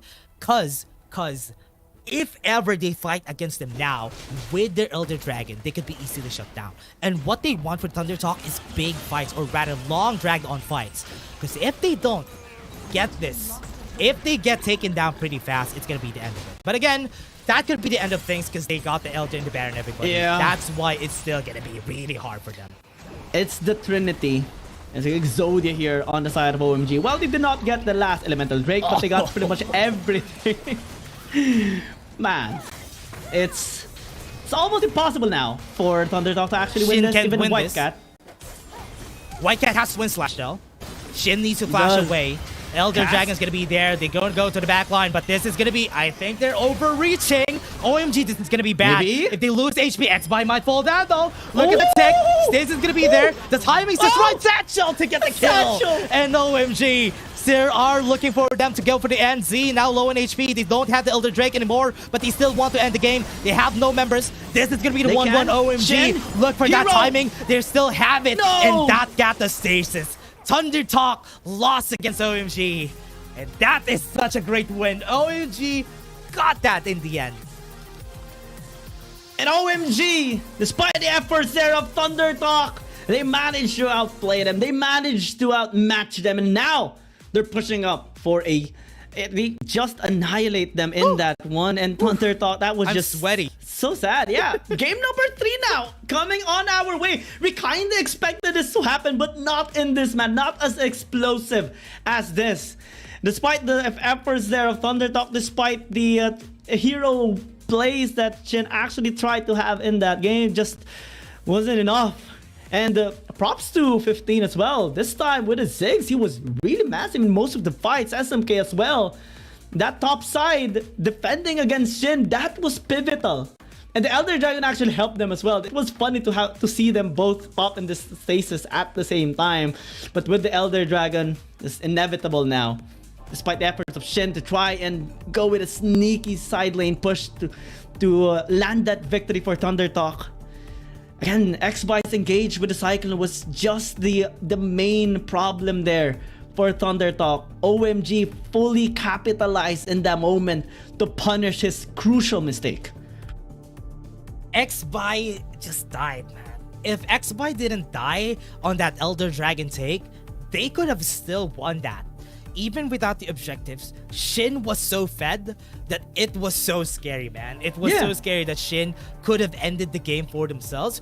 But what's the smartest thing here is this 15. Look at this person. 15, 5-0, and 10 swapped with 1-1 and played a better Ziggs on this game. And that is something important to note for this side of OMG. That could have changed the way OMG played. They played a bit more aggressively because they knew that 15 won't die. He didn't die anytime during that game. Oh yeah. And also, they got outdrafted. Thunder Talk got outdrafted. And even when they held off, even when they played their win condition, they still weren't able to do it. That is a great way to play Wild Rift, everybody. They didn't take any fights, but that was still super close. Super close. Yeah, and I think one of the reasons why OMG had the chance to actually play that way in the late game, despite the late game skin composition of Thunder Talk, was, well, aside from the mistake there by X-By, actually OMG had the momentum rolling starting from the early game. And even if they were actually playing a little bit passive in the early game, pre-5 minutes, every dragon fight was actually really well for OMG. The first one, actually, they got 4 kills in exchange for 2, plus the dragon, especially because of the prowess there of Inyan. And they got double objectives always. And despite that last elemental Drake being taken by Thunder Talk because of SMK getting caught out in a bad position, actually twice, OMG was able to patch that mistake up. They sent SMK to just guard top side instead to battle against Shin as he was split pushing in the Baron lane. And they actually held strong there, defending the inhibitor tower for so long. But MVP actually is going to be Inyan here. Massive performance, especially with the objective taking. That was just so crucial for the victory here of OMG. Honestly, what they did there, there's not even a lot of damage from Inyan during that game. I believe 15 got robbed of that MVP. I believe 15 played that game so well, and he could have been the MVP of the team. That was almost 50k damage, man. I thought they are going to be taking 51,000. Yeah, 51k damage. I thought he's going to be taking that in the bag. But yeah, it was enough because I thought he was the really crucial thing during that game because when they got the kill on X-By, that was when it all started because that just rolled down in their favor. But again, everybody, we're just going to be taking a short break. We need to catch our breaths because that game was really crazy. And now, we're just going to be taking a short break. We're having a caster. See you guys in just a bit. Dear Summoners, Wild Rift League Asia is about to begin. With a brand new tournament format and teams, what changes can we expect? Let's take a closer look. WRL consists of 2 conferences, WRL CN and WRL APEC. 12 teams from the WRL CN conference and 8 from the WRL APEC conference will compete through the regular stage, playoffs, and finals to view our ultimate glory. All matches will be played in the BO3 format in the regular stage. The 20 participating teams will compete within and across their conferences. Each team will play a single round robin with every other team within their conference once, and half of the teams from the other conference once. Throughout the regular stage, teams will be ranked based on their points within their conference. The top 8 teams from the WRLCN conference and the top 4 teams from the WRL APEC conference will qualify for the playoffs. The playoffs will also be held separately for each conference, adopting a BO7 double elimination format. Only the top 2 teams from each conference's playoffs will advance to the finals, vying for the championship. Of course, a new tournament brings unique challenges. The Wild Rift League Asia Season 1 WRL A1 Finals will be a 3-day extravaganza. On the first day of the finals, the 4 qualifying teams will play a single round robin in BO3 format. The top-ranked team will advance directly to the grand finals, while the remaining 3 teams will battle it out in a single elimination bracket on the second day to secure a spot in the grand finals on the third day. The 2 teams that make it to the grand finals will face off in the BO7 showdown to claim the championship. Additionally, in both the WRL A1 regular stage and finals, teams will participate in the Fight for Side FFS match before the official games commence. The FFS match will be played in a 1v1 solo mode. Each team will send 1 player to compete. They will ban 2 champions each from the official weekly rotating champions pool, and then select 1 champion each for 1v1 competition. The winning team of the FFS match will earn the right to choose their side first.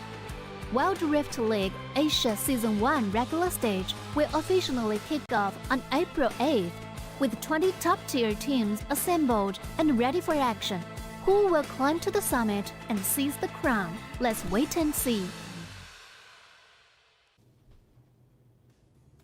Game 3 is where we go, everybody. This is going to be the next battle. It's going to be the last game for sure. It's not going to be Game 4, not going to be Game 5. It's a best of 3 series here. And again, I still have flashbacks of that last game. Oh yeah. I am still not over it. I hope that we get to see another banger series, or rather another banger game on this Game 3. Same thing, same sentiment, and I just really love that game number 2, and I can't wait to see how game number 3 is gonna go, because now game number 3, I believe Thunder Talk is gonna be on red side this time. They're gonna be having the same position as they had in game number 1, and that can be, you know, something to take note here by OMG, because a while ago Z had the access on the Akali. This time they really have to ban it, or maybe take it away from him. I mean, they did have a really good game with SMK using this Akali, and Whitecat as well was really strong in the Baron lane. Plus 15, having to get that 51,000 damage all throughout the game. 5-0 and 10. Not getting the MVP, but he is our MVP for that particular game. I mean, really clean as he swapped out for 1-on-1. Honestly, I believe that 15 being a swap, being a player, a sub for them was a really important play there. Because man, this next game is gonna be how it is gonna go. Let's see how 15 would be able to change things up. Look at Shin. He has 15 also on his on his jersey. So that could potentially be what do you call this? That could be a prediction right there with Shin. Looking for 15 during this game. Is gonna be looking for 15 this time around. Trying to shut him down, giving him his first death in this series. Maybe that can be the intention here. Let's see though. I mean, Fiora getting banned. We haven't seen a Fiora getting picked yet. But it could have changed stuff for Thunder Talk during that last game. I do believe that they need to, on Thunder Talk, they need to prioritize what Z and Shin have been very confident with. Because if they don't prioritize that, they could lose again. So they need to look at those picks. Right now, it's going to be banned away from now. OMG can also later on pick up the Akali away from Z, force him to use a different champion. Lucian wasn't really that too well for him, given the circumstances too that the OMG laid out for SMK. And I wonder what champion will be left out for Z though this time, because they now have red side priority, and a while ago he got that champion. He got the Akali. He can also use the Zed if he does get his hands on it, and a while ago didn't use it, unfortunately too. So now OMG is just removing some of the champions that actually were a big threat. 15 no longer will have the Ziggs, but so does Chin here. And No, maybe, so. maybe 15 has a surprise champion for Thunder Talk here. Varus. Aatrox too. Aatrox, yeah, is available. Aatrox is gonna be picked for OMG for sure. They got the bait out. Forced to ban the Yone because they thought that they're gonna be picking that. But with here, Akali is gonna be there. This could potentially change stuff. I hope that Inyan would be able to carry with this Aatrox because this is a good pick-up here for their side. Oh yeah. Aatrox is a massive pick here for OMG, but so is the Akali here for Z. And actually, I'm a little bit nervous here for OMG that they kind of gave this Akali onto him. So they really need to find a way to buff up this Aatrox. Most likely gonna be Inyan that is using this champion for himself. Maybe the Senna will just be working for him. But they also maybe need to pick up the Nautilus here, so that it won't be denied by Thunder Talk in the second banning phase. Gallia is gonna be the path. I guess it is much better given that you do want to really protect the Aatrox. But what can they actually use to pin down Z later on? Because when he really gets the space, he really gets his game going. Yeah, what's hard about this is how they approach the Akali problem. Yes, they have some AoEs, but I believe Renekton could potentially be the best one that they can have. Sen is available in the Galio. That's good defense already to their side. But the Varus is also a big threat. The only thing that could shut down an Aatrox is a lot of CC. And this Gragas together with a Varus is enough to actually shut down an Aatrox. And Jen had a really nice performance earlier with his Varus. And he's going to be trying to have the same momentum in this game. Again, 3 champions actually that they used in game number 1 is being picked off right now. The only difference is the Vi and the Renekton.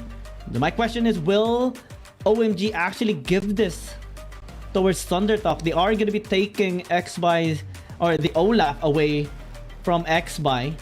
Well, it can stand a little bit of a chance against the Aatrox, especially in the early game. They don't want that at all.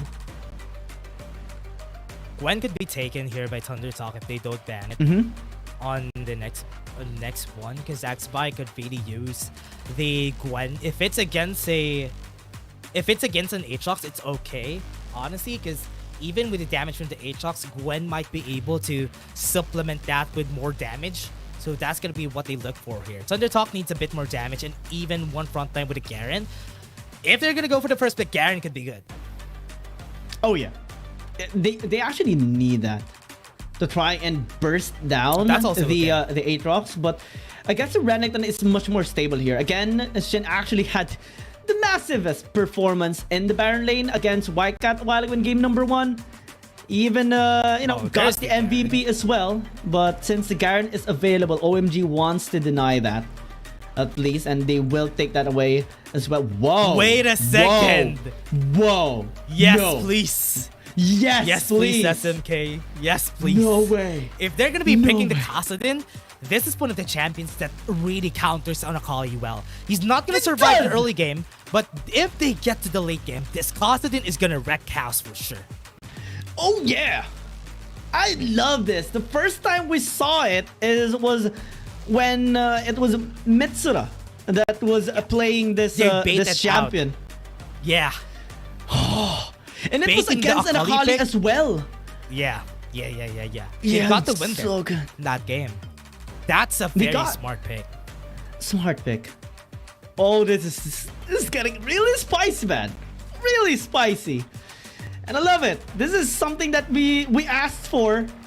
And we asked for on OMG and Thunder Talk. And they're going to be giving it to us. Kassadin game. After what, so many weeks? 3 weeks? 2 weeks. Yeah. We have seen that, the counter of that Kassadin against an Akali, and it works so well that even the Akali wasn't able to do anything. This could be crazy, everybody, especially everybody in the chat. It's been a while since we've seen another Kassadin. It's probably the second time that we've seen the Kassadin in this whole tournament, and it's also against an Akali. So, OMG, we're looking forward to it. Okay. The last time we saw an Akali, or the first time rather, was day number 3. Now it's Esports versus Rare Atom. And it was an Akali versus Kassadin matchup. Second time as well was Now's Esports versus Cerberus Esports.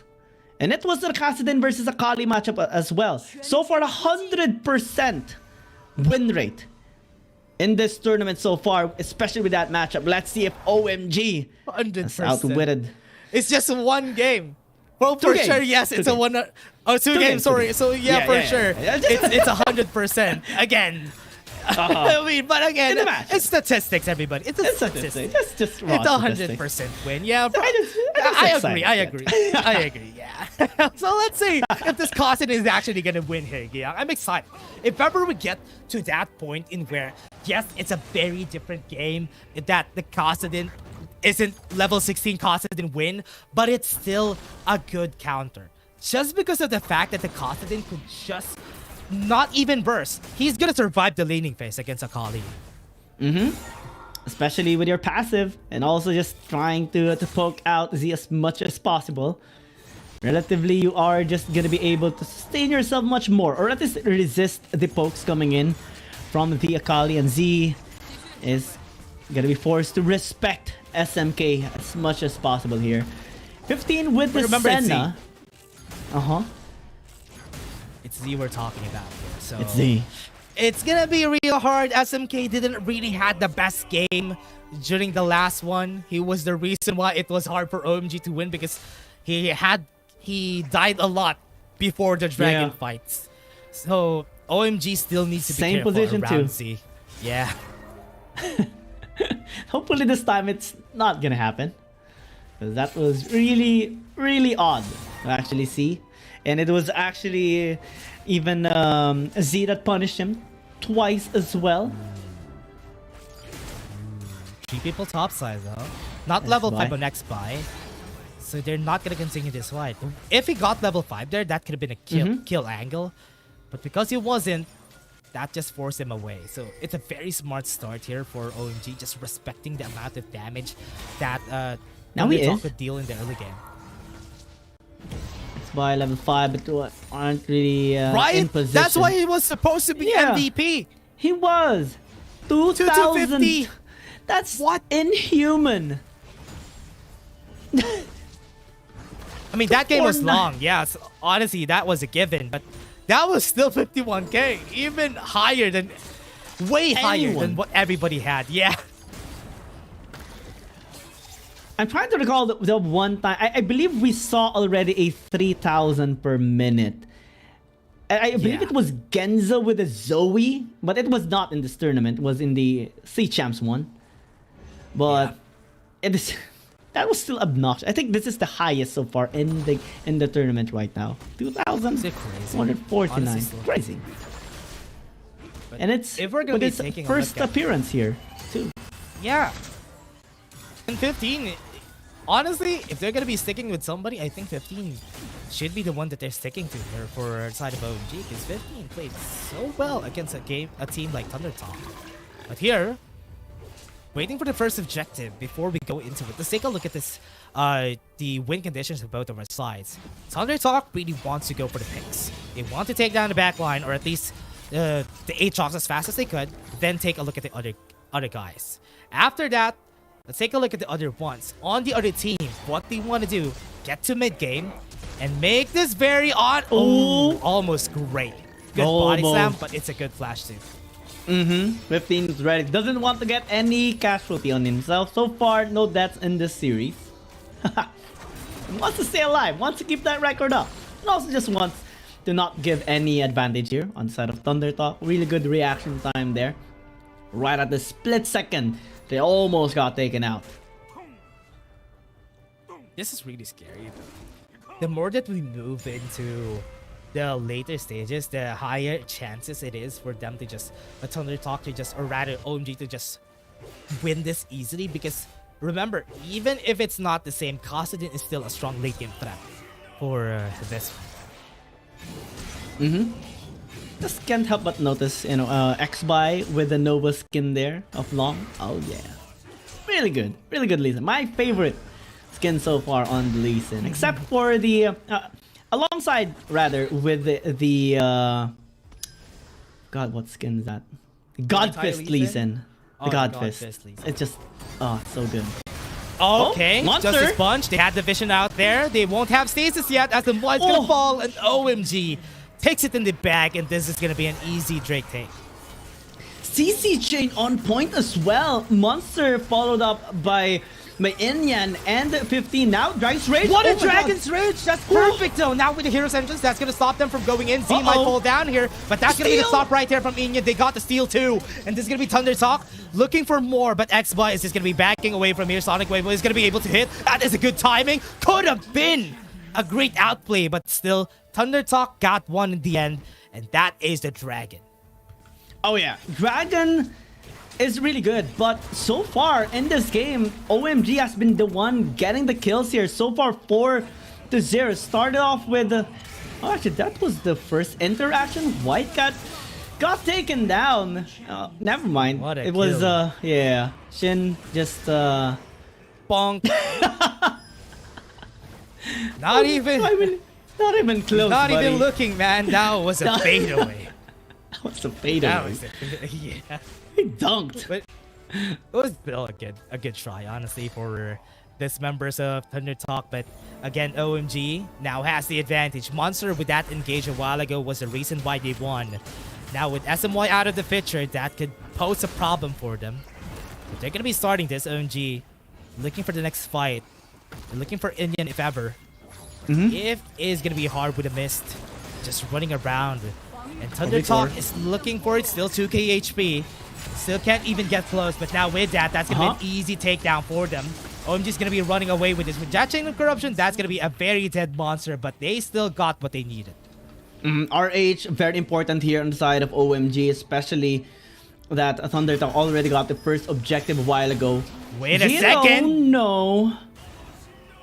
Wow. Okay. Got it. Yeah. What weird spot actually there for Inyan. Where was he there when the rest of his members was passing towards top side, and Z was actually there in the mid lane alongside with SMK a while ago. They were stuck trying to 1v1 against each other. That's why it was a 4v4 fight. Wait. Now this mid tier 1 is gonna get pushed? What? They got away with that? Oh no. Gus got an easy push, Gyeong, and that's not what you want to happen. Getting that easy push in the mid lane is just so hard for the team like this. Even with Monster around the area, his wave crew wasn't just enough. That was weird because Inyan placed the RH in the mid lane so that it can charge into the tower, but then it got picked off. Then X-Buy and Chin went into pushing their own mid tier 1 and got it. Despite the efforts there of Monster to try and defend, just one Dragon Rage was actually enough to shove him away. Took it without hesitation, and now Thunder Talk has gotten I would say big lead, because this mid tier 1 tower is really, really important, but the way they actually got that was just really odd. Yeah, just got a tower after taking that kill, and that mid lane was just left alone. Nobody rotated around because of Indian's death. But that is just a big disadvantage for them. Now with the tower in the mid lane out, that gives a lot of chances for SMY to go for really aggressive ganks. But now with Shin, that is scary. That is a scary Kassadin looking at it. Oh, all right. That was that was really interesting by X-Buy. I just wanted to pressure him, maybe try to get a steal. Bottom lane is in trouble. There's nothing that Shin can actually do at this point. SMY is going in though. Nice clear actually. They're gonna go in though. SMY. Oh, what a great cast again. Wow. And that's gonna be 15 being chased down. He's gonna be really fast, but he's gonna be getting away with this. No way is he gonna get away with that. Yes, he was. That's such a great way to get. What is that? He just doesn't want to die. It's even emote out. Wow, okay. 15 just doesn't want to die in this game, in this series right now. miraculously escapes. Last embrace into the heal after getting ignited was enough to allow him to stay alive. And SMK even almost got a kill there onto Shin. Only problem was the Rift Walk wasn't really leveled up enough to have a faster cooldown to go in or out. So now they're just tempoing themselves. Actually, OMG, despite losing that mid-tier 1, is still doing a really good job getting the resources taken. Slow scale here by SMK. Roa and Archangel staff completed already. Just a few minutes later, it's gonna be unstoppable. Oh, okay, 50 in trouble. XY gonna go in, would be going in with the Dragon Rage, with a perfect execution, gets the kill. Another Shuriken flip would be able to hit, and SMK still survives, but that was too close for comfort.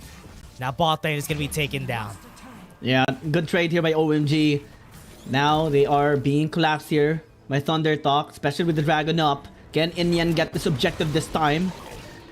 Or will XY steal it away from him? White Cat is here as well. Z just in a ward, so they know where he's gonna be going in. SMK is in the vicinity. Dominus. They're gonna go in. OMG Monster with one Justice Punch again onto SMY. Doesn't have the explosive cast. Yes, he has. And White Cat will be able to take down SMY pretty fast, and that's gonna be it. One kill onto the board. Hero Center's gonna be there, but it's not gonna be enough because White Cat might fall down. That's gonna be a Drake onto the side of OMG again, and this is still in favor of OMG. And Thunder Talk still losing their fight. Doesn't have the perfect execution, but they want to get the kill in SMK. Doesn't have the Twilight Shroud. He is gonna fall here for sure, and he's not gonna go anywhere except to the ground. That is 3 kills picked up cleanly by OMG and a Dragon. And that is the best way for them to actually redeem themselves. After taking the tower in the bottom lane, they quickly, helped each other out. And even 15 had a nice impact in that fight because of the Dawning Shadow that he casted at the perfect time, so that White Cat will be able to get that kill onto SMY early into the fight as well. And now they will get the RH too. At least attempt to do so. Ooh, okay, SMY just wanted to maybe get that slight chance. And here in this replay, we will... Yeah, the initiation was really good from Monster. The cast was used to try and separate them up, but SMK is just zoning Chin away. After White Cat got the kill, he was able to still miraculously escape.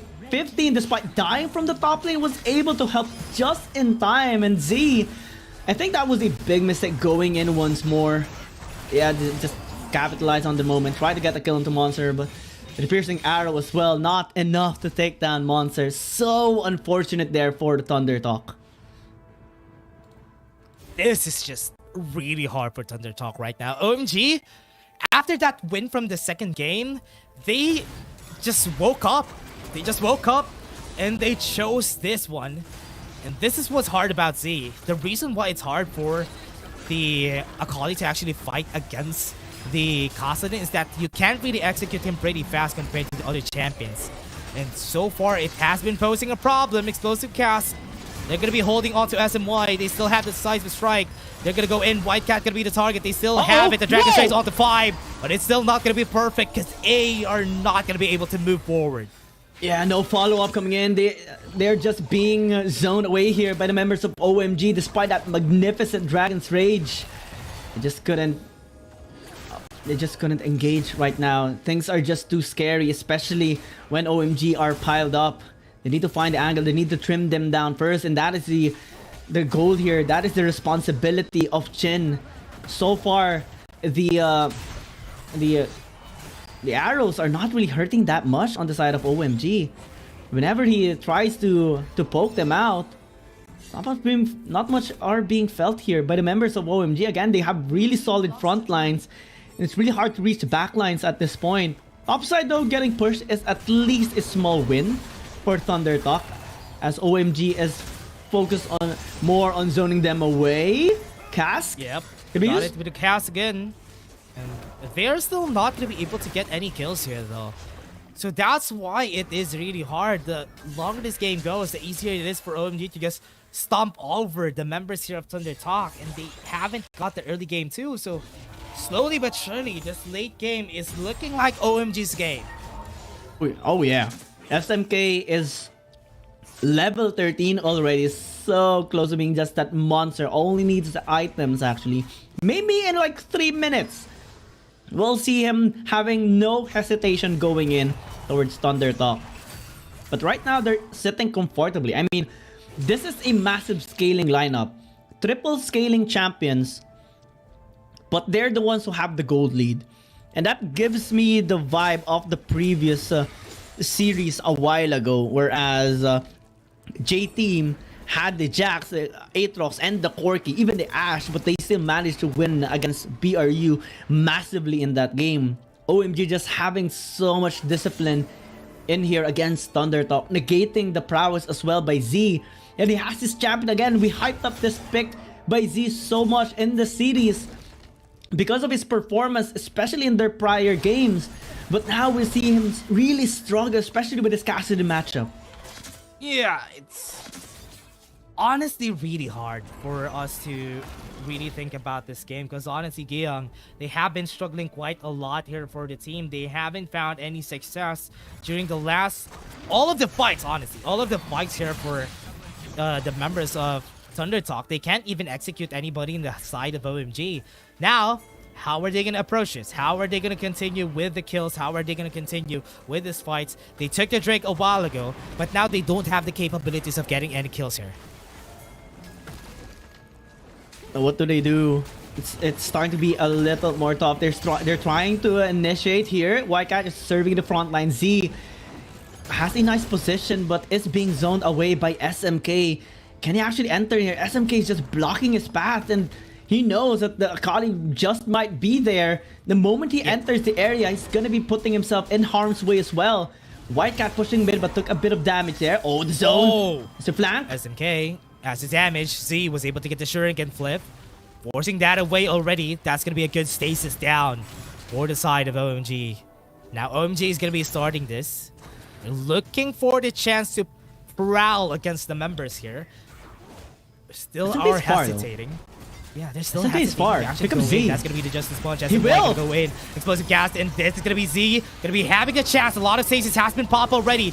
A lot of members are already low. Monster might fall down here. Perfect execution onto the back line. 15 is gonna be the target here of Z, and that's not gonna be it. Z could fall down for the Shuriken flip.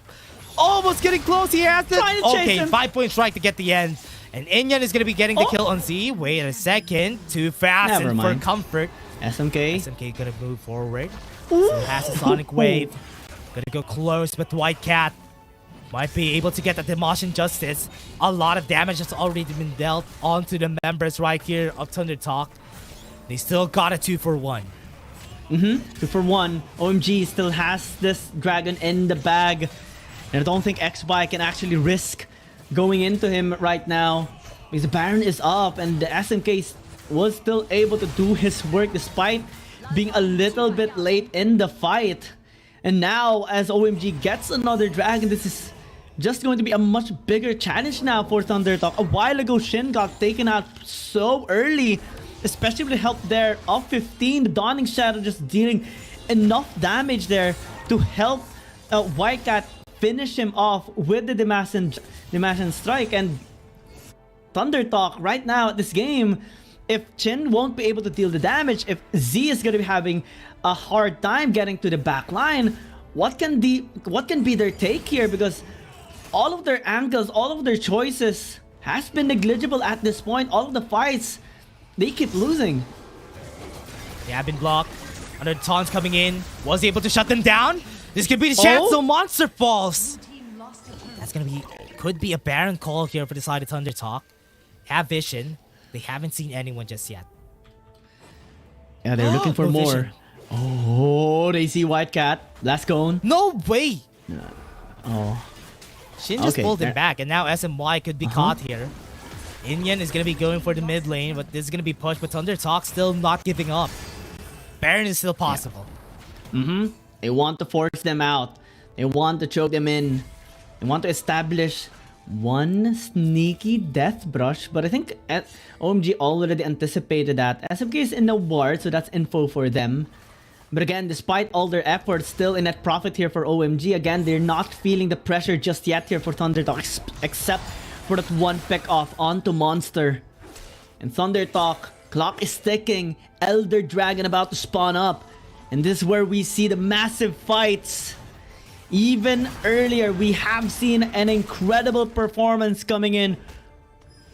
But will it be enough now? Will Thunder Talk pave the way this time for themselves? They need to really think about how they approach this though. Because Gyeong, they have a lot of problems. They can't even get kills. They don't have enough damage anymore. I thought they're gonna go for the Baron. They still didn't do it. Now, OMG, possibility that they could win this. One Justice Punch again from Monster could really end this. Oh yeah. Monster taking a lot of damage though from the pokes of not only Chin, but also X-Bai. The pokes just working here so far. Elder Dragon gonna be started here by X-Bai. Is this really the take they want to have here in this game, at this state of the game? As OMG, they're just waiting for the proper entry. White Cat, they get a bit of damage there. Z might actually get turned, has to fall back for now. But it's also being drawn away from his allies. Thunder Talk, they want to pincer in towards OMG, but they're the ones being zoned out. Away from the objective, they recognize the threat, especially coming in from SMK. The kick gonna come through. White Cat. Chain of go in. Chain of Corruption is also there. Guardian Angel is still available for White Cat, so he's not afraid if he's gonna die. But now looking at what Thunder Talk is doing is that they're dividing the attention here of OMG. Are they gonna continue to go for fights? With White Cat even able to get away and the dominance is out already for Shin. That's a big ultimate down for the side of Thunder Talk. Yeah, Wave pushing into the top lane as well, so Thunder Talk is trying to utilize that. Oh, there you go. Crocky. Shin gonna be target. You have everybody here. Shin's gonna be flashing away. No more decisive strike right there, but they're gonna go for the flash. Still able to end the life of Shin. And they're gonna go OMG. It's just gonna end the lives of the members right here. X-Bai was forced back away. They still have a lot of dashes as MY body slams away. He's gonna fall down here. OMG gonna be able to take it. He survives? What? But OMG is still gonna take this Elder Drake though. Yeah, this is Elder Dragon now for themselves. X-Bai cannot risk himself, but maybe Z will? SMK is in the vicinity. Will get healed up a little bit, but didn't go on to the crucial area in that. Oh, SMK spotted him. Gonna chase him down. Around the area. He can still go in though, 7k HP. They're taking quite a bit of time here, Gyeong. Gonna go in. Monster doesn't hit the Justice Punch. That could have been the end of X-Bai, but it's a good risk to take up. Yeah, Thunder Talk still holding a grip onto the members of OMG. So many damage members here on this blue side team. Thunder Talk continuing. TP. Teleport incoming. Shin is here. White Cat. Gonna go in. X-Bai gonna be the target. Tonic Shadow's gonna be there. Backline, look at that though. They're gonna be able to get one. White Cat is chasing down X-Bai. He knows who to target. Still have this. White Cat to go and flash in. They still have that availability. Gonna go in and try to get the steal. Is he not gonna be able to get the steal? And that's gonna be it. They're being chased down. OMG still has it in the bag. And this is gonna be them able to get this 4v3. Still able to get the advantage. What was that piercing arrow from Chin? And now they got it 2v4. They only have 2 buffs on their side. So Thunder Talk could risk to take it Baron. Yeah, they can go for it. They have Shin now into the top lane to clear out the way, building there for quite a bit. But now they can actually get this Baron for themselves. Interesting enough, Z was actually so late into the fight because he missed that shuriken toss. And now, but you still managed to deal the damage. Elder Drake taken there by OMG. But the output was still amazing coming in from Thunder Talk. Check out Chin here, piercing arrow. Right into 15. Ace in the hole. MVP play, I would say, in that particular fight, as he was able to at least negate one more member on the side of OMG that could have been very disastrous to get an Elder buff. Okay, here's the thing. With the Elder Drake, they could still pose a threat. One Motion Justice from White Cat could end one life already. So that is something that you need to be careful of. OMG still has the advantage, everybody. Don't get me wrong, because they still have a lot more gold. They still have the Elder Drake. So in this fight, it is going to be more important to look at how they're going to be playing around this Baron. Yeah, Elder Dragon still available here for OMG. At least onto 2 people. They're going to be trying to make a play here. Curse of the Black Mist gonna be used here just for the zone play. against Thunder Talk. Baron is up. Z very, very far away, trying to build a small wave there towards the bot lane, but has to be very careful. People are already on their way towards him. If they catch him off guard, that's going to be disastrous. SMK is starting to be an absolute beast now. Again, this is late game Kassadin that can just burst so many people. Kassadin at this point is really scary. And this is just... oh man, this is just really hard for them. And now with Thunder Talk, this is the smart way of playing though. Don't get them or don't let them take any advantages against you. Because with how they're playing, they're looking at another angle here. How are we going to approach this Baron? No Elder Drake is what we need. And the Elder Drake pop is now down. Interestingly enough, Whitecat hasn't died yet in this game. Well, he's attacked, but also Chin. Now, X-Spy. Okay. You gotta run. You gotta run. Flash away. Yep. Was able to run away. That's gonna be what's important there. And now, with OMG, looking for every opportunity. Look at Monster though. Every fight, he always goes for the Justice Punches. Because he really wants to get this. And now look at the towers. The towers are slowly falling down because we're on the 25-minute mark, everybody. Oh yeah, this is the way that the game is basically saying that, okay, you're playing too long. You're taking too long. All towers must burn down. Wait. The Dawning Shadow? That was big. What? It was used because that's huge. He was forced to flash away because of it. Now they don't have any more safety for 15. So on this Baron fight, Thunder Talk knows. So that's why they're taking the position a little bit. Also, they have a better position on the towers actually. Top and mid will be pushed down. So now they would have better access towards the Elder Dragon as long as they stall things out. And now it's just a while ago it was 2,000. Now it's so low. Very, very low. Slowly but surely ticking down. OMG, what are their plans? Well, we do see SMK building a wave in the top lane. Whitecat actually took a lot of damage, but now Thunder Talk starting this Elder Drake. They want to draw OMG. Will they actually turn X-Buy? What a great kick. X-Buy now low HP. Stasis is not available. The Guardian Angel is going to be there. They still don't have enough damage. Shin is going to be here. Might be able to get the kill. Demolition Justice onto the one target. He's going to pull down. That's going to be it. SMK is here on this fight. This is going to be the end of it. OMG taking down the members. That's a lot of damage from a Kassadin. And that's why it's also going to fall with the decisive strike. Last one member, but look at this bot lane. It's being pushed by the members of Thunder Talk. And this is going to be the end of it. They need to survive. If SM1 and Shin falls here, that's going to be one tower down. OMG is not letting them go back. And that's going to be it. Inyan taking this win for OMG. And they solved the case. They solved the problem. They won it on this fight at the lower echelons of the CN conference. And they were able to survive the war. And they are able to win against Thunder Talk Gaming. Thunder Talk may have won the small fight, game number 1, but OMG has won the war. Reverse sweep completed here by OMG, and will be getting their first win against their fellow Chinese team. What a way to actually deliver it till the very end. One of the longest games we have seen so far after, you know, that 34 and 45 minute game with Senna and Cerberus Esports and Naus, I believe. But now OMG at least have come back from their slump. What a way to actually deliver that final game. Great delivery from OMG. A really great performance from this team. And the way it went is that they wanted to just get to the late game, and Thunder Talk wasn't able to do anything. They just made the game so long, but until at that point, OMG was winning.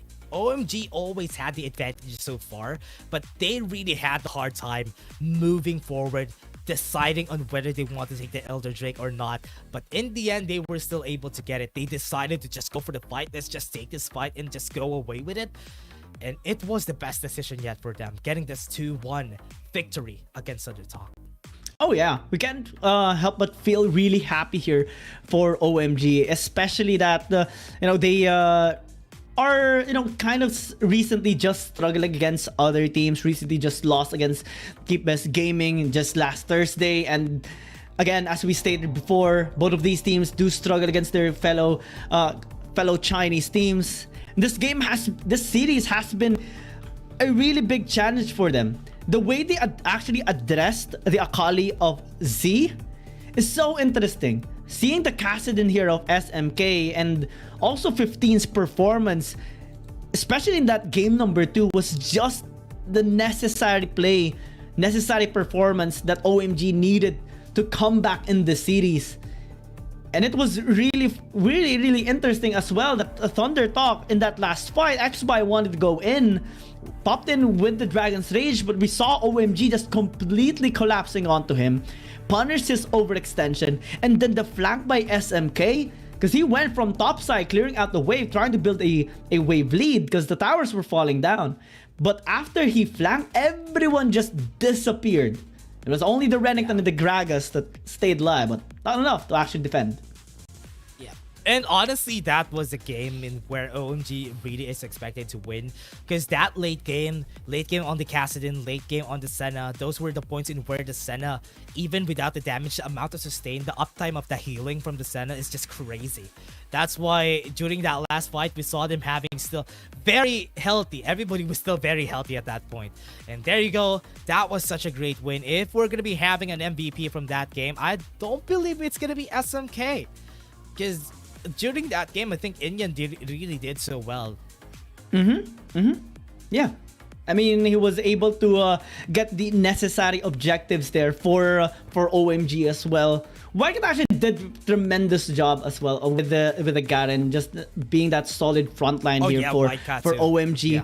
15 as well, miraculously staying alive with so many instances despite the efforts there of Thundertalk. Well, he died at some point, but again, it's just his performance has been very clean. Even I can't even recall just one fight that he got taken out in the top lane, but after respawning was able to help immediately onto OMG, trying to secure that second dragon, and the Dawning Shadow actually allowed Wycat to get the kill onto SMY and was able to actually even be there as well and follow up, catch up to the members of OMG and allow them to actually win the fight. That synergy is just something that OMG needed to have, that development and that improvement to take down Thundertalk. And now Thundertalk, they're gonna be back on the drawing board, I guess, since after this loss, they so far have yet to win actually against their fellow Chinese team.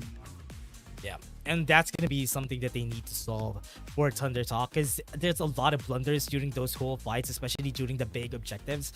That's why they really lost so hard against the enemy team. But again, it's gonna be the MVP. It's gonna be Inyan. There you go. Oh yeah, Inyan deserves it. So there you go. Well-deserved MVP performance.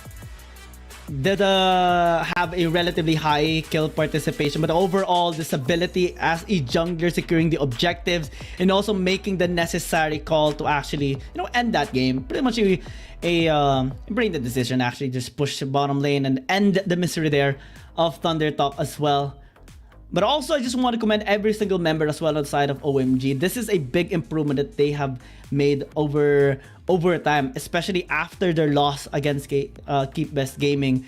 They managed to at least patch up some of their prior mistakes before and have a much more solid performance, much better laning phase, much more efficient farming as well, and also stable in our fights. They no longer are that team that actually is a little bit miscoordinated. Now they're more collected than ever.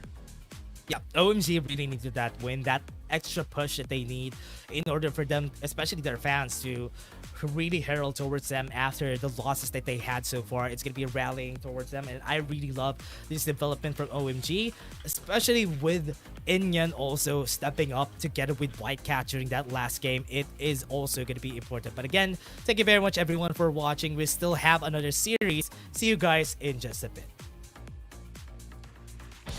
Dear Summoners, Wild Rift League Asia is about to begin. With a brand new tournament format and teams, what changes can we expect? Let's take a closer look. WRL consists of two conferences, WRL CN and WRL APAC. 12 teams from the WRL CN conference and 8 from the WRL APAC Conference will compete through the regular stage, playoffs, and finals to view our ultimate glory. All matches will be played in a BO3 format in the regular stage. The 20 participating teams will compete within and across their conferences.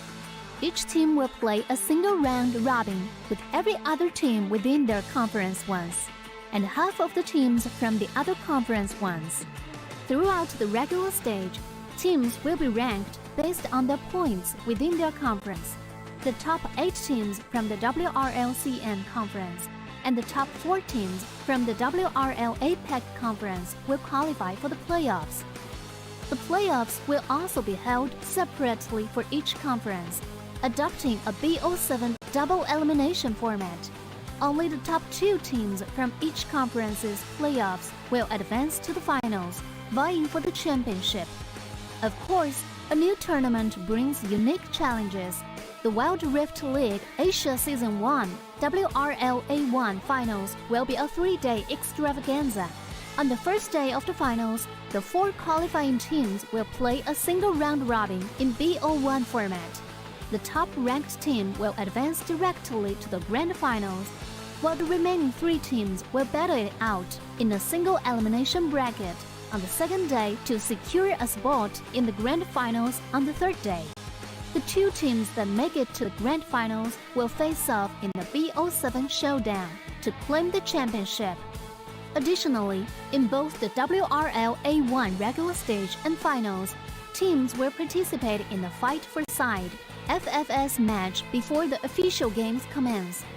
The FFS match will be played in a 1v1 solo mode. Each team will send 1 player to compete. They will ban 2 champions each from the official weekly rotating champions pool, and then select 1 champion each for 1v1 competition. The winning team of the FFS match will earn the right to choose their side first.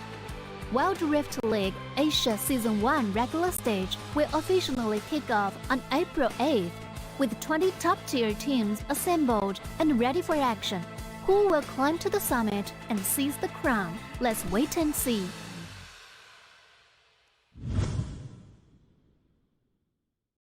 Dear Summoners, welcome to the Wild Rift League Asia 1. With the new season comes a fresh upgrade to our Spectre UI, designed to provide everyone with a better viewing experience.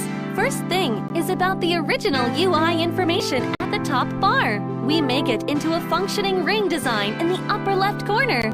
The ring not only includes basic information such as team names, match duration, kills, towers, but also displays the gold difference through the red and blue rings. What is a great game without the competition for map resources?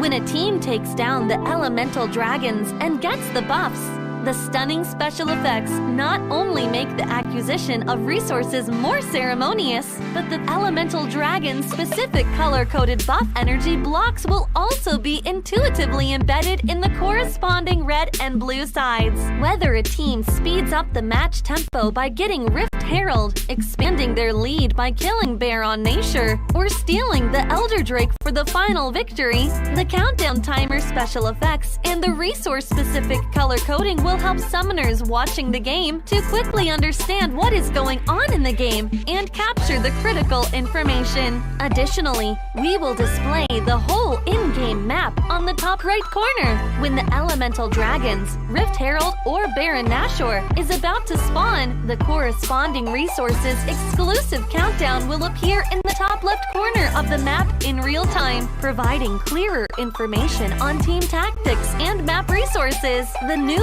UI will introduce 4 panel modes: the landing phase mode, pre-team flight mode, team fight mode, and post-team fight mode, a combination of 4 refined panel modes to ensure that the most important real-time data in the game is presented more intuitively and comprehensively than ever ever before. In the landing phase mode, in addition to the real-time images of the players, champion selections, summoner spells, and champion experience, we will also supplement real-time gold, KDA, and items during the landing phase. Meanwhile, team stats history will also be displayed based on the progress of the game, allowing summoners watching the game to stay informed of the comprehensive information in real time. In pre-team fight mode, we refine and integrate the information on the gold difference between the matchup to help summoners keep track of the player's items builds in real time through the items column. This makes the state of both teams clearer before the team fight.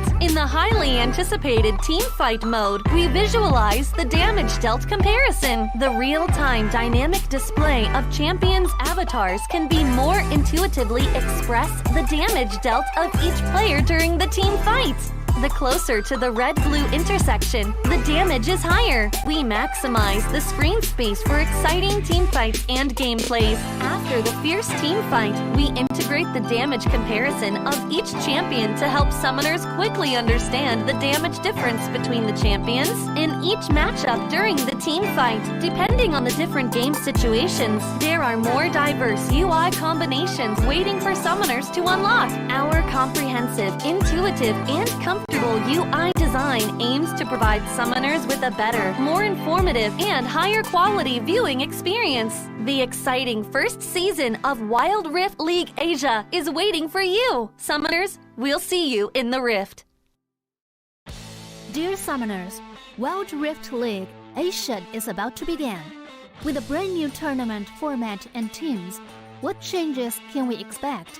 Let's take a closer look. WRL consists of two conferences, WRL CN and WRL APEC. 12 teams from the WRL CN conference and 8 from the WRL APEC conference will compete through the regular stage, playoffs, and finals to view our ultimate glory. All matches will be played in a BO3 format in the regular stage. The 20 participating teams will compete within and across their conferences. Each team will play a single round robin with every other team within their conference once, and half of the teams from the other conference once. Throughout the regular stage, teams will be ranked based on their points within their conference. The top 8 teams from the WRL-CN conference and the top 4 teams from the WRL APEC conference will qualify for the playoffs. The playoffs will also be held separately for each conference, adopting a BO7 double elimination format. Only the top 2 teams from each conference's playoffs will advance to the finals, vying for the championship. Of course, a new tournament brings unique challenges. The Wild Rift League Asia Season 1 WRL A1 Finals will be a 3-day extravaganza. On the first day of the finals, the 4 qualifying teams will play a single round robin in BO1 format. The top-ranked team will advance directly to the grand finals, while the remaining 3 teams will battle it out in a single elimination bracket on the second day to secure a spot in the grand finals on the third day. The 2 teams that make it to the grand finals will face off in the BO7 showdown to claim the championship. Additionally, in both the WRL A1 regular stage and finals, teams will participate in the Fight for Side FFS match before the official games commence. The FFS match will be played in a 1v1 solo mode. Each team will send 1 player to compete. They will ban 2 champions each from the official weekly rotating champions pool, and then select 1 champion each for 1v1 competition. The winning team of the FFS match will earn the right to choose their side first. Wild Rift League Asia Season 1 regular stage will officially kick off on April 8th, with 20 top-tier teams assembled and ready for action. Who will climb to the summit and seize the crown? Let's wait and see.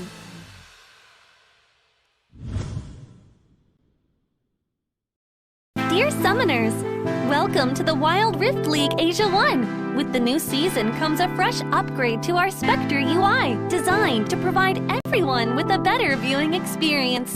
first thing is about the original UI information at the top bar. We make it into a functioning ring design in the upper left corner. The ring not only includes basic information such as team names, match duration, kills, towers, but also displays the gold difference through the red and blue rings. What is a great game without the competition for map resources? When a team takes down the elemental dragons and gets the buffs, the stunning special effects not only make the acquisition of resources more ceremonious, but the elemental dragon's specific color-coded buff energy blocks will also be intuitively embedded in the corresponding red and blue sides. Whether a team speeds up the match tempo by getting Rift Herald, expanding their lead by killing Baron Nashor, or stealing the Elder Drake for the final victory, the countdown timer special effects and the resource-specific color coding will help summoners watching the game to quickly understand what is going on in the game and capture the critical information. Additionally, we will display the whole in-game map on the top right corner. When the elemental dragons, Rift Herald, or Baron Nashor is about to spawn, the corresponding resources exclusive countdown will appear in the top left corner of the map in real time, providing clearer information on team tactics and map resources. The new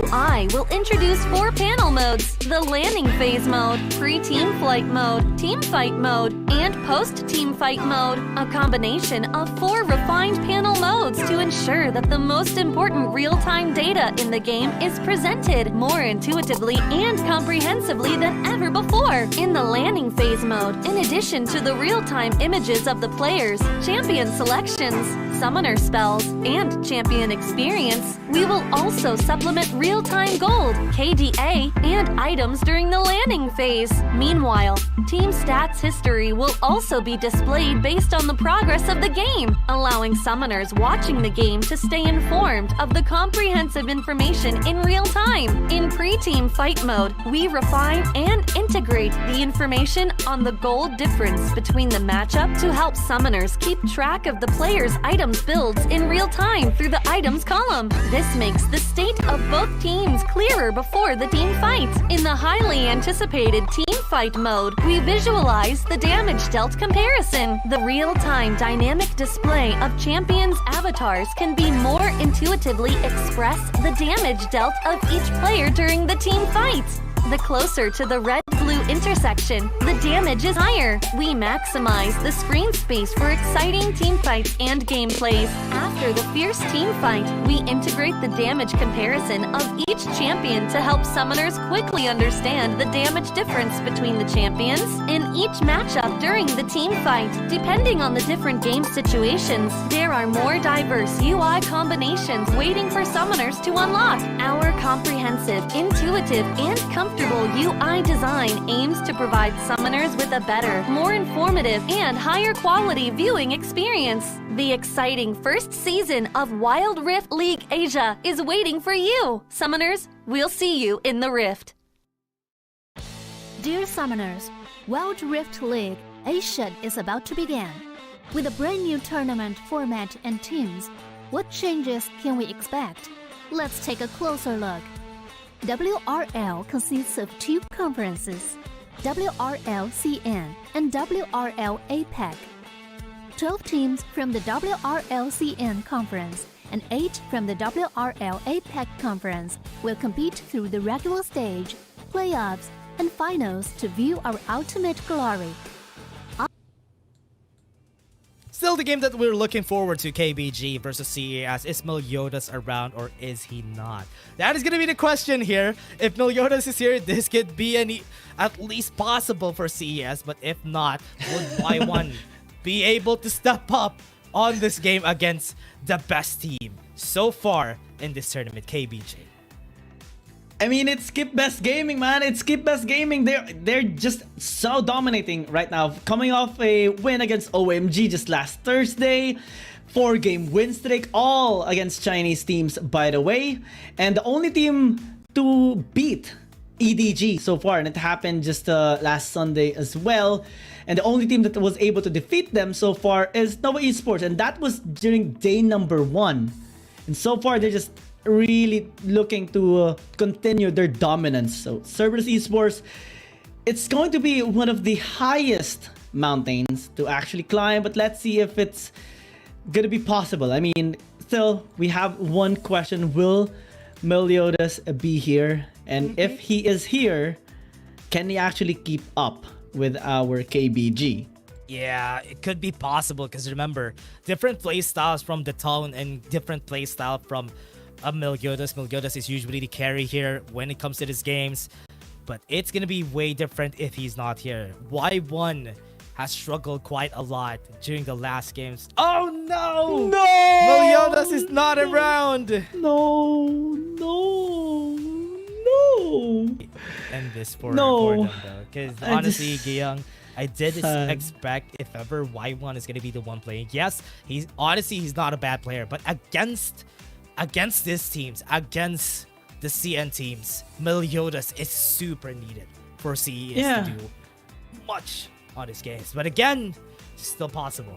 I still believe it's me sniffing the copium for the APAC teams, but hand me some of that. It's copium. You need some of this copium, man. This copium is I need it. And it's KBG. Yeah.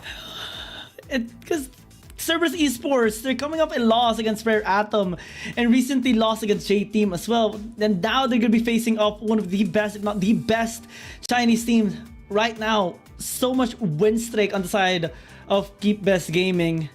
And, well, in here, blue side 3 out of 5, red side 6 out of 8. And the only reason why they have those scores is because, one, their match against Nova Esports, and 2, their match against EDG as well. And Cerberus Esports, they have been really struggling in almost every game, every series that they had. The only win they had was actually against Naos Esports, wherein they had a reverse sweep. But after that, against any Chinese team, it just has been a one-sided beatdown. And I'm talking about pre-20-minute games. And now to face off KBG, it's going to be really, really hard because, again, Meliodas is not here. We have to really look at Y1 now and how he's going to be able to fit the role that Meliodas usually puts here for Cerberus Esports. Yeah. Now let's take a look at the head-to-head Y1. Look at the KDA. They have had problems here for this one. I really do love to support a lot of our SCA or APAC teams, but CN conference teams are just built different right now, everybody. CN teams, especially KBG, even if they're a new organization, this team has won the last WRL. And that's why this is the standard. This is the highest standard of play for the CN conference. Top 1 in the WRL, first place in the Hui the Legend Cup 2023, Season 3, also in Season 2, Snapdragon Pro Series in the China Masters, the OU Master Series as well, in the Wild Rift League Interventure Qualifier way back 2021. This team is just an absolute monstrosity in all of the tournaments that they join. And now Cerberus Esports is going to be facing them. This is going to be kind of like a David versus Goliath story. Not because of Cerberus Esports being that really small, but it's because of the condition right now of APAC in general against the Chinese teams. And now as Cerberus Esports will face against one of the best, if not the best Chinese teams, KBG, it's just a dream to have now. And dreams don't really materialize that much, especially here in this Wild Rift scene. But it's something to at least take into consideration here by Cerberus Esports, because when I'm going to be trying to be a little bit positive here on the side of Cerberus Esports, at least they pulled up one game against Rare Atom last Saturday. Maybe they can pull up at least a game here against Keep Best Gaming. I'm going to be hoping. It's Rare Atom we're talking about, man. That's impossible because Rare Atom is really at the bottom of the barrel here. At the bottom, yeah. Yeah, for it's reaching the CN conference. And yeah, that's a good copium. I also need whatever your copium you have there, man, because this is hard. This is hard to say. I honestly believe that KBG would be able to win this one-sided against a Cerberus Esports, because yes, it could be a possibility that they can do, but it's really hard to go there. It is. Because even in the APAC conference, even against APAC teams, Cerberus Esports have been struggling. That's why it's easier to tell everybody that KBG might win this one-sidedly. They even struggled against KT. KT landed a reverse sweep against them. And KT is a team that so far is struggling against Chinese teams, particularly in their match against J-Team. And actually, with regards to J-Team, that is something that I'm going to be looking forward. KBG versus JT. But in here, because, well, let's just try to relax for a bit. We have Fight for Side, we have the introduction, and we have the message as well that they are going to be saying to each other. Yeah, one of my favorites though is the Trash Talk series right here against CES and also for KBG. I hope CES would be nice with theirs. They might be tripped up. 2023 World League Asian 1, I'm Laura. Today's final match will be played by CES versus KBG, which will be the first time KBG will face team from WRL APAC, and they will stick to their own efforts. And for CES, this is undoubtedly a tough it's battle. the first time I'm sure they'll do their best. that they're fighting against WRL And now it's time to APAC. welcome Saigon CES Esports and KBG Gaming. Oh yeah, they're gonna stomp over APAC for sure. But no way. This is sắp được thi đấu với đội vô địch WRL 2 và mình và cái đồng đội của mình sẽ hướng tới việc chiến thắng trong trận đấu này. That's wholesome, man. That's wholesome. That's wholesome. It is, it is. 好好看，好好学 Here 吧， comes the 弟弟 taunt. 们。 What? I hope that's wholesome though. I think you're saying maybe good luck.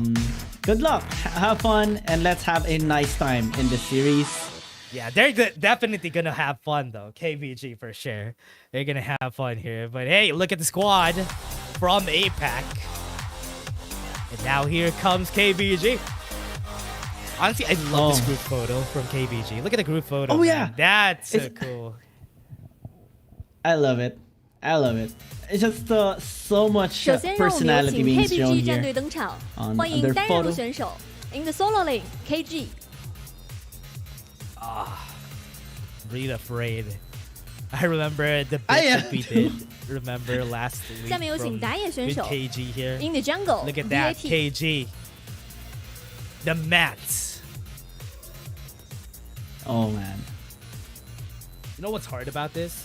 Is that KBG, all of their players are 接 good. 下来让我 That's 们 the 有请 problem. 中路 All 选 of 手 their players are good. Mid lane, That's why most of the time one. people have been always putting the spotlight on Anran. Yes, Anran is good, but the other players here, they're all good. 下面让我们有请 And 射 that's 手 why it's hard In the to duel fight lane, against It is. KBG. KG coming from Team 4 Champions. Anran was from Chosen One. Don is just there all throughout. 最后有请辅 And even 助选 see 手 and the Yu support coming from Yu. OMG actually.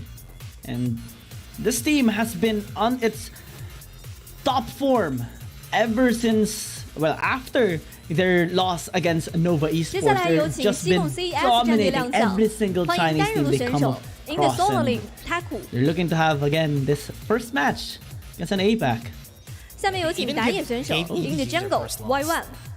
So that's why KBG is just. 接下来有请中 But 路 again, 选手 In the mid lane, EDG, I don't know DNM. if EDG trolled during their first game because they picked up a Vayne Lulu 下面有请射 against 手 the In the KBG duel in lane, that match. Linda. So I'm not really sure, but that could have been 最后有请 an 辅助 EDG 选 win. 手 But again, and the KBG support is still Aquino. Oh, a yeah, very same. good team, everybody. But CES, to all the APAC teams out 两支队 there, 伍现已集结完 I 毕 hope，you're 让我 ready 们即刻进入召唤师峡谷 for。this game. All the players are getting Are we ready for Let's this start game? the duel.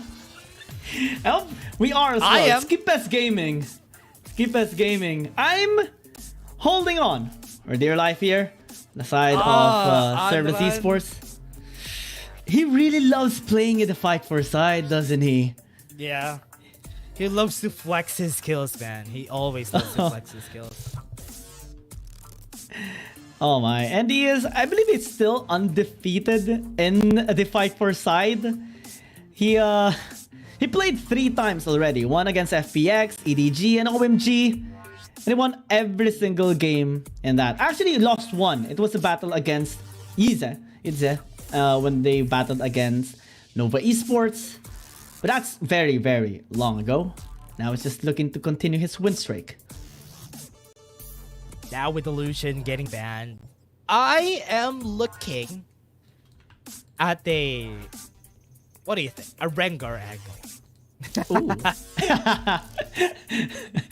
Please pick the Rengar. I would like that as well. Lee Sin's available. They're probably going to be picking the Lee Sin and Revivin. Oh, but the Yana from Unron could potentially get picked too. Twitch? BMM? Going cheeky here, shall we? Oh no. If he picks a Twitch, that's going to be destroyed for sure. Okay, that's better. Okay. The Yana versus the Darius. BMM has a chance here though. BMM has a chance here. So far though, Andran has been undefeated with the Diana in the fight for side. He said twice already. Last Sunday and just Thursday. He faced off against Xiao Jiang with his Vayne, though, yeah, it was expected already. Against Illusion, he actually won, killing 1-on-1 twice in that fight for side. Now he's going to be facing off against a Darius here. And let's see if BMM can actually pull off a win against him. Again, the Darius is quite strong in the 1 versus 1, especially if you do get your hemorrhage stacks in and also get your sustain up. Get that full blow with their Noxian Guillotine. Yeah. This 1v1 is going to be important how they approach this early fights. Because especially if it's against a Darius, man. Darius is just going to destroy your early game. We all know that. The Darius is just so strong in the early stages. So that's why until level 3, you won't be able to fight against him. And if he builds Stanky, building Bow of Malmortius, and even a Mercury Treads, this Diana is going to have a hard time. But yeah, as we say, it's Unrun we're talking about. He's going to make the impossible possible. Oh yeah. We can't be surprised anymore if Anran just pulls off a nice performance here, even in the fight for side, as he's just kind of like the star player here at the side of Best Gaming. Let's see, let's just have a little bit of fun here. It's BMM and Anran gonna be facing each other up for the first time. Again, first APAC game of Keep Best Gaming. And it's the first time as well we will see a Darius versus a Diana matchup. It'd be easy to put the stacks up for BMM here. But Unrun played this matchup also before. Remember when he played this matchup on a 1v1 even against a ranged champion? After he got to level 5, he just destroyed that Vayne. And now Unrun is looking to do the same thing. But as long as they get to level 3 for CES, BMM could potentially get this a fight way easier than expected. Because now, for the first time, Andres is going to be facing off against a melee champion. We still see the amount of respect he gives. Ouch. Again, BMM just continuing with the poke as much as possible, especially with hemorrhage stacks, doing the work against Andres, chunking him down 60%. BMM actually zoning him away with some of those minions. And Andran starting to feel it a little bit. Actually goes Sin. Uh-oh. Yeah. Ouch. Not a lot of HP already, and Unrun, even with the shields, might not be able to hold off here.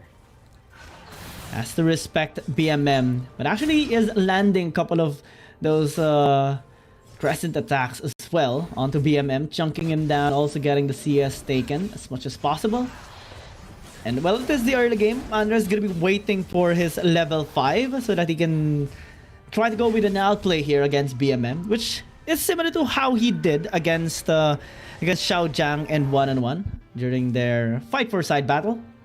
Okay, some AP items here. Let's see if BMM will actually get some damage items or will try to get some HP items here for himself, especially in trying to negate some of the damage of Andran. Wow, he goes in. Yep. And there you go. Unrun still slowly getting there though, man. And now with BMM already on to the 5 stacks. If he gets another flash here, that could be a very dead Unrun on this fight. That is good. They were able to get one in the end, and they're just gonna follow suit onto the next one, on the next battle that we're gonna be having. Anran is trying to collect himself. That was a bit of an oopsie that he did. And again, one of the outplay that he has been doing is utilizing the minions to catch his enemy off guard. And again, actually be doing that again here. Actually attempted it a while ago against BMM. So far hasn't had the best success with it. Now as the pokes come in, actually it is helping him get the leverage here, at least the HP standing. And then just focusing on clearing. Again, just the scaling to make sure he does get his items ready for the later fights. Yeah, and now for this, going back and is waiting for the burst though. I hope that they would be able to get this next one for BMM. Now with the level 5, Noxian Guillotine is available too. So this could be an easy fight moving forward for KBG. Ludens versus Divine Sunderer here for the Darius. Looks like he does want to have that really good sustain, at least in the laning phase. But Oblivion Orb actually picked up a little bit of an anti-healing there, as Anran does respect the sustain coming in from BMM. Does have the poke consistently now. Every time the Ludens is available, he will be trying to proc onto BMM. Yeah. And that is kind of like the goal now. Doesn't use it on the minions now, actually. He has a shield, so this is gonna be way easier for him to go in. And again, let's go! That's the goes! And I think... Oh, wait! The turnaround with the moonfall! Here comes the Auction Guillotine, 5 stacks on the hand of Andron. And yeah, he survives! Wow! He survives! No hesitation, goes in onto BMM. Didn't expect him to actually be the one to go in first, but very well calculated actually here by him. Andron, what a monster, even in this 1v1. Not even hesitating to buy that Oblivion Orb on this next recall. One is still... BMM needs to be careful on this next fight. He does. Spectre's Scowl gonna be picked up now. He has to pay respect here towards Andran. And again, Andran can just go in once more. Did pick up a couple of items for his damage. Oh, he's trimming it down. In and out. Yeah. Still not there. I thought that could have been it. But with that, KBG still gonna wait for that moonfall to get there. If ever he gets the moonfall, it could probably burst out BMM pretty easily. But the respect is still there with BMM. He's not moving forward pretty fast, doesn't have any heals anymore. So if ever Unrod is just looking for him to just try to go for the minions, and once he gets the minions, he's just gonna be... Look at this, he has control of the game already. He has. BMM is just being completely zoned away from the minions. Oh man. Andran's just taunting him right now. Yeah, even...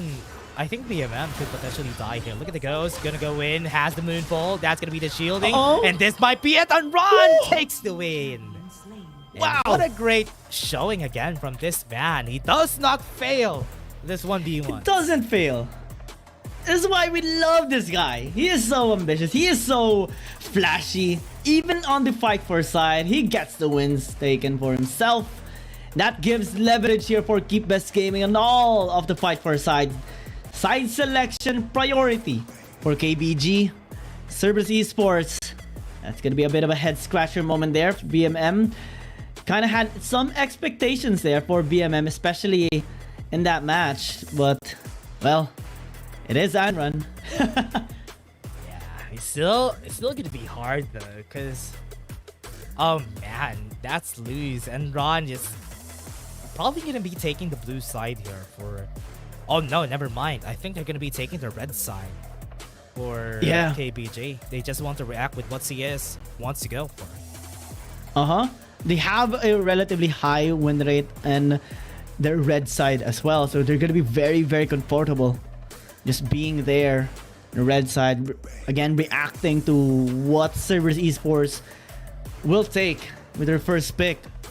And props to KBG. I mean, this is a team that can quickly just adapt in any sort of situation, any champions can be fully utilized by these players. So it's really actually hard to take them out. What do they ban away from them? What do you take away? Because no matter what champion they actually use, they just wreak havoc with it. This 1v1 though, KBG is still probably gonna be looking like the favorites here for this games. Because not even probably, I'm sure that they're gonna be the favorites for this one. I think there's a lot of fans for KBG. It's also because of this personalities that the teams have been showing whenever it comes down to this fight. And also Yu, someone to note for KBG, is probably one of the strongest supports that we have in the in this whole tournament.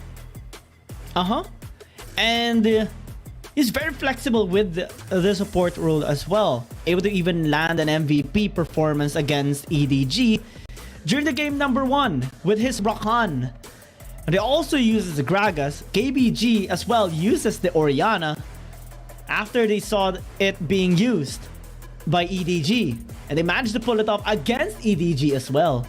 So that just shows how, you know, on a different level this team is really in. They just really make sure they get the dominance done in every matchup they come across. Not even EDG is safe from their dominance, and now Cerberus Esports is about to face their wrath. Can they withstand it? Can they resist it? Or maybe can they actually fight back against KBG is the question. I hope this is going to be as close as we can get, but as we said, as we predicted to, KBG is just a good team. And CES, this is a big hurdle for them. It's going to be way harder. I thought that if Meliodas is going to be the one playing here, it could be different. But Y1 is also a very stable jungler. But would this team be able to follow through with what they need in order for them to win? Because it takes a mountain in order for you to win against a team like this. Battle of attrition is going to be the problem here for Cerberus Esports, or at least a challenge. And did you know that Cerberus Esports actually hasn't gotten a game above 20 minutes against a Chinese team? So in terms of withstanding them, or at least resisting the dominance of a Chinese team, it's not really present just yet. And the only win they actually had in a single game was against Rare Atom. But it's incomparable compared to KBG. Now as they are on blue side, what will be the path here of this Cerberus Esports? Path to victory is what they need. Even just one win against KBG is always going to be important. Look at the respect that they have for that Fiora. KG, last week was so scary with that Fiora. Got a 2v1, he's still packed up with a 1 kill in the end. And that is still etched in my mind. That is a scary Fiora player right there. Look at the bans. So scary. They have availability for a Senna here for CES and even a Jace. APAC loves their Jace. They do. They really do. But will Cerberus Esports actually pick it up? It's the question here. Will they be able to utilize this champion perfectly against KBG? KBG loves punishing any sort of mistake that you make in a team fight. And we have seen a lot of mistakes coming in from Jace players on the side of APAC teams. Especially with their discipline going in too aggressively and going to the melee form. Kitbest Gaming, they're going to be looking for some tools that they can use to actually punish Cerberus Esports. Again, the Gragas has been one of the pinnacle champions here of UU. Always cementing a massive victory and setup for KBG whenever he gets his hands on this. Yeah. It's going to be monumental. Oh, KG going for the... Wait. 32% win rate on a Jax. That's the overall win rate of a Jax on this whole tournament. And KG is taking the risk in picking this Jax. Yeah, and actually, KG only used this champion once in the entire tournament so far, and it was the match against Nova Esports, game number 1 in which KBG lost. So far, KG has a 0% win rate on this champion. And maybe it's just looking to have a bit of a challenge here, going a little bit far from his usual champions and trying to now redeem his stats here with the Jax. Cerberus Esports though responding with utmost aggression. Riven and Nautilus to maybe try to shut down KG. Going for the Yone on run. I don't believe that the Ton would be the one using this Yone on their side, because most of the time I see the Ton just going for very specific champions, for example the Xin Zhao, and even going for the Shen every time. There's gonna be a bit of changes here if ever the Ton is gonna be the one using this, but Unron could still pick up the Akali if ever they would need it in this fight. Most likely it's actually going to be Unrun. He is so far 3-0 with this Yone. With massive amount of performance. Got the MVP twice, if I'm not mistaken, as well. Just because of his prowess with the Yone.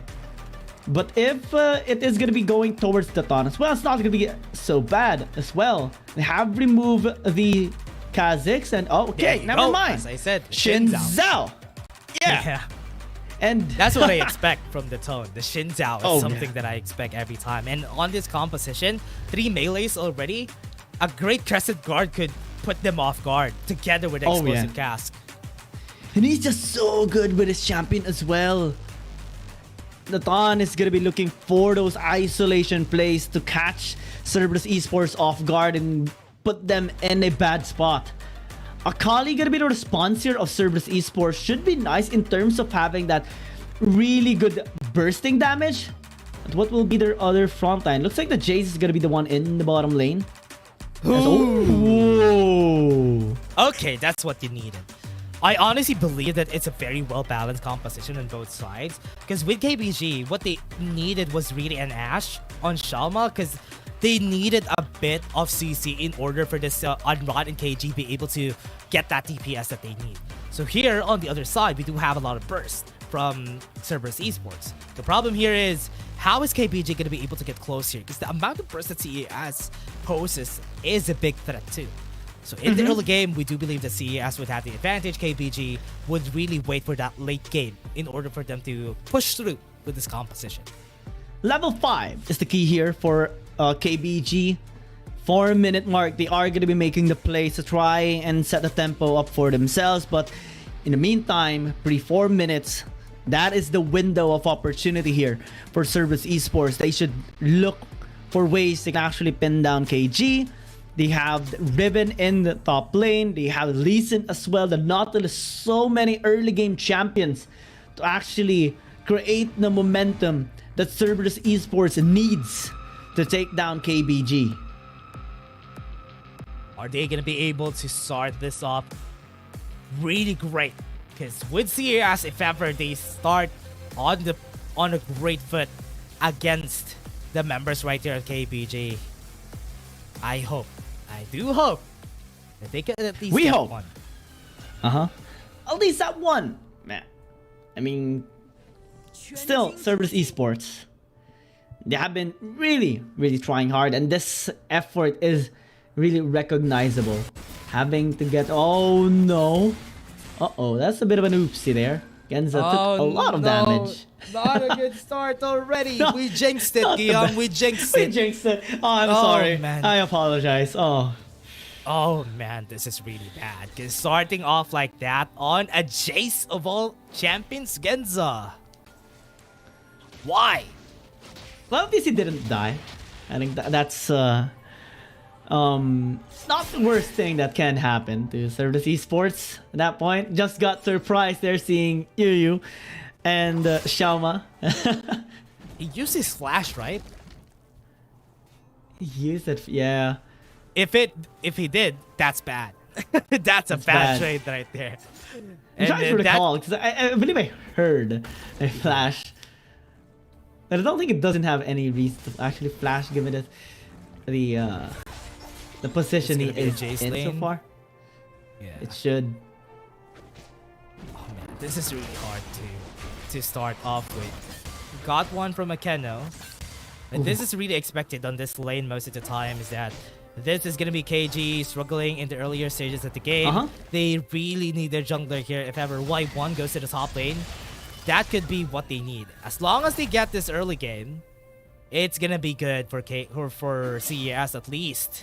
So now, looking at the top side, looking at the fight here against Y1, I think, oh, that's a lot of damage, and that is what you don't like. Xin Zhao in the early game is much more threatening than a lot of the other champions. He's basically like an Olaf in the early stages. Oh yeah. And he hurts. He hurts. The Y1 felt that and immediately backed off, giving the scuttle crab towards the Ton. And normally you would see people going in, especially when they're using a Lee Sin, but not in this case. Not with against the Ton with the Xin Zhao. KBG does get that slight edge there in the top side river. So much more stable laning phase now. Or there's vision on the side of KBG. Tackle as well is quite low. Akino gonna be hesitating a bit going in now. Yeah, and honestly, from what we're seeing from KBG, they really know what they want to do. And this is the type of playstyle that you want to go for, is that if you don't really have the capabilities in the early game anyway, might as well just not take the risk of going into fights. And CES, I hope they see this, because BMM has been caught already by another stun. Faithfield is going to be there, and the Ton is just going to use that Crescent Guard just to make sure that BMM ticking on that red buff almost falls down. Almost. Again, 34 minutes. Haven't seen Cerberus Esports make something out of this. And when the level 5 came in for Shama, he casted that Enchanted Crystal Arrow, landed as well onto BMM. Almost got killed. Fortunately, was able to stay alive. Charge, no knockouts, might have the Dragon's Rage, and that kick might only be the reason why Y1 almost gets him killed. Yu got Y1 an elevator to get the kill, and now, not too fast. Yu chasing him down, but still not enough. But it's a good thing that they got the trade there, making it the 1-for-1. Yeah, it was a nice kill that they have picked up at the very least. Not really best gold funneling. Shield. I think he's dead. Yeah, he's dead. He has the Ignite on his head, and that barrier is not going to help them through there. Good start. Good start. Yeah, and since Yu wasn't really there to actually protect him because he came from mid lane, recalled as well, Taku made sure he gets the upper hand. Interestingly enough, KG was, overextending, did not respect the possibility that Akino will be there as well. The Ignite was enough to finish up the kill. What was that? Guard. Oh, if that was able to hit, that could have been... Oh no, I think they need to run away here, KBG. No more flashes from Akeno, but that's scary. Y1 almost got the kill there. Almost. Y1 is fishing for it, and I actually am starting to love his playstyle now, because last time I've seen him use a Lee Sin was their match against J-Team, and it didn't really pop off as he intended it to be. His performance was a little bit questionable at that time, but now I do see him doing the work, putting up the pressure and pressuring Keep Best Gaming at times. It needs to keep doing that if they want to pin down KBG. Again, early game is for them as of the moment. They should be fully utilizing their leverage against Keep Best Gaming, because late game is going to be so difficult for them. Nobody's using that early game power still on both sides. KBG looking at the Dragon at this point. It's just going to be an easy take for them. And CES is going to be going for that Rip Herald. As most Apex teams, they always have focused on this Rip Herald. Here comes the arrow, but no continuation from all the members right here of KBG. They're still not done. Deadshot is going to come in. Xiaoman now already low in HP. Sonic Wave's going to come out, and that might be a dead Akeno here. Nobody's going to help him out. Dragon Strays onto Yu. That's a lot of damage with the Crescent Guard. That's going to be Akeno. Is going to go for the fight against BMM. What a knock-up. And Ron has the barrier. Perfect execution is there to get the kill. And that's what you want from CES. Yeah, get the kill done. But wait a second. Genza still gonna go in. That's too aggressive. He went too far forward though. Yeah, and that allowed Keep Best Gaming to actually get the better end of that fight, because not only did they get a couple of kills, but they also got the Dragon as well. And interestingly enough, it's Cerberus Esports that we do want to be confident, but not too overzealous. And in here, it was just so deep. Popped in, yeah, they did get a couple of damage done. Did get the kill onto Nautilus, Andren as well getting picked off. But Kenza got too greedy. Tried to go in once more. Caught the ton. Going to the melee form as the Jace isn't really the best. And now KBG to get Akino being chased. Yep. Has a dredge line, but he's chased by the ton with a crescent guard. That again is just KBG just showing how they catch these mistakes. And wow. CES. They're not gonna be looking for trouble anymore. CS learned their lesson. They have to. As the lead is slowly being dissipated here by KBG Gaming. Only 1,500 gold now, and starting to see KG also popping off. He says hi to Y1. Immediately buy, as they're just wanting to get some vision established here in this bot side. Top side, KG is actually doing a really good job now. A lot of damage though. He went for the Valor. Moving forward. Akeno doesn't have a lot of damage, but if Taco was able to get the Honey Fruit, it's gonna be perfect. Though they have the damage, and Wind Slash is not available anymore. The KG charge! now low in HP. Ignite on his head and he's dead still. Will he be able to actually go through? That's gonna be dead a ton. That's what you wanted for CES. They need all the skills on run mode, be able to hit the Fade Seal. Twilight Shroud is not available, but here you go. He's back in the game. Here comes Gensa. They don't have damage. Yu, look at that too. This guy's in and run. Might fall down under the knock-up. He's at the ready. He has a shield. He has another one coming up, but Yu is also gonna fall. CES is making work out of KBG. 2 kills in the bottom lane, 2 kills in the top lane, and the tower by Cerberus Esports. This is what we have been looking forward. The performance of Cerberus Esports now. Oh, I love this gold chart that we're seeing. Every single one ahead against KBG. What? I might be dreaming, man. I might be dreaming. Are we? CES? CES is looking really good right now. I hope I don't jinx anything, because with that type of play, 5k gold lead, this is the bare minimum of what you need in a composition like what KBG does. In the performance of KG and Unrun, they have been struggling. Look at the 0-3 and 0-2. This is the chance though. CES needs to pounce on this to get that one win. This is it. They made a couple of mistakes a while ago, but now they're picking up the slack. 5,000 gold lead at 8 minutes, 9 minutes to be exact. And a slow build here by Cerberus Esports. Too deep. Another knock-up. Enchanted Crystal Arrow, but it's a good thing that the Twilight Shroud is always available, right? Because without that Twilight Shroud, KBG could have dived that. Yeah, Cerberus Esports now in the driver's seat in this game. This again, are we dreaming? Did we have too much copium a while ago? KBG Gaming is struggling against Cerberus Esports right now. Been sniffing so much hopium on the hands of CES. Oh yeah. That's why, look at this. 5.5k gold lead taking the Rift Herald. And now with the Dragon Battle, I do believe that CES has the advantage. So KBG needs to be careful. They got the tier 1 tower first against KBG Gaming. This is a massive lead that they have now. Only tower they need to push now is bottom lane tier 1, and they will have full jungle access here on the side of KBG Gaming. And they have successfully defended all of their outer turrets. One more though. I think when the waves crash, that could be a tower down bot lane. There you go. That's a tower. So 3 towers, 3 first turrets has been taken down on the hands of CES. So 7k gold lead on the board. Almost 7k.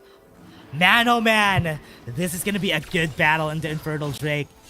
This is the performance that we waited for CES and now KBG. How are they going to approach this? Yeah. Fingers crossed now. Enchanted Crystal Arrow dodged. There by Akino and Y1. Shock Blast gonna coming in. Good start though for CES. No ultimates. They can chase down, they can push him back. KBG struggling to decide on what they want to do. That's gonna be it. That's gonna be a first one. That's gonna be Yu in front of everybody. They have the counter strike to work with. Stasis are gonna be there. Dragon Strikes, the damage is not enough. CES looking to win this fight. Not enough. Yu with a Shock Blast. He almost fell, but KBG was forced away, and this dragon is CES is taking. Oh my god! Cerberus Esports just head-on teamfight there onto KBG and still managed to shove them away from the objective.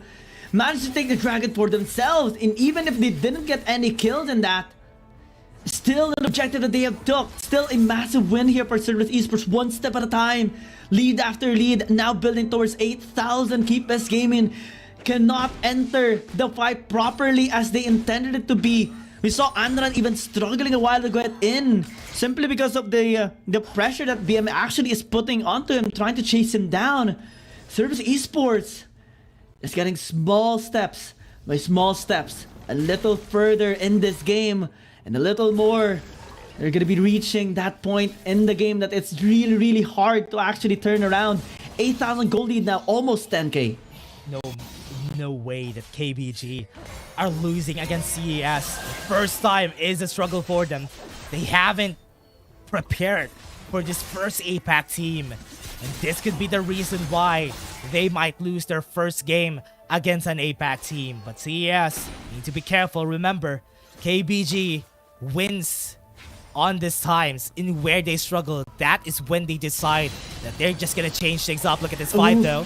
4 people are here. They don't have enough damage. That's gonna be on run on front. Akeno might fall down, and they don't have enough anymore. That's gonna be another knock up onto their side. Taku goes in with a wind slash, and the Ton is not gonna continue here. They still have a lot of slows. That's gonna be an arrow missing. Shalma. I thought that could be it, but again, CES still wins that fight for sure. Yeah, they did. KBG resisting a little bit, but not enough actually to turn the sides around. Now Keep Us Gaming still continue to struggle. Cerberus Esports, despite having, not the best entry there into the fight, they still have the confidence to actually go in, and they made sure to zone away and win that team fight for themselves. The flash in there by Taku was so brilliant as well with the burst. If they had more space in there, if there wasn't a tower there, that could have been an all-in by Cerberus Esports. They're just respecting Keep Best Gaming now. Again, this is a team that is this is just a team that can turn tides around when given a chance to. Just right now, Cerberus Esports isn't letting them, and they should never let them have the opportunity to come back in this game. Keep the pressure going, keep their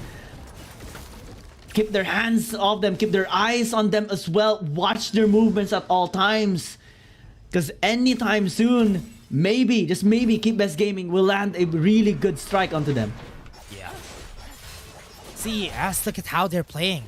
They're very slowly, oh man, they're slowly just creeping out on CES, because with KBG not having any vision, that is a good indication of what they can do at this side of the map. But KBG is still not stopping. Y1 was caught. They have the explosive gas. They're gonna go in against Y1. Dragon Chase is at the ready.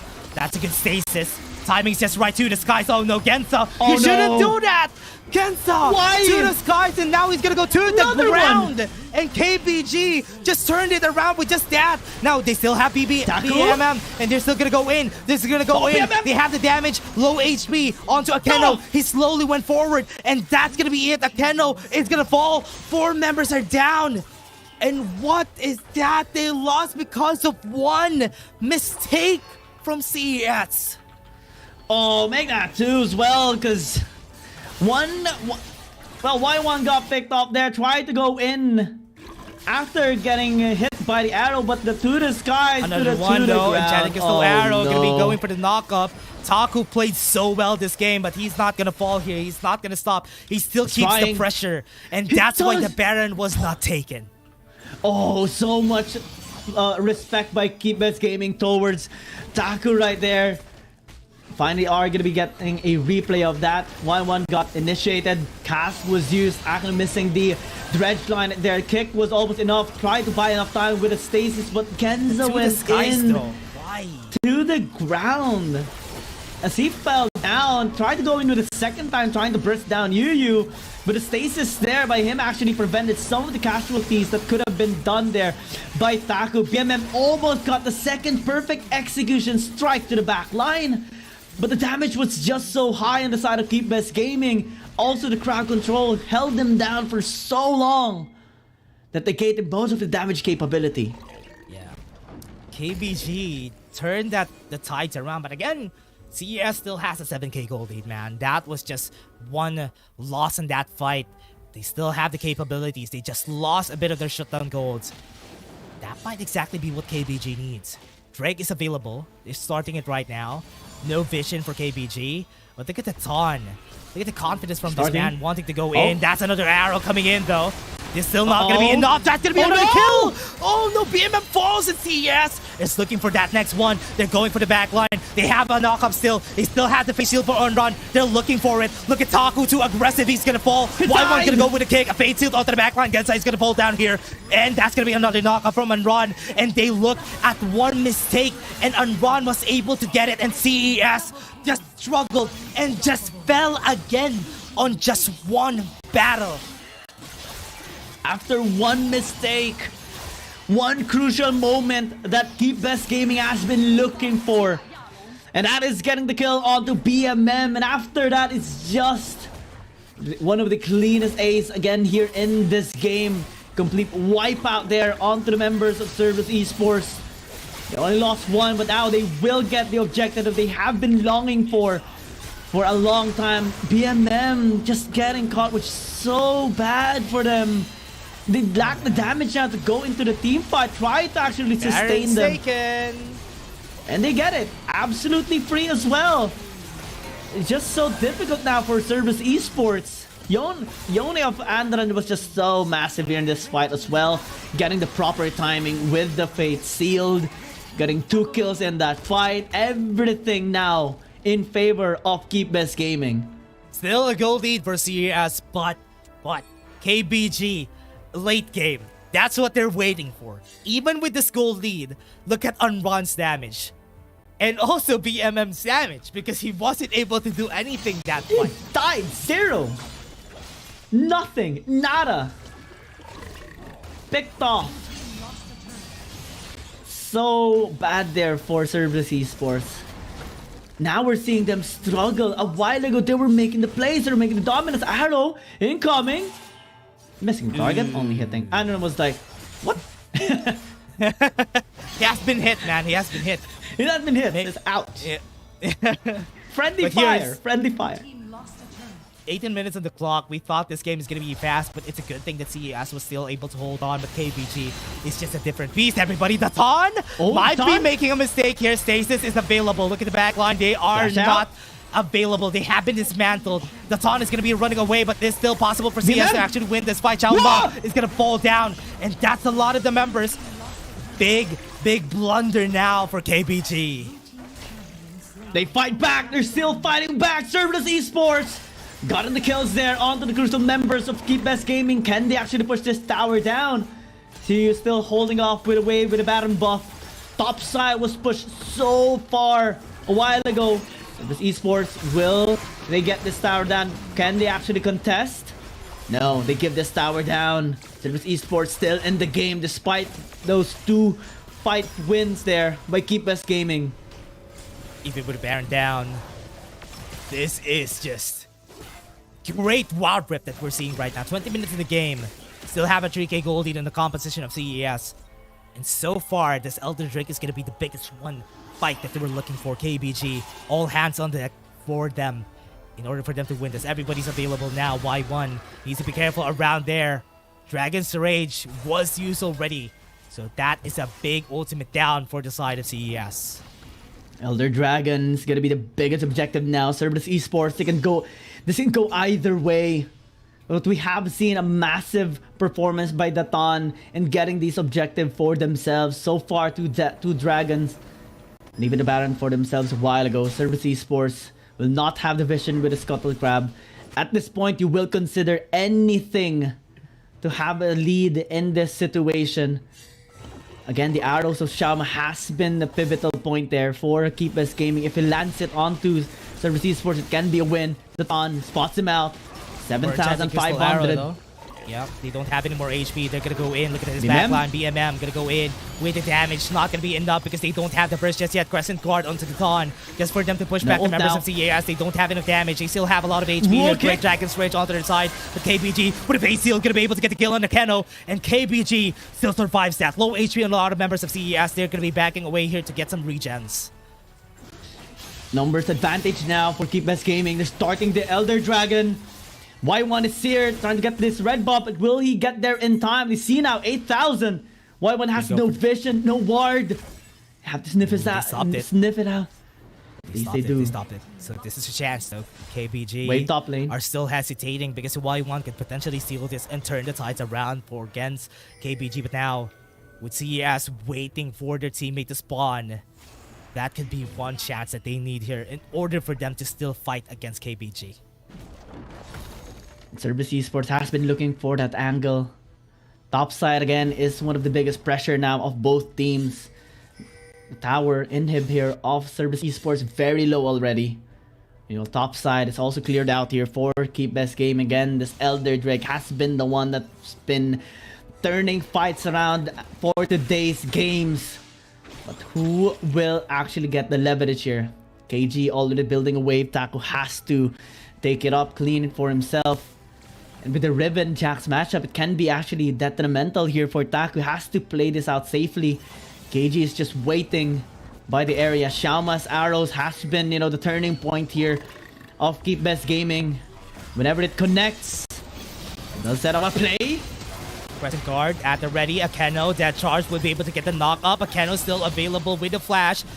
Good thing he has to stasis. Dragon Straight should help him out, but he's still not going to survive in the end. And KBG just took down one member again of CES. Now top side. This is going to be bad because if ever Taku won't be available in this fight, CES would have a problem in starting this trade right here. That's going to be it on the back line, but good thing he has the stasis though. Taking some time. They have the Elder Dragon. Y1 was hit, and Xiaoma against a Y to the skies in front of everybody. He dies now, and KBG are just in front of this fight. He still has to knock up. Safeguard is available though. Y1 would be able to survive, but 1 HP. Red buff is sticking on his head, and he's gonna be dead. And KBG just turned the tides around on the most crucial moment. 1v1, or rather 1v2. Taku against his team. Unrun is going to be here to help him out. Great flash to dodge the wind slash. Now that's going to be another arrow, but here comes the Elder Drake on the hands of KBG. Oh no. That's going to be the end of this game. It should be Keep Best Gaming keeping their form up in this game. No! The MMF's dead again. Oh man. KBG. Why did they make this match so, oh man. I thought there's going to be an easy win for them, but this game CES tried their best, but their best wasn't enough because KBG is looking so great. And Taku, even with the great performance that he did this game, it was still not enough. KBG was still able to get them the win. And that is such... What? CES had an 8k goal lead, man, and they let go of it. 8,000 gold lead a while ago, 5,000 at 9 minutes, 8,000 at 14 minutes, 3 towers taken out, all the outer turrets taken by Cerberus Esports in 10 minutes, and a massive lead by Cerberus Esports all throughout simply isn't enough to take down Keep Best Gaming. The moment they find an opportunity, they strike, and they strike hard. They struck so many blows here against Cerberus Esports. And we can't blame them. I mean, it's really difficult to face off KBG. But I think one of the reasons why as well that Cerberus Esports had such a hard time in that game was some mispositionings. BMM at times was struggling to get a good position out onto them. And Taku as well struggled to actually follow through, especially because some of the people are actually just taken out. Just like Akeno early time, especially when getting hit with the arrow. And To the Skies by Genzo is just a little bit questionable, you know? Going in too aggressively. Yeah. The To the Skies has always been a problem with those Dragon Lane chases that we have been seeing. That could potentially change things up. Genzo did so much damage, but because he's not available on those most crucial moments together with BMM, they don't have enough. Taku can't carry everybody. And that's why... He can. Oh man, that is so frustrating for CES. They could have won. KBG was confident in the first stages of the game. They thought they could win easily against CES. But CES got confident too when they got that 8k gold lead. They got too overzealous in that game. They got too happy. They got too cocky in that game. And didn't give the proper respect that KBG deserves. When they found their group, when they found their power spike, when they found their window of opportunity, it just took the victory away from Cerberus Esports. Especially in that last fight in the Elder. That was massive, baiting out Genza as well. To the skies again, did it twice in this game and didn't really do all too well for Cerberus Esports. That is a hard lesson for Cerberus Esports and many on the APAC members. They need to think about this next one, Skian, because that could have been a win for them. That was an easy win already if they just held on to that stable ground that they already are walking on. Because if they give that much of a lead, they have an 8k gold lead. KBG gave you a head start already. They gave you a head start, and in the end, they still got the better gold lead. They got the 5k gold lead in the end there. That was just, they wanted to fight on equal grounds, or rather, they're giving you a handicap at this point because they lost their early game. Yeah. But, oh man, it was just, whew, that was just so hard to watch, honestly, for CES, because that could have been easily held onto and just snowball that, take them out on where they're really struggling against. But that 2 aces that they got was the reason why KBG was able to follow through. It was a massive turnaround of gold as well, from 8,000 to merely 1.5 thousand gold. Yeah. And at the end of that, they got 5,000 gold lead as well. So that is technically a 13,000 gold turned around by KeepBest Gaming. All because of some of the minor mistakes that Cerberus Esports, but you can't really make any sort of mistake, no matter how small. KeepBest Gaming will turn it into a massive win, and we saw massive wins made there by KeepBest Gaming the moment they had their opportunities. And this might have just been the closest game that an APAC team can actually get against KeepBest Gaming. Cerberus Esports, they almost got it. They almost had that win against one of the best, if not the best, Chinese team on the side of KeepBest Gaming. That was took away from them. That is a hard lesson for them for sure. We still have no MVP. Who was the MVP during that game? What do you think? What do you think was? I think Unron.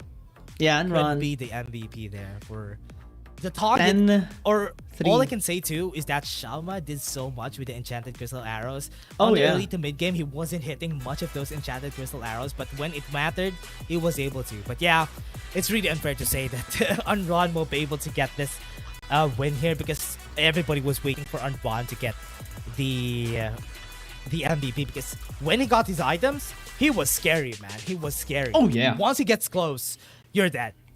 You're dead. And he got so many kills as well in that game. The moment he popped off, everyone was a victim. Everyone was prone to his damage, to his assassinations, and no one was safe whenever he's around.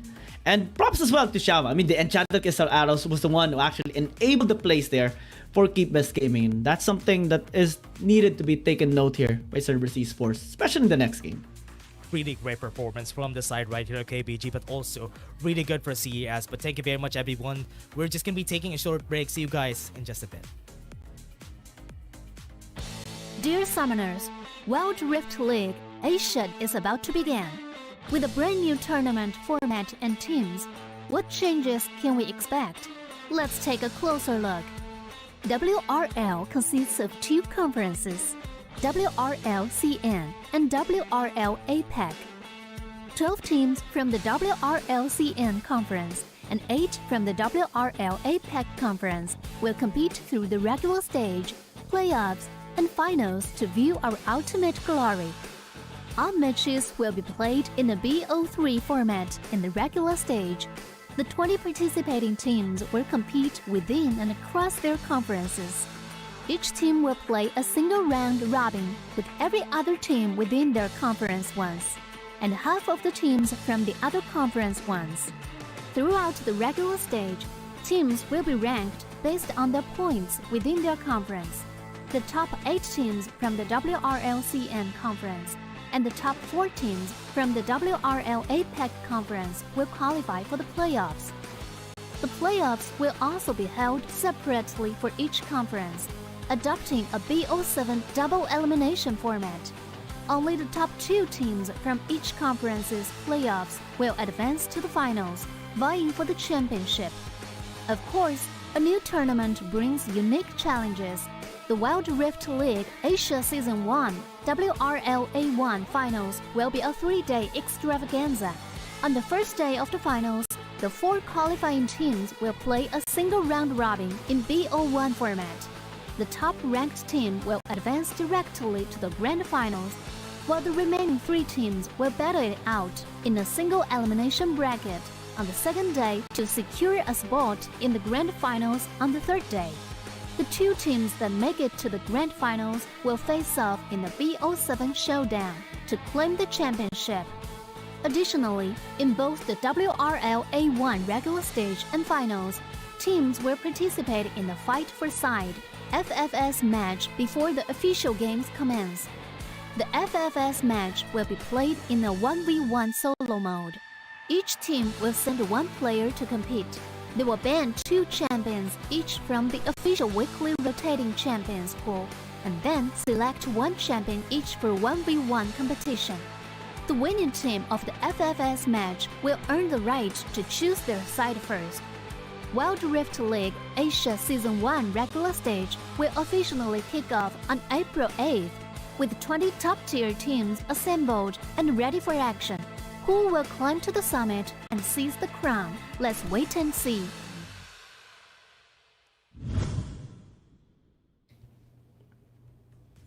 Still, I don't know what to say, Giyang. It's still etched in my mind what happened during that last game. I thought CES had it on their hands, but again, still possible. Still possible. If they were able to perform that well, even without Meliodas and Y1 was on the helm of the team, it's still possible for them to move forward on this tournament. And now with KBG, had a hard game. I'll be honest with you, KBG had a hard game during that one, but their team fighting is just so clean.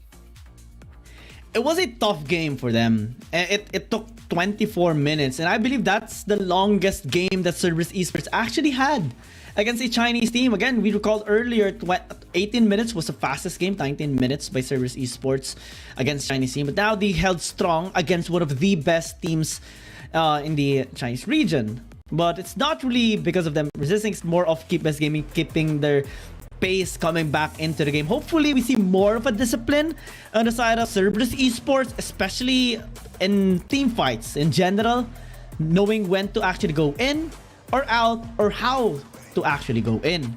Because To the Skies isn't really the best possible case here. I think we all can agree that not all the time you should just go into melee form and go in with the To the Skies. I think we have seen a lot of upsets happening just because of that situation on the Jace. And it has been the case here as well on Cerberus Esports. Let's see if they have learned. I hope they have, because this is a big problem here for the teams now. Are they going to be able to follow through with what happened during this last game? Because with what we had here for KBG and CES, it would be important to note that they really would need to really put their best foot forward for this next one. Naturally, Cerberus Esports will be drawn now to take the Aatrox, the Camille, maybe even the Zoe still here despite the nerf, because it's Keep-Best Gaming is going to be using this champion up, if ever.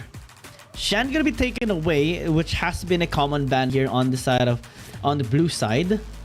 The one is actually pretty interesting as well. Maybe Keep-Best Gaming want to actually go into a Ziggs route here in this game. Pick up the Galio and the Ribbon as well for the team fighting prowess. See though, Cerberus Esports is banning what we anticipated so far. The Senna can be respected here by Cerberus Esports, if ever. Are they? Honestly, they don't really need for KBG to actually ban out the Senna for this side. The Zoe is a bit scarier on the hands of a CN conference team. That's why if they're going to be banning something, they should ban the Zoe now. Despite the nerf, it is still massively strong when used by a really, really talented player. And Shama is one of those that can just fully utilize. So like the Zoe is going to be coming their way. As a Fiora is the one. Yeah, you have to respect KG's Fiora at all times. Cerberus Esports prioritizes that. They're not gonna take the chase. CN Conference teams doesn't really have the priority when it comes to the chase. Only APAC teams have been prioritizing a lot of this chase picks. I'm pretty sure CES is gonna be taking this chase again. And maybe take another support onto this side. Maybe the Nautilus again from Akeno. Nautilus is gonna be a good pick, honestly, as a front line. And Akeno actually had a nice performance with the Nautilus a while ago, until the latter parts of the fight, wherein they were a bit dismantled there by Keepes Gaming. They hovered a Gwen, but yeah. Jace is the favorite here of the APAC team. Cerberus Esports gonna be trying it out once more. Okay, I hope they do things differently now. Do things differently for the Jace. Make use of this Nautilus well. The composition was really perfect during the last game, but now things should change. The Ton going for the Kha'Zix. You know what? I don't really like picking the Kha'Zix up.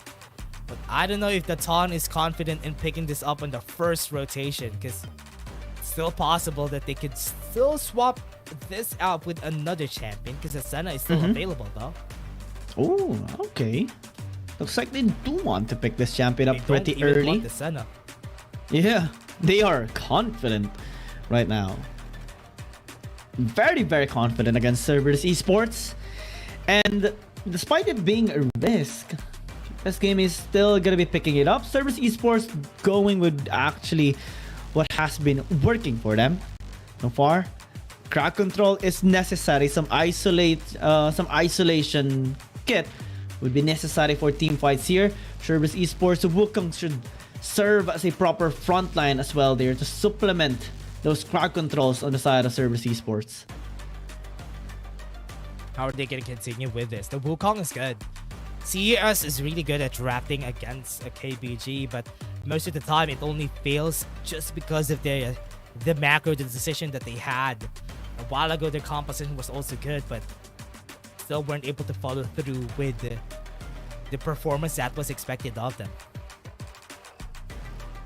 We haven't really seen Cerberus Esports as well, despite I really like a Wukong, but we haven't really seen that much success by Cerberus Esports with the Wukong. The last time we have seen it was Cerberus Esports going up against J-Team.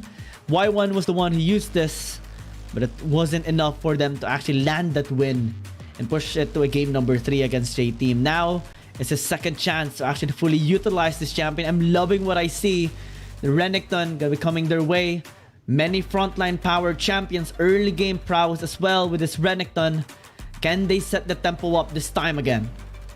Genza with the Zoe could also potentially be scary, but with the wind ball from Unrun, this could be one great game having the Yasuo. I hope he actually picks it though. I am excited to see this if ever they do lock this champion up.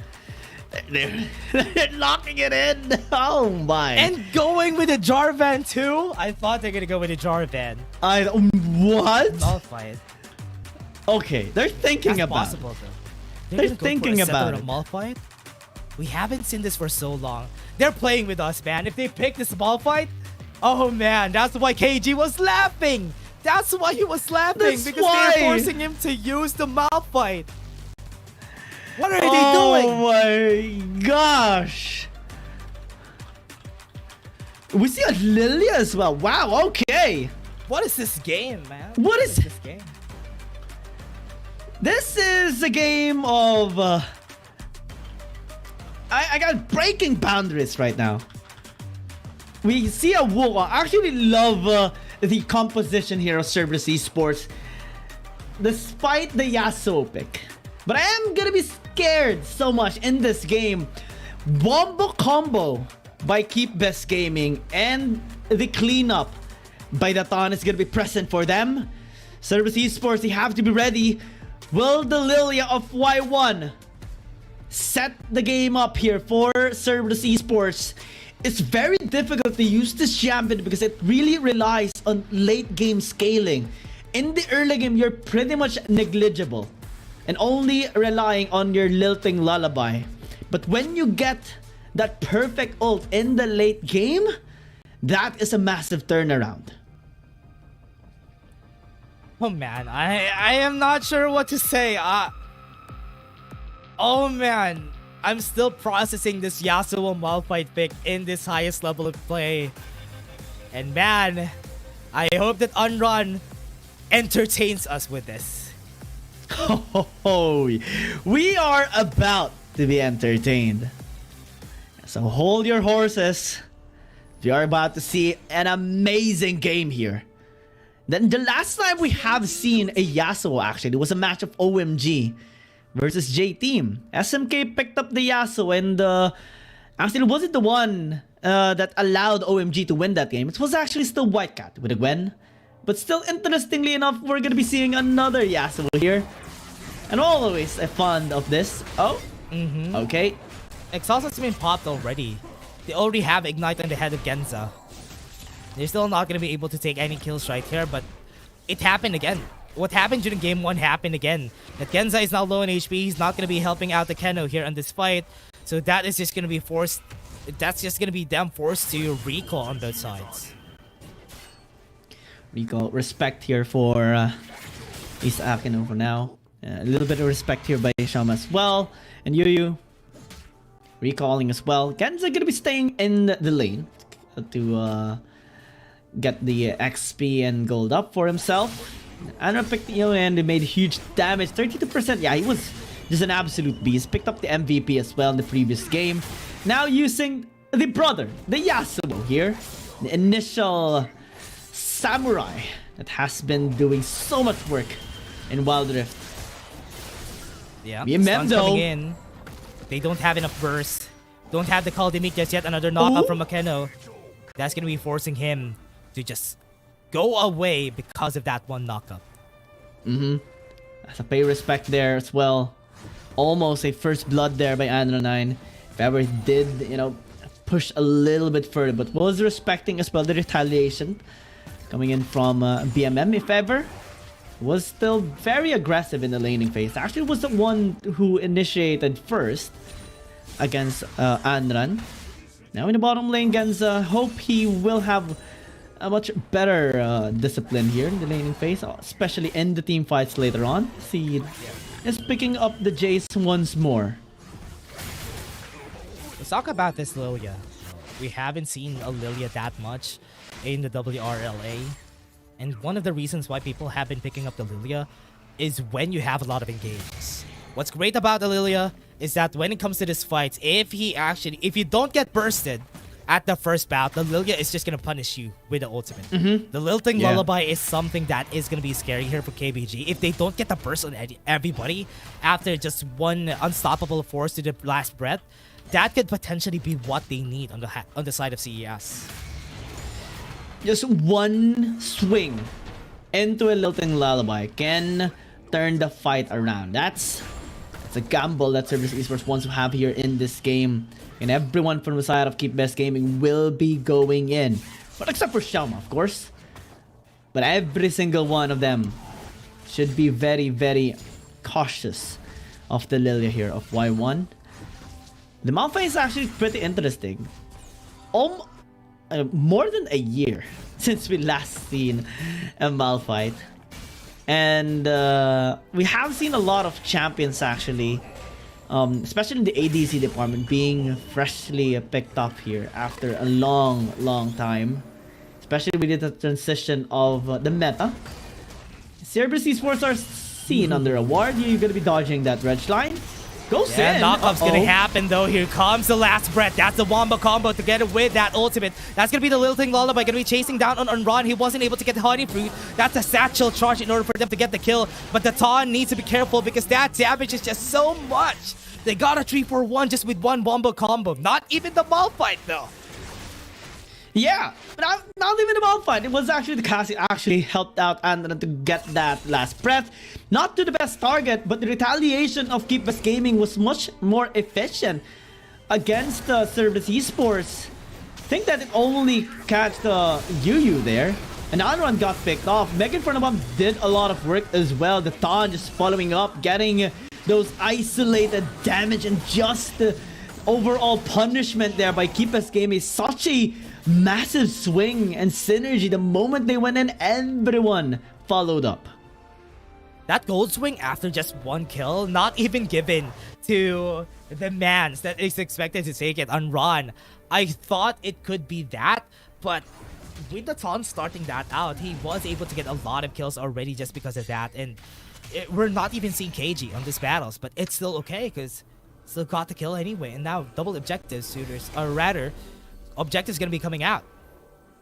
Yeah, with all of these 80 champions on the side of Cerberus Esports, KG is going to be having a better time with them. Only Y1 is going to be able to damage him later on for sure. Thon starting up this dragon. Y1 sniffs him out. Can he actually get the steal here? Akeno is very alone. Has to be very careful. Yeah, look at the Lilia though. Y1 is just not in a great position to actually go for this fight though. BMM, oh no! That's a lot of damage already. Another knockup could potentially get the kill on him. The thing Lullaby is not going to be used. That's a lot of damage. And Ron is now low in HP, but they still have the last breath to work with. KG is waiting for the opportunity though. But Ron is going to be going in it for the unstoppable force. No wombo combo in the end, but still was able to go for it. That's going to be the turnaround that they're looking for. That's a lot of damage for the members. Tilting Lullaby in order for them to do a lot of damage. Shaco's going to fall down. Y1 is in front of everybody, but it's going to be the last breath. But it's still not going to be able to end. Shaoma might fall, and he did. Leandri's, oh man. They still got a 4-4-4 there. Yeah, 4-4-4. Kenza and Anran gonna be the one staying alive. Kenza trying to fish here. Interesting enough, the little Lullaby did tremendous work there by Y1. And also Kenza with a shock blast. To think that it started as a 4 versus 5 for Cerberus Esports actually is a massive win for them. The unstoppable force, but the cast was a little bit off there. And that paved the way for Cerberus Esports to actually recollect themselves. In the midst of that, Y1 was just dealing massive amount of damage despite being turned there with the last breath of Anran. The burn is just massive coming in from the Lilia. Round 2. Dragon Repel still available. Yui is gonna fall down. CES looking like candy, and they still love this placement that they have.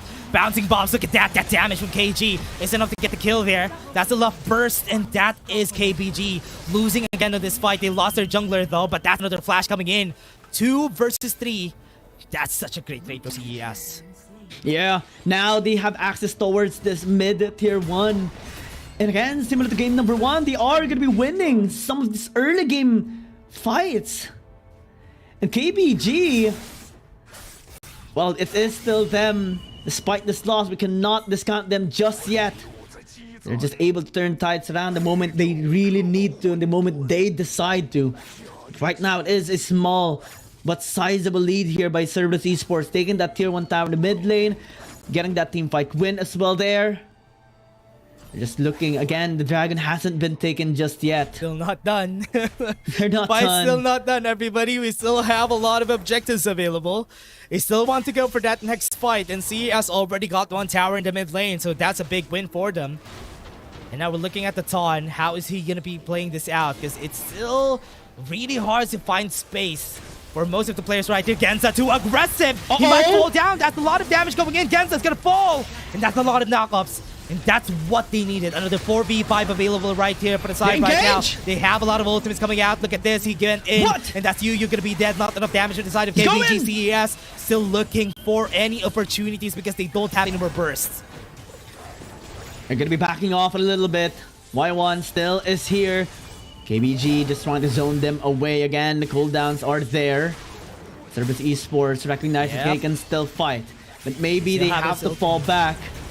They'll have the Lullaby though on Y1. He's now low in HP. Teleport's gonna come out. They might be able to go for this one though. BMM has a lot of rage. His last breath was able to go through. And now they're gonna go for the back line. And that's gonna be the cancel. That's Unrun dead. Members of KBG are now super low in HP. And they might fall. CES is winning this fight. And KBG falls. Genza's flank was massive in that fight as well. This time, to the skies worked out for him. And Cerberus Esports do get a dragon as well. They will get this RH absolutely free.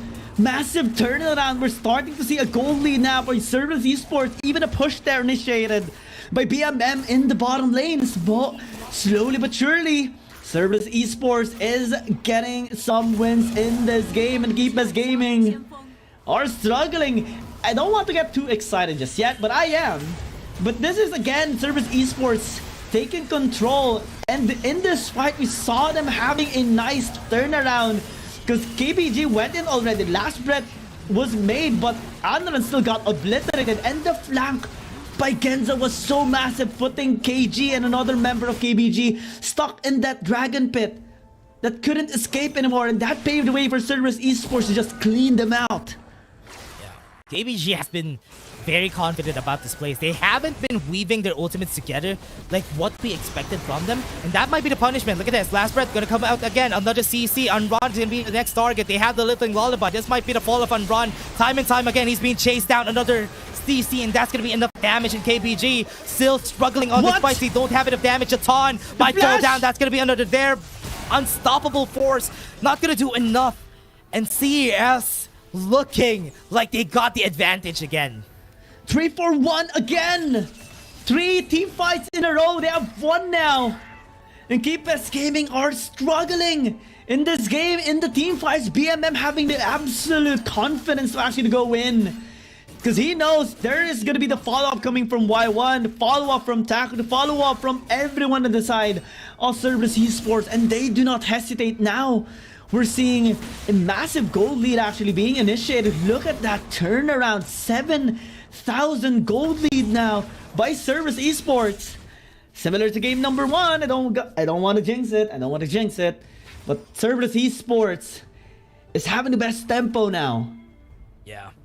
Second objective is going to be important here. 7k gold lead for this side. And with this advantage that they got, Unwan has been so much confident. And that's why they have been losing. He has his going for the forefront every time, and nobody's there to follow up with him. And that's why they have been losing a lot of these fights. Also, to really commend someone, Genza and Y1 have been playing this so good. Because whenever they try to go in, the lilting lullaby is always at the ready. Oh yeah, and the timing of Y1 is always massive as well. Oh no. Genza popping off 6, 2, and 7. Having the best item as well to negate some of the healings there, or shield by Anran, and healing as well. The shock blasts are going to be starting to hurt the members of KBG, as most of them are actually quite squishy. The Ton, Anran, and even the Ton is... okay. That charge doesn't have the damage. Might be able to get the last breath, but no, he was just stunned down and wasn't able to move. And now that's going to be a big thing for these members of KBG. This is the reason why I have a lot of problems with this Kha'Zix pick, because they aren't able to do anything much.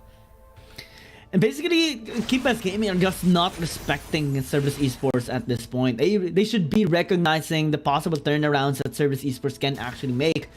And also, this composition hasn't been working for them at all in this game. Anran, whenever it goes in, it's like a 50-50. Either he gets a single kill and then dies, or gets nothing at all. And KBG Gaming lose their main damage dealer. Xiaoma has been trying to be the stable member here for this team, similar to game number 1, but now it's being threatened even here by Cerberus Esports. Ooh, almost. That is faster, KBG. What are they going to be able to do here against CES? Because the problems have been just showing up with this composition. They don't have a lot of damage. They only have the Yasuo. And once the Yasuo falls, what are they going to do? CES could potentially win this like what we expected during game 1. KBG, I think, rather CES, they won't let go of this advantage that they got already. They shouldn't. They are in the best possible position right now. They also have a really good composition to work around in the team fight. Genza is buffed up. He even has the spell guard there to prevent any sort of initiation coming in from KBG Gaming. Trying to play this a little extra safe now. Paying good respect towards KBG Gaming too. Having a Shock Blast connect. Not much to be felt here by KG, but to the rest of the members here of KBG, they will feel it. Oh. Feature enchant. Okay, gets the vision there. CES, are they going to continue though? Because they know that this is available and they're still continuing with this Baron. Now that's going to be the call for KBG. This is going to be taking a long time for this team in order for them to get the knock up. Not going to go for the last breath still. Still have explosive gas though in order for them to use it. That's gonna be it. Daton is gonna fall. That's a lot of now comes on the other side, and that's gonna be the Cyclone to help them out. And this is gonna be a very dead Daton. And that is just KBG still not able to do anything against CES. No follow-up by the last breath of Anran, and they got punished by it. No hesitation to turn around here by Cerberus Esports. Now they're forcing a Baron or a turn here towards KBG. They're gonna chase! Gonna be going, and no stasis for you, buddy. He's gonna be dead, and CES is just gonna be taking this Baron for free. But Anran is still not stopping them. What is happening here in this game? Cerberus Esports 10,000, Baron taking. Andran trying to stop them, but I don't think he can. He's gonna try, That's five maybe? people, though. That's five people. That's 5 people. Baron! Yeah, that Baron is gonna be there, and there you go. CS, this is what they needed. This win, getting the Baron, getting the gold lead, 11k gold lead, man.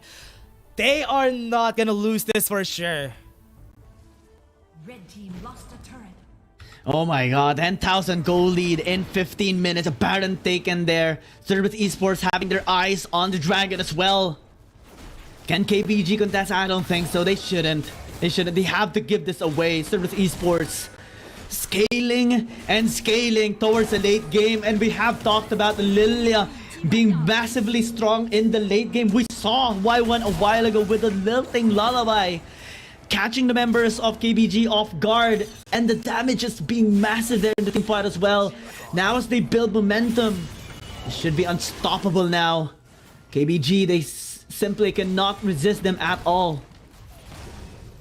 They can't even do anything much here, even against Taku, because look at the sustain here from the side of CES. Look at the, oh, what? That's 5 cannon minions, man. Wow. That's gonna be a tower down for sure. That is a different team. 5 oh my god, even Andran takes a lot of damage there. Yu's gonna be low. Talk is gonna be going for the knockoff feature. Enchant is gonna be there. The damage is just massive. He was able to take out 1. That's gonna be the looting lullaby onto 3. Nobody's gonna follow up, and KBG survives for another day. But their inhibitor turrets are gonna fall because they have the Baron here. Don't have a lot of wave except for Shama. They don't have a lot of damage to go through. That's 3. 3 of them are down already. They're taking this tower. They might be able to end CES. This is what they needed. They can go for the end right there. Backline was able to get taken. CES. What? Just a 1-1.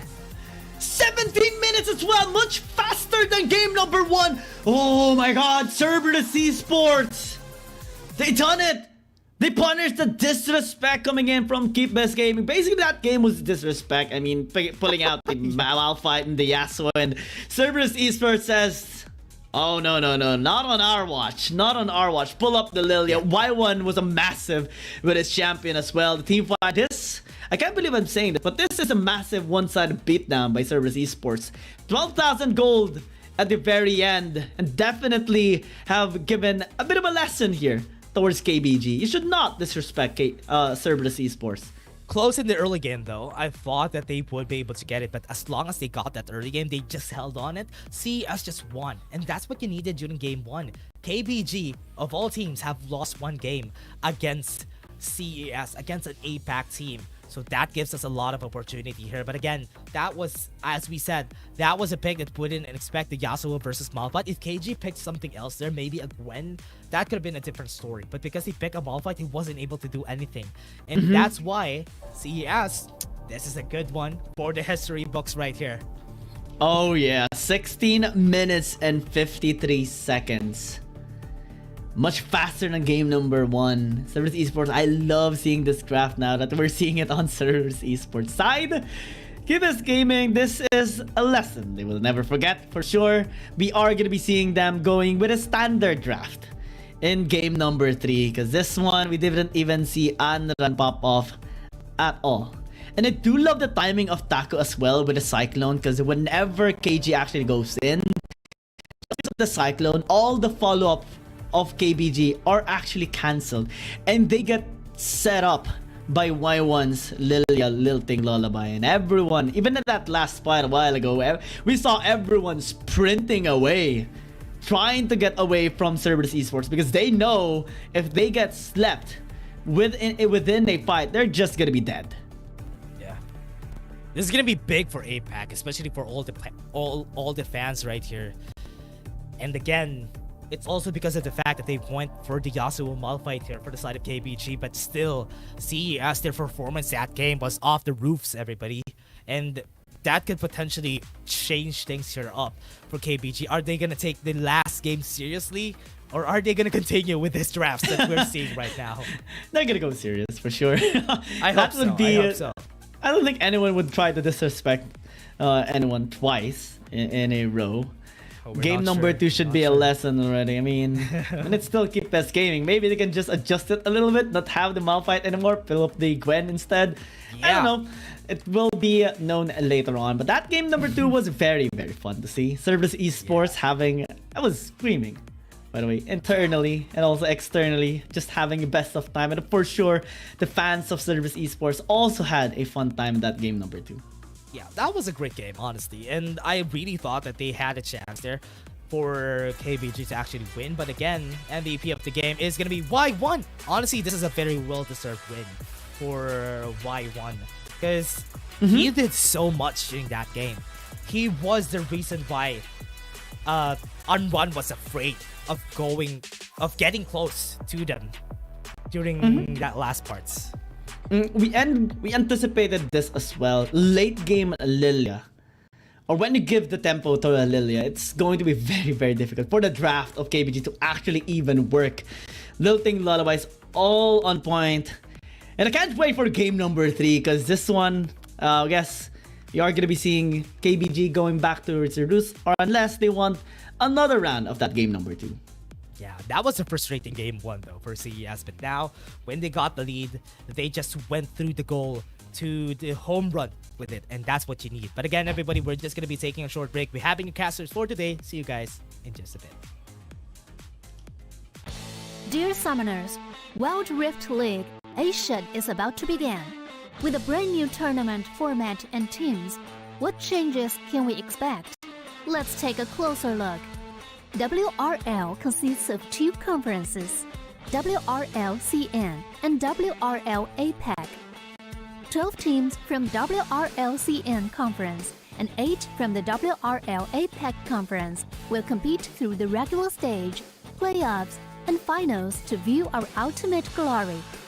All matches will be played in the BO3 format in the regular stage. The 20 participating teams will compete within and across their conferences. Each team will play a single round robin with every other team within their conference once, and half of the teams from the other conference once. Throughout the regular stage, teams will be ranked based on their points within their conference. The top 8 teams from the WRLCN conference and the top 4 teams from the WRL APAC conference will qualify for the playoffs.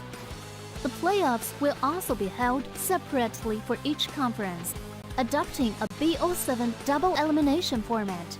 Only the top 2 teams from each conference's playoffs will advance to the finals, vying for the championship. Of course, a new tournament brings unique challenges. The Wild Rift League Asia Season 1 WRL A1 Finals will be a 3-day extravaganza. On the first day of the finals, the 4 qualifying teams will play a single round robin in BO1 format. The top-ranked team will advance directly to the grand finals, while the remaining 3 teams will battle it out in a single elimination bracket on the second day to secure a spot in the grand finals on the third day. The 2 teams that make it to the grand finals will face off in the BO7 showdown to claim the championship.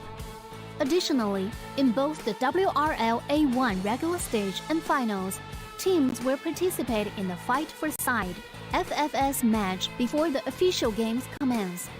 The FFS match will be played in a 1v1 solo mode. Each team will send 1 player to compete. They will ban 2 champions each from the official weekly rotating champions pool, and then select 1 champion each for 1v1 competition. The winning team of the FFS match will earn the right to choose their side first.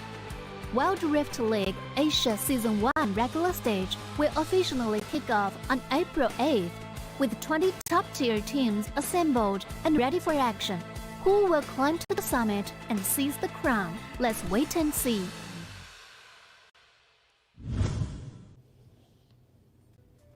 Last game of the day, everybody. This is still the games right here between APAC versus CN Conference, and it is an exciting game. CES was able to win against KBG of all teams. Yes, we have a Yasuo Malphite, but the APAC Conference is gonna take that win to the box, and maybe they get a serious win here for them. And there's gonna be one notch to the belt of the members right here of the APAC Conference. That's a big win right here, everybody. And again, let's take a look at what's gonna happen during this game. We're still gonna be your shoutcaster. My name is Dash, and I'm here with Giyang. And let's take a look at this last game. This time, KBS Gaming gonna be going with our serious side, actually picking red side this time. Of course, no substitutions. And Cerberus Esports gonna have first pick priority. Will we see another batch of that game number 2 champions? I don't think so. But if we do, I'm gonna be excited for it. Because KBG, I think they want to redeem themselves. They're kind of torn between redeeming themselves in that last game with the same draft, and also just securing another victory for themselves. Now, what will be the case here for KBG? Cerberus Esports, they just want a solid win. And game number 2 is one of the ways, the best ways for them to actually do that. Y1 with Lilia. Very, very massive. I believe that is a bit of a celebration already. We can actually make an APAC winning against KBG. Cerberus Esports, at least in a game, has managed to land a massive victory against KBG. Are they going to be getting this win, though? That's going to be the question here for their side. Because with the members right here of CES, it's going to be a big challenge on if KBG goes serious. Because during game 1, during game 2, we see a lot of struggles right there from KBG. But with them picking up the Gragas of UU, things would change here to the side of KBG. Yeah, they exchanged the supports here. Said, okay, UU are they had still too going much with that, okay, I thought they're gonna go for the Vex. Okay. I got a little excited there, seeing the Vex being hovered. I already imagined a possible Z coming into the way here of KBG if ever. Really, really old meta that we have seen. Cerberus Esports going with a Senna here to match the Ziggs pick up here by KBG. Let's see if they are going to be having more sustained champs here on their side, since they have picked up already the Gragas, which is relatively good in terms of disengage and engage as well. Late game scaling should be potent now at the side of Cerberus Esports. I love seeing the Renekton here on the side here of Cerberus Esports, because now we can actually see a possible early game prowess from him. BMM had a magnificent performance a while ago with this champion, and whoa, no way. No, they're not gonna pick that for sure, though. Yeah. I mean, since a while ago they have been baiting out this pick, but the Yoni's available, and Ron is gonna be happy with that, and he's gonna be picking that easily. And if we're gonna be picking a champion here for CES, if they're gonna be banning something, I do believe the Xin Zhao ban could cripple KBG like what happened during the last game. So that could potentially help them out. Force them to use the Kha'Zix on KBG, and the Ton might falter. They banned Wukong as well, so maybe Wukong and the Xin Zhao should be the take here of Cerberus Esports. But that leaves at least a lesser amount of choices here on the side of KBG. Maybe the Ton will pick up the Vi instead. Maybe the Lee Sin as well, which isn't really going to be that much of a problem here for Cerberus Esports. Should be. Now KBG, they lose the Garen, which is actually a nice ban as well. KBG will get their hands on the ribbon that we do normally see being funneled alongside with the Ziggs. Again, maximizing of that burst damage. That cleanup is present now for KBG. They also have the Yone here for Anran. Things are starting to get scary here for Cerberus Esports. I honestly like this ribbon pick up first, because they can flex this whenever they want. They also deny something from CES. Now they also come back with BMM's Akali onto the mid lane. They already have a lot of choices for Y1 again. Honestly, it's not going to be bad if they pick up a Lilia again on this composition, but they do have a lot of damage from KBG, and a Lilia is just going to get bursted down. Yeah, it's too risky now. Lilia is just Yeah, much that's better. stronger against... Ooh, okay. Lee Sin Whoa, versus okay. Vi. We did expect this Vi already coming in the side of KBG if they don't pick up the Xin Zhao, but man, the Lee Sin, Y1 really wants to redeem his performance. He did a really good job earlier in game number 1, but he wants a better finish this time. Yeah. But again, this is still hard though. For KBG, they have a composition where they have a lot of damage coming in from on run, and they're still looking for that. This is what I was saying to Autolus whenever I see the Ton. Whenever it comes down to champions that has a lot of damage, he's gonna be struggling, especially that Kha'Zix a while ago. But when it comes to this types of champions, for example, the Xin Zhao, the Jarvan, the Vi, he's gonna be good at it. But when he's forced to use a carry champion, that is when they lose space. And the Vi is going to be actually an interesting pickup here by Ton. I think his goal is going to be to enable KG and Andran here on the side lanes. And Cerberus Esports has to be very careful in these early game, because now, based on how they experienced Cerberus Esports in that game number 1, this time they're going to be prepped up for it. Yeah. Cerberus versus KBG. This is going to be the last bout, the last battle that these teams are going to have. Are they going to be winning, or are they going to be losing this last game? Who is going to be moving forward? Is CES going to continue with this dominating performance during game 1 and 2? Or is KBG going to keep things serious and just take off against CES? I love this. KBG now going with what is their usual form, going with their standard pickups as well. The Vi is natural occurrence as well, that we do see now being used quite a lot after the recent patch. I'm actually starting with an interesting invade here on the Ton's jungle. We can see a response. Oh, actually, they know now. They've seen that. They've seen the Krugs being taken now, and this is gonna be a good one.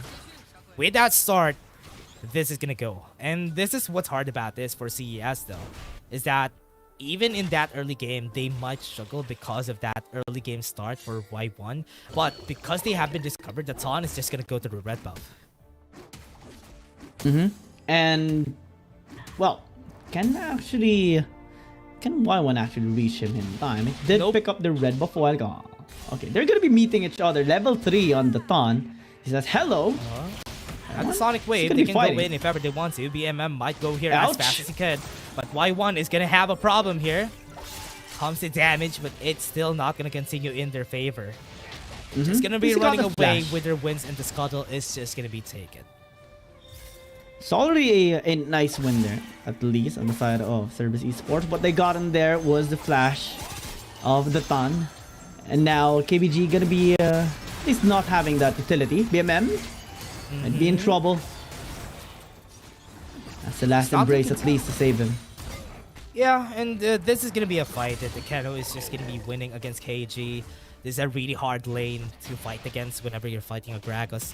But with what CES has done during that early game, force a reaction out of the Ton especially. And that's going to be important because that's what you need to do. Keep them uncomfortable, and that might be the reason why you win against KBG. Yeah, be unpredictable as well. And KBG, if they did not spot out that Krugs being taken a while ago, that could have been, you know, a much more efficient rotation coming in from Y1. Just happened that they saw him, and the Ton had access towards his red buff as well. Now, Cerberus Esports, as they reset, we're seeing now some rotations onto the Baron lane. The Ton as well going there, so they might actually want to gank Taku here. Genza and Y1 has to be prepped. CES. Here they go. Oh, wow. This is going to be a good bait. Going to be a good start. Oh! Dominus has been picked, but the season desist was there. Not enough follow-ups from the team. They went in with a Sonic Wave with a kick. And that could potentially be... Oh, wow. KBG with a nice bait, too. Yeah. Taku as well thought that Y1 and Kenza would actually go alongside with him, but they didn't.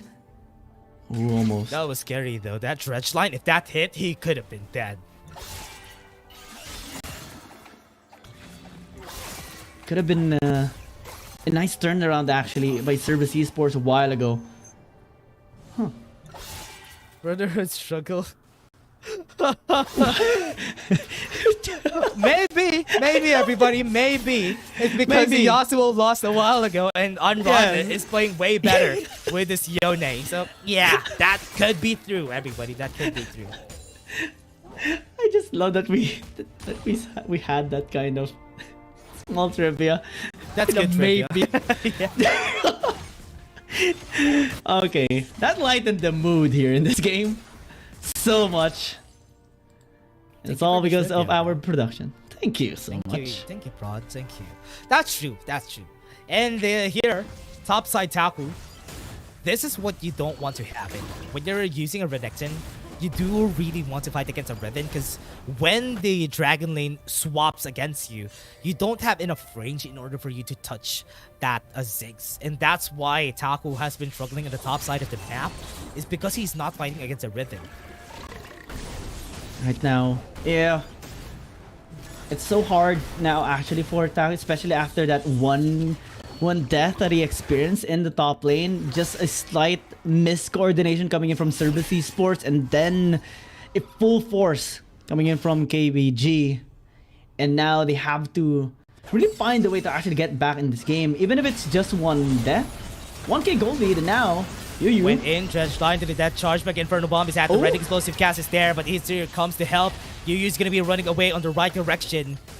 And Cerberus Esports, they are still looking. Again, back to the struggle on this first objective fights. Yep. 5-minute mark.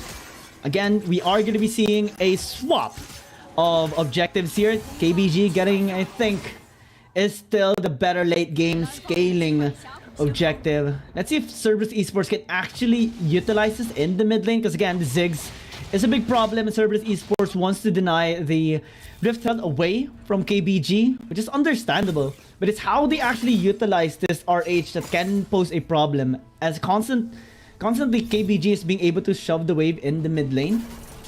Cerberus Esports has to be ready for any sort of retaliation. Again, the engaged composition here of KBG is really scary. At most, they just need to pay good respect. Spawning now, the RH in the mid lane should give them some damage. Towards it. Some plays as well. Wait, what? That almost stopped it though. With this one knockup from I thought that's gonna be it. But with CES, going for the bot lane, KG is in trouble. Doesn't have any vision on that side of the map, but they might be able to take some planings in. Like Inferno Bomb is gonna be used, but KBG is still looking for a no! That is too far! The flash to the body slam, but now explosive cast. It's a good thing nobody's here. That could have been a kill against the Ton. That was like 3,000 miles away that he traversed. Oh, no. Now, left charge. Look at Genza. He needs to be careful against him. Doesn't have any flashes anymore. I do have. He does have though, the KG. Flashes away against Taku. One more Ruthless Predator and he's gonna be dead. He needs to run away from this. That's to pay respect as well. Taku will just fall back. Tower diving isn't really the best choice right now in the game, especially after that one death that happened to it already. Cerberus Esports at the end of that still managed to catch up in terms of gold now. I think that is the more important thing, especially after what happened a while ago. Akeno managed to escape and actually have an interesting interaction there with the cease and desist. But now KBG, see how they are actually going to be looking for picks. So a while ago, we saw an interesting run towards the Gragas. We're going to be looking at the Ton yet again later on. And also, just Yu looking for those depth charges. EMM. Wow. Ouch. Great damage from Unrod again. And KBG with a very tanky member, Yu at the helm. Dragon Surge is going to be used just for them to clear the wave. Really smart way to use it. Has to be very careful. Still, Cerberus Esports are doing a really good job in the early game. Oh no. Too much damage though. Managed to stay alive at least. Cask. Ooh. Oh! Good thing he caught that though. Schaumbuck would have been dead there. But that's tower now for Cerberus Esports since they zoned Sham away. First tower in the mid lane should serve good here for Cerberus Esports, especially after that RH used there a while ago. KBG will not let that happen without any answers. Top lane has been pushed. Dominus. Oh no. That's a dive. Everybody's here. Y1 doesn't have the Dragon's Rage. Remember, he uses the Wild Tackle, goes in for the flash. Has the Ruthless Predator to work with. Y1's going to be the target. Dragon's Rage was available again. Oh no! And now they're going to go in with another knock-up, and that's KBG able to take the kill in the end. That is good trade for your side. Big punish there. Hesitations on the side of Cerberus Esports. And that was immediately punished there by KBG Gaming. Especially after that miss flash coming in from Y1. And now he died. Second kill of the game. And we saw hesitations actually happening. Taco took a turret shot. Genza took one as well. Y1 getting initiated there by Datan despite the kick. Yu was also there in the flash. Oh, that was a picture perfect moment for Y1. Unfortunate for him. He tried, which is nice. He tried. But with this, WRL is going to be available. And this is when KBG is going to be sustaining this first ones that we have. So let's take a look at what CES is going to do here on this fight. Because they have great positioning. Dredgeline is not available anymore. Yu might fall down, but look at the knock-up already that they use. Explosive Cast is there. Would be able to push him back. KBG still is in a great position. Dredgeline hits hitting 2 times. And that's going to be a satchel charge onto 1 target. That's going to be 1 down. CES lost 1 member. 1 at a time. KBG getting killed, but how they do it is just so clean. Almost. Yu's Dredgeline hasn't been hitting for 3 times now, but now look at that on-run. Is just going to get the kill on Taku without any repercussions. Y1 Dragon's Rage again. That was perfect. With BMM on the helm, they are going to be taking this objective. Never mind for the Fate Seal from Unrun and Y1. He's going to fall here for sure. That's a great Sonic Wave, but they're not going to be going anywhere except to the ground. And CES now struggling against KBG. The dream. It's a nightmare. The dream. Yeah, the dream turned into a nightmare now for Cerberus Esports. KBG is just annihilating them any fight that they take. Even if Yu hasn't been really connecting those dredge lines, KBG is having like, okay, let's just initiate for that. You don't need it. You can just keep practicing for the meantime. You have your struggles. There are good and bad days as well, but now as we do see fight, it was actually interesting how KBG was able to turn around despite you not actually having that really good initiation. Because we saw even Anran actually going and catching someone off guard. Oh, that was very sad actually seeing it on a replay for Yu. But Taku actually getting caught off guard was massive there for KBG. That was an unfortunate rotation coming in from him. And also the Fate Sealed onto the backline is just picture perfect. Catching both of them and the Rift Herald at the same time. I think he used Smite already. Oh. That's why Y1 doesn't have any smites during that fight, and the timing of the Fate Seal was just perfect. 1 hit in order for them to get the Rift Herald, and they weren't still able to get it. They didn't have smite during that time, that's why he wasn't able to take it, but KBG is just so good at this team fight. They haven't lost a single team fight so far. Yeah. It just has been a one-sided game so far. No kills even picked up here by Cerberus Esports. Y1 actually is doing at least a really good job getting the farm done. Maybe that can translate into some kills later on. But as the game goes by, KBG keeps on just getting scarier and scarier. Especially Anna, especially the... Oh my god. Okay, you have to take a break a little bit. Miss is available though. They're chasing down Datan, but everybody's at the mid lane already. And now what they need to do here is find an opportunity. They have a lot of single target CCs, so if ever they go with it, just take down Bond and run away. That's a good shutdown gold if ever. Bottom side being pushed now. Tower falling down. Stasis, that charge. That charge still available. Fate Seal onto the backline, was able to get 2, and that's gonna be big. And Y1 is gonna just use the Dragon's Rage, but it's still not gonna be enough though. KBG looking for it, but Taku's still gonna fall here. Not enough damage to do anything much. KG onto the backline is looking for the kills, is looking for the plays, here looking for the highlight reels, and that was almost enough. Oh, 3 kills to none, plus 2 towers taken here by KBG Gaming. Now we're seeing a 8,000 gold lead Similar to how Cerberus Esports started both game number 1 and game number 2. But this time, we're seeing no restriction. Oh no, Genza! No, not like this. Wait, possibility Y1 might get their first kill, but no. Still, oh man, what happened? What happened to CES? Their flair during that last 2 games is not here anymore. Yeah, 8,000 gold lead at 14 minutes isn't really an easy thing to come back from. Ow! Oh man! That Mega Inferno Bomb almost chipped his health in half. Yeah. And man, KBG is just so good at this. Why They had just because Elder Dragon there. Could have been that could one have been a hit. dead one. You know? That's how fed Xiaoma is right now in this game. Oh man. For everybody wondering where Meliodas is on the side of CES, he has been sick. That's why he hasn't been playing. But for this side, for KBG, might be able to take down CES in a fashion that everybody didn't expect. But now, here comes the death charge again. They're not going to continue with any Mega Inferno bombs. But KBG on an 8k gold lead, 14 minutes on the clock. Still almost the same in what CES did. But right now, it's like a different KBG. CES can't even take any kills. Knock-up happens again. They're looking for the back line, and they are going to go for the Fate Seal. They got the jungler down, and that's 2 on the forefront. Xiaoma survives with a sliver of health, and that's the last 2 members standing. 9k gold lead, and KBG are going, rallying each other to go for the back line, and they want more. But they are just going to go for the towers. Inhibitor turret is at the ready. They're not going to be able to defend this explosive gas onto the back. That's a Keno. Gonna be the target right here of KBG, and that's gonna be Inhibitor turret down 15 minutes.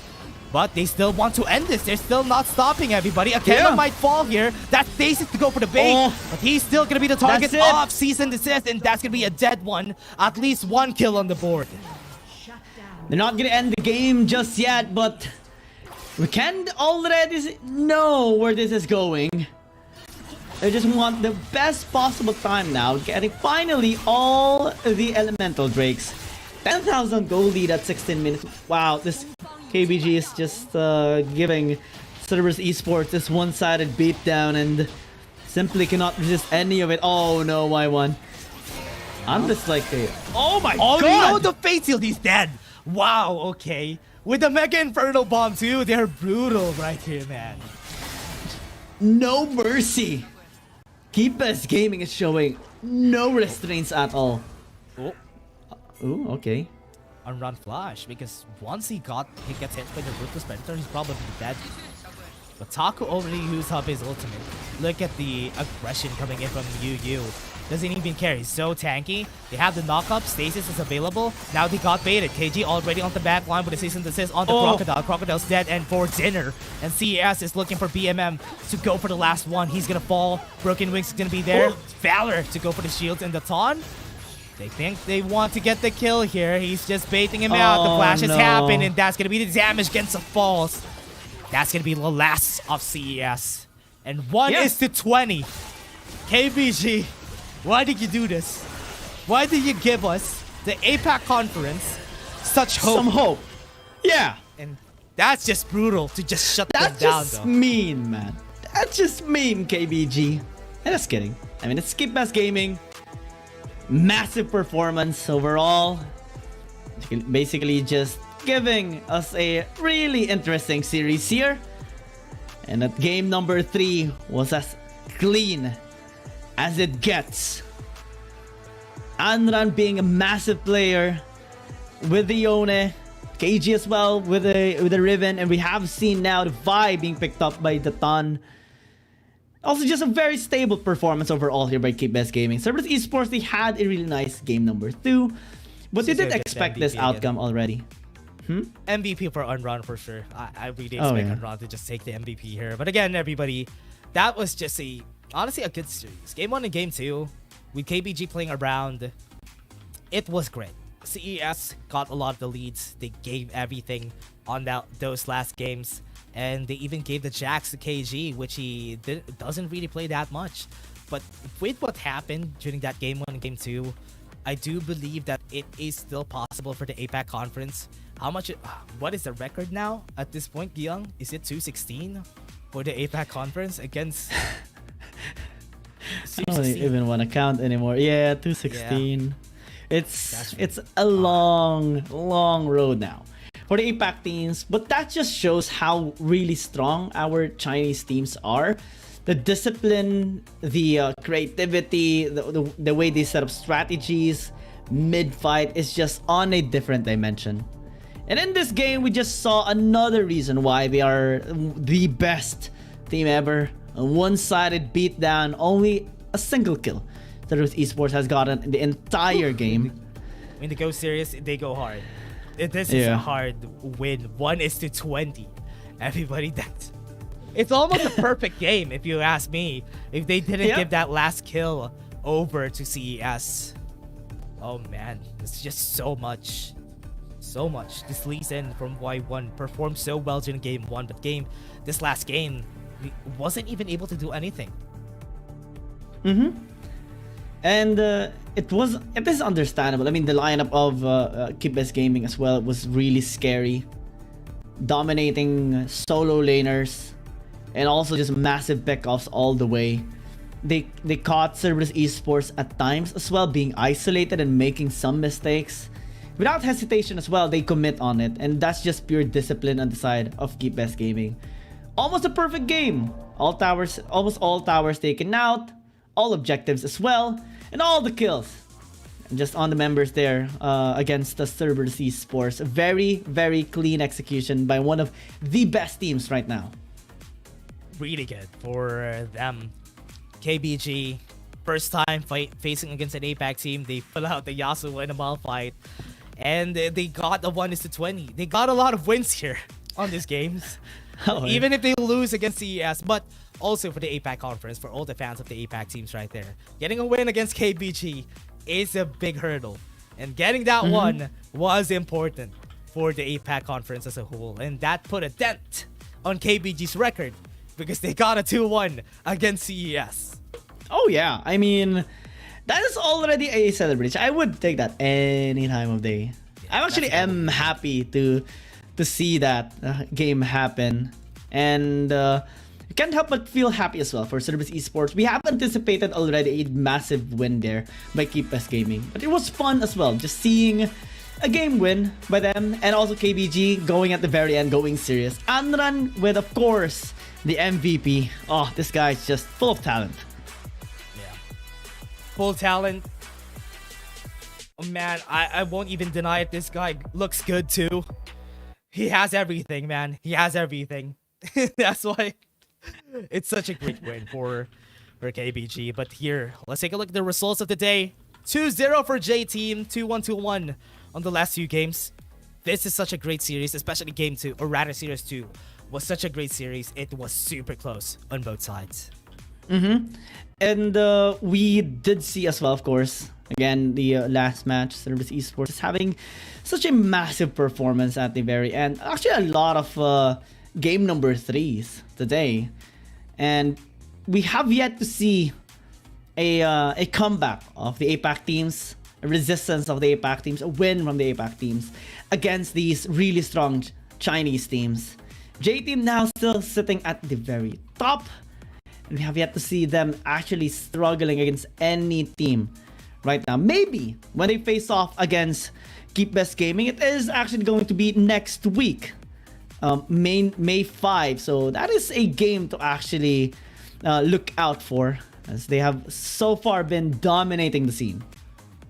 Yeah, and with J-Team just getting a 6-0, KBG slowly going up there. But look at this KBG, they have only 6 points on this one, but they still got 5 ones just because they got 2-1-2-1, if I remember correctly. That's why that's 2 ones. That's why they're here at the 4th place against JDJ EDG. But I do hope to see a lot more from this guys. KBG has been very explosive. Tomorrow we do have a lot of great games, but on the bottom of the barrel for the Chinese teams, Rare Atom, this is one of the teams that the APAC conference was able to win against.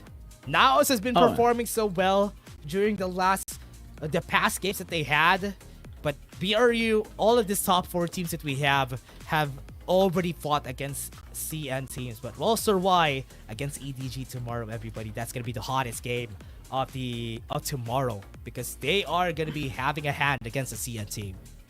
Oh yeah, I am going to be excited for that game. Very, very excited. And also this day, already, right? Yeah. And well, here's our tomorrow schedule. Once again, Nova Esports will have another chance to redeem themselves after their loss against EDG. Team Flash is gonna be facing a bit of a challenge there. One of the biggest challenges, I would say, against Nova Esports, the former Icons Global Champions. Rare Atom as well will try to go up against Weibo Gaming tomorrow in a best of 5. KT Rolster, the one that it is sitting at the very top of the APAC teams, will face off against one of the strongest teams right now in this tournament, EDG. Yeah. And the best game that we're going to be having for tomorrow is probably going to be the EGE versus Roster Y. It's a good thing they scheduled it to the last game, because Team Flash and Rare Atom might have problems. It is still really hard for them to redeem themselves, especially when they're fighting against the CN teams, especially Rare Atom in the CN conference.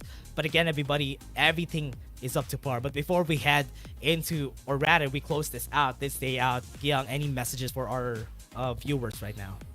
Well, I just wanted to show my appreciation, of course, for them for supporting the Wild Rift scene. It is an honor, of course, shoutcasting here in this amazing event.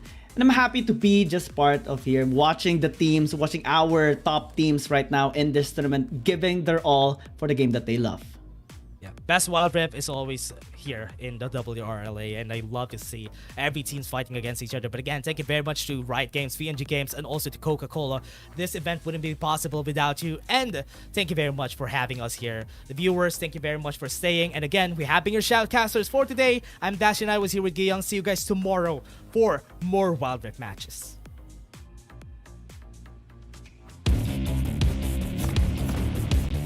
There's something about games. What you doing there gives you real chills. There is one thing that can't be stopped. Feelings. And if you can feel it, it must be real, right? And that's real magic.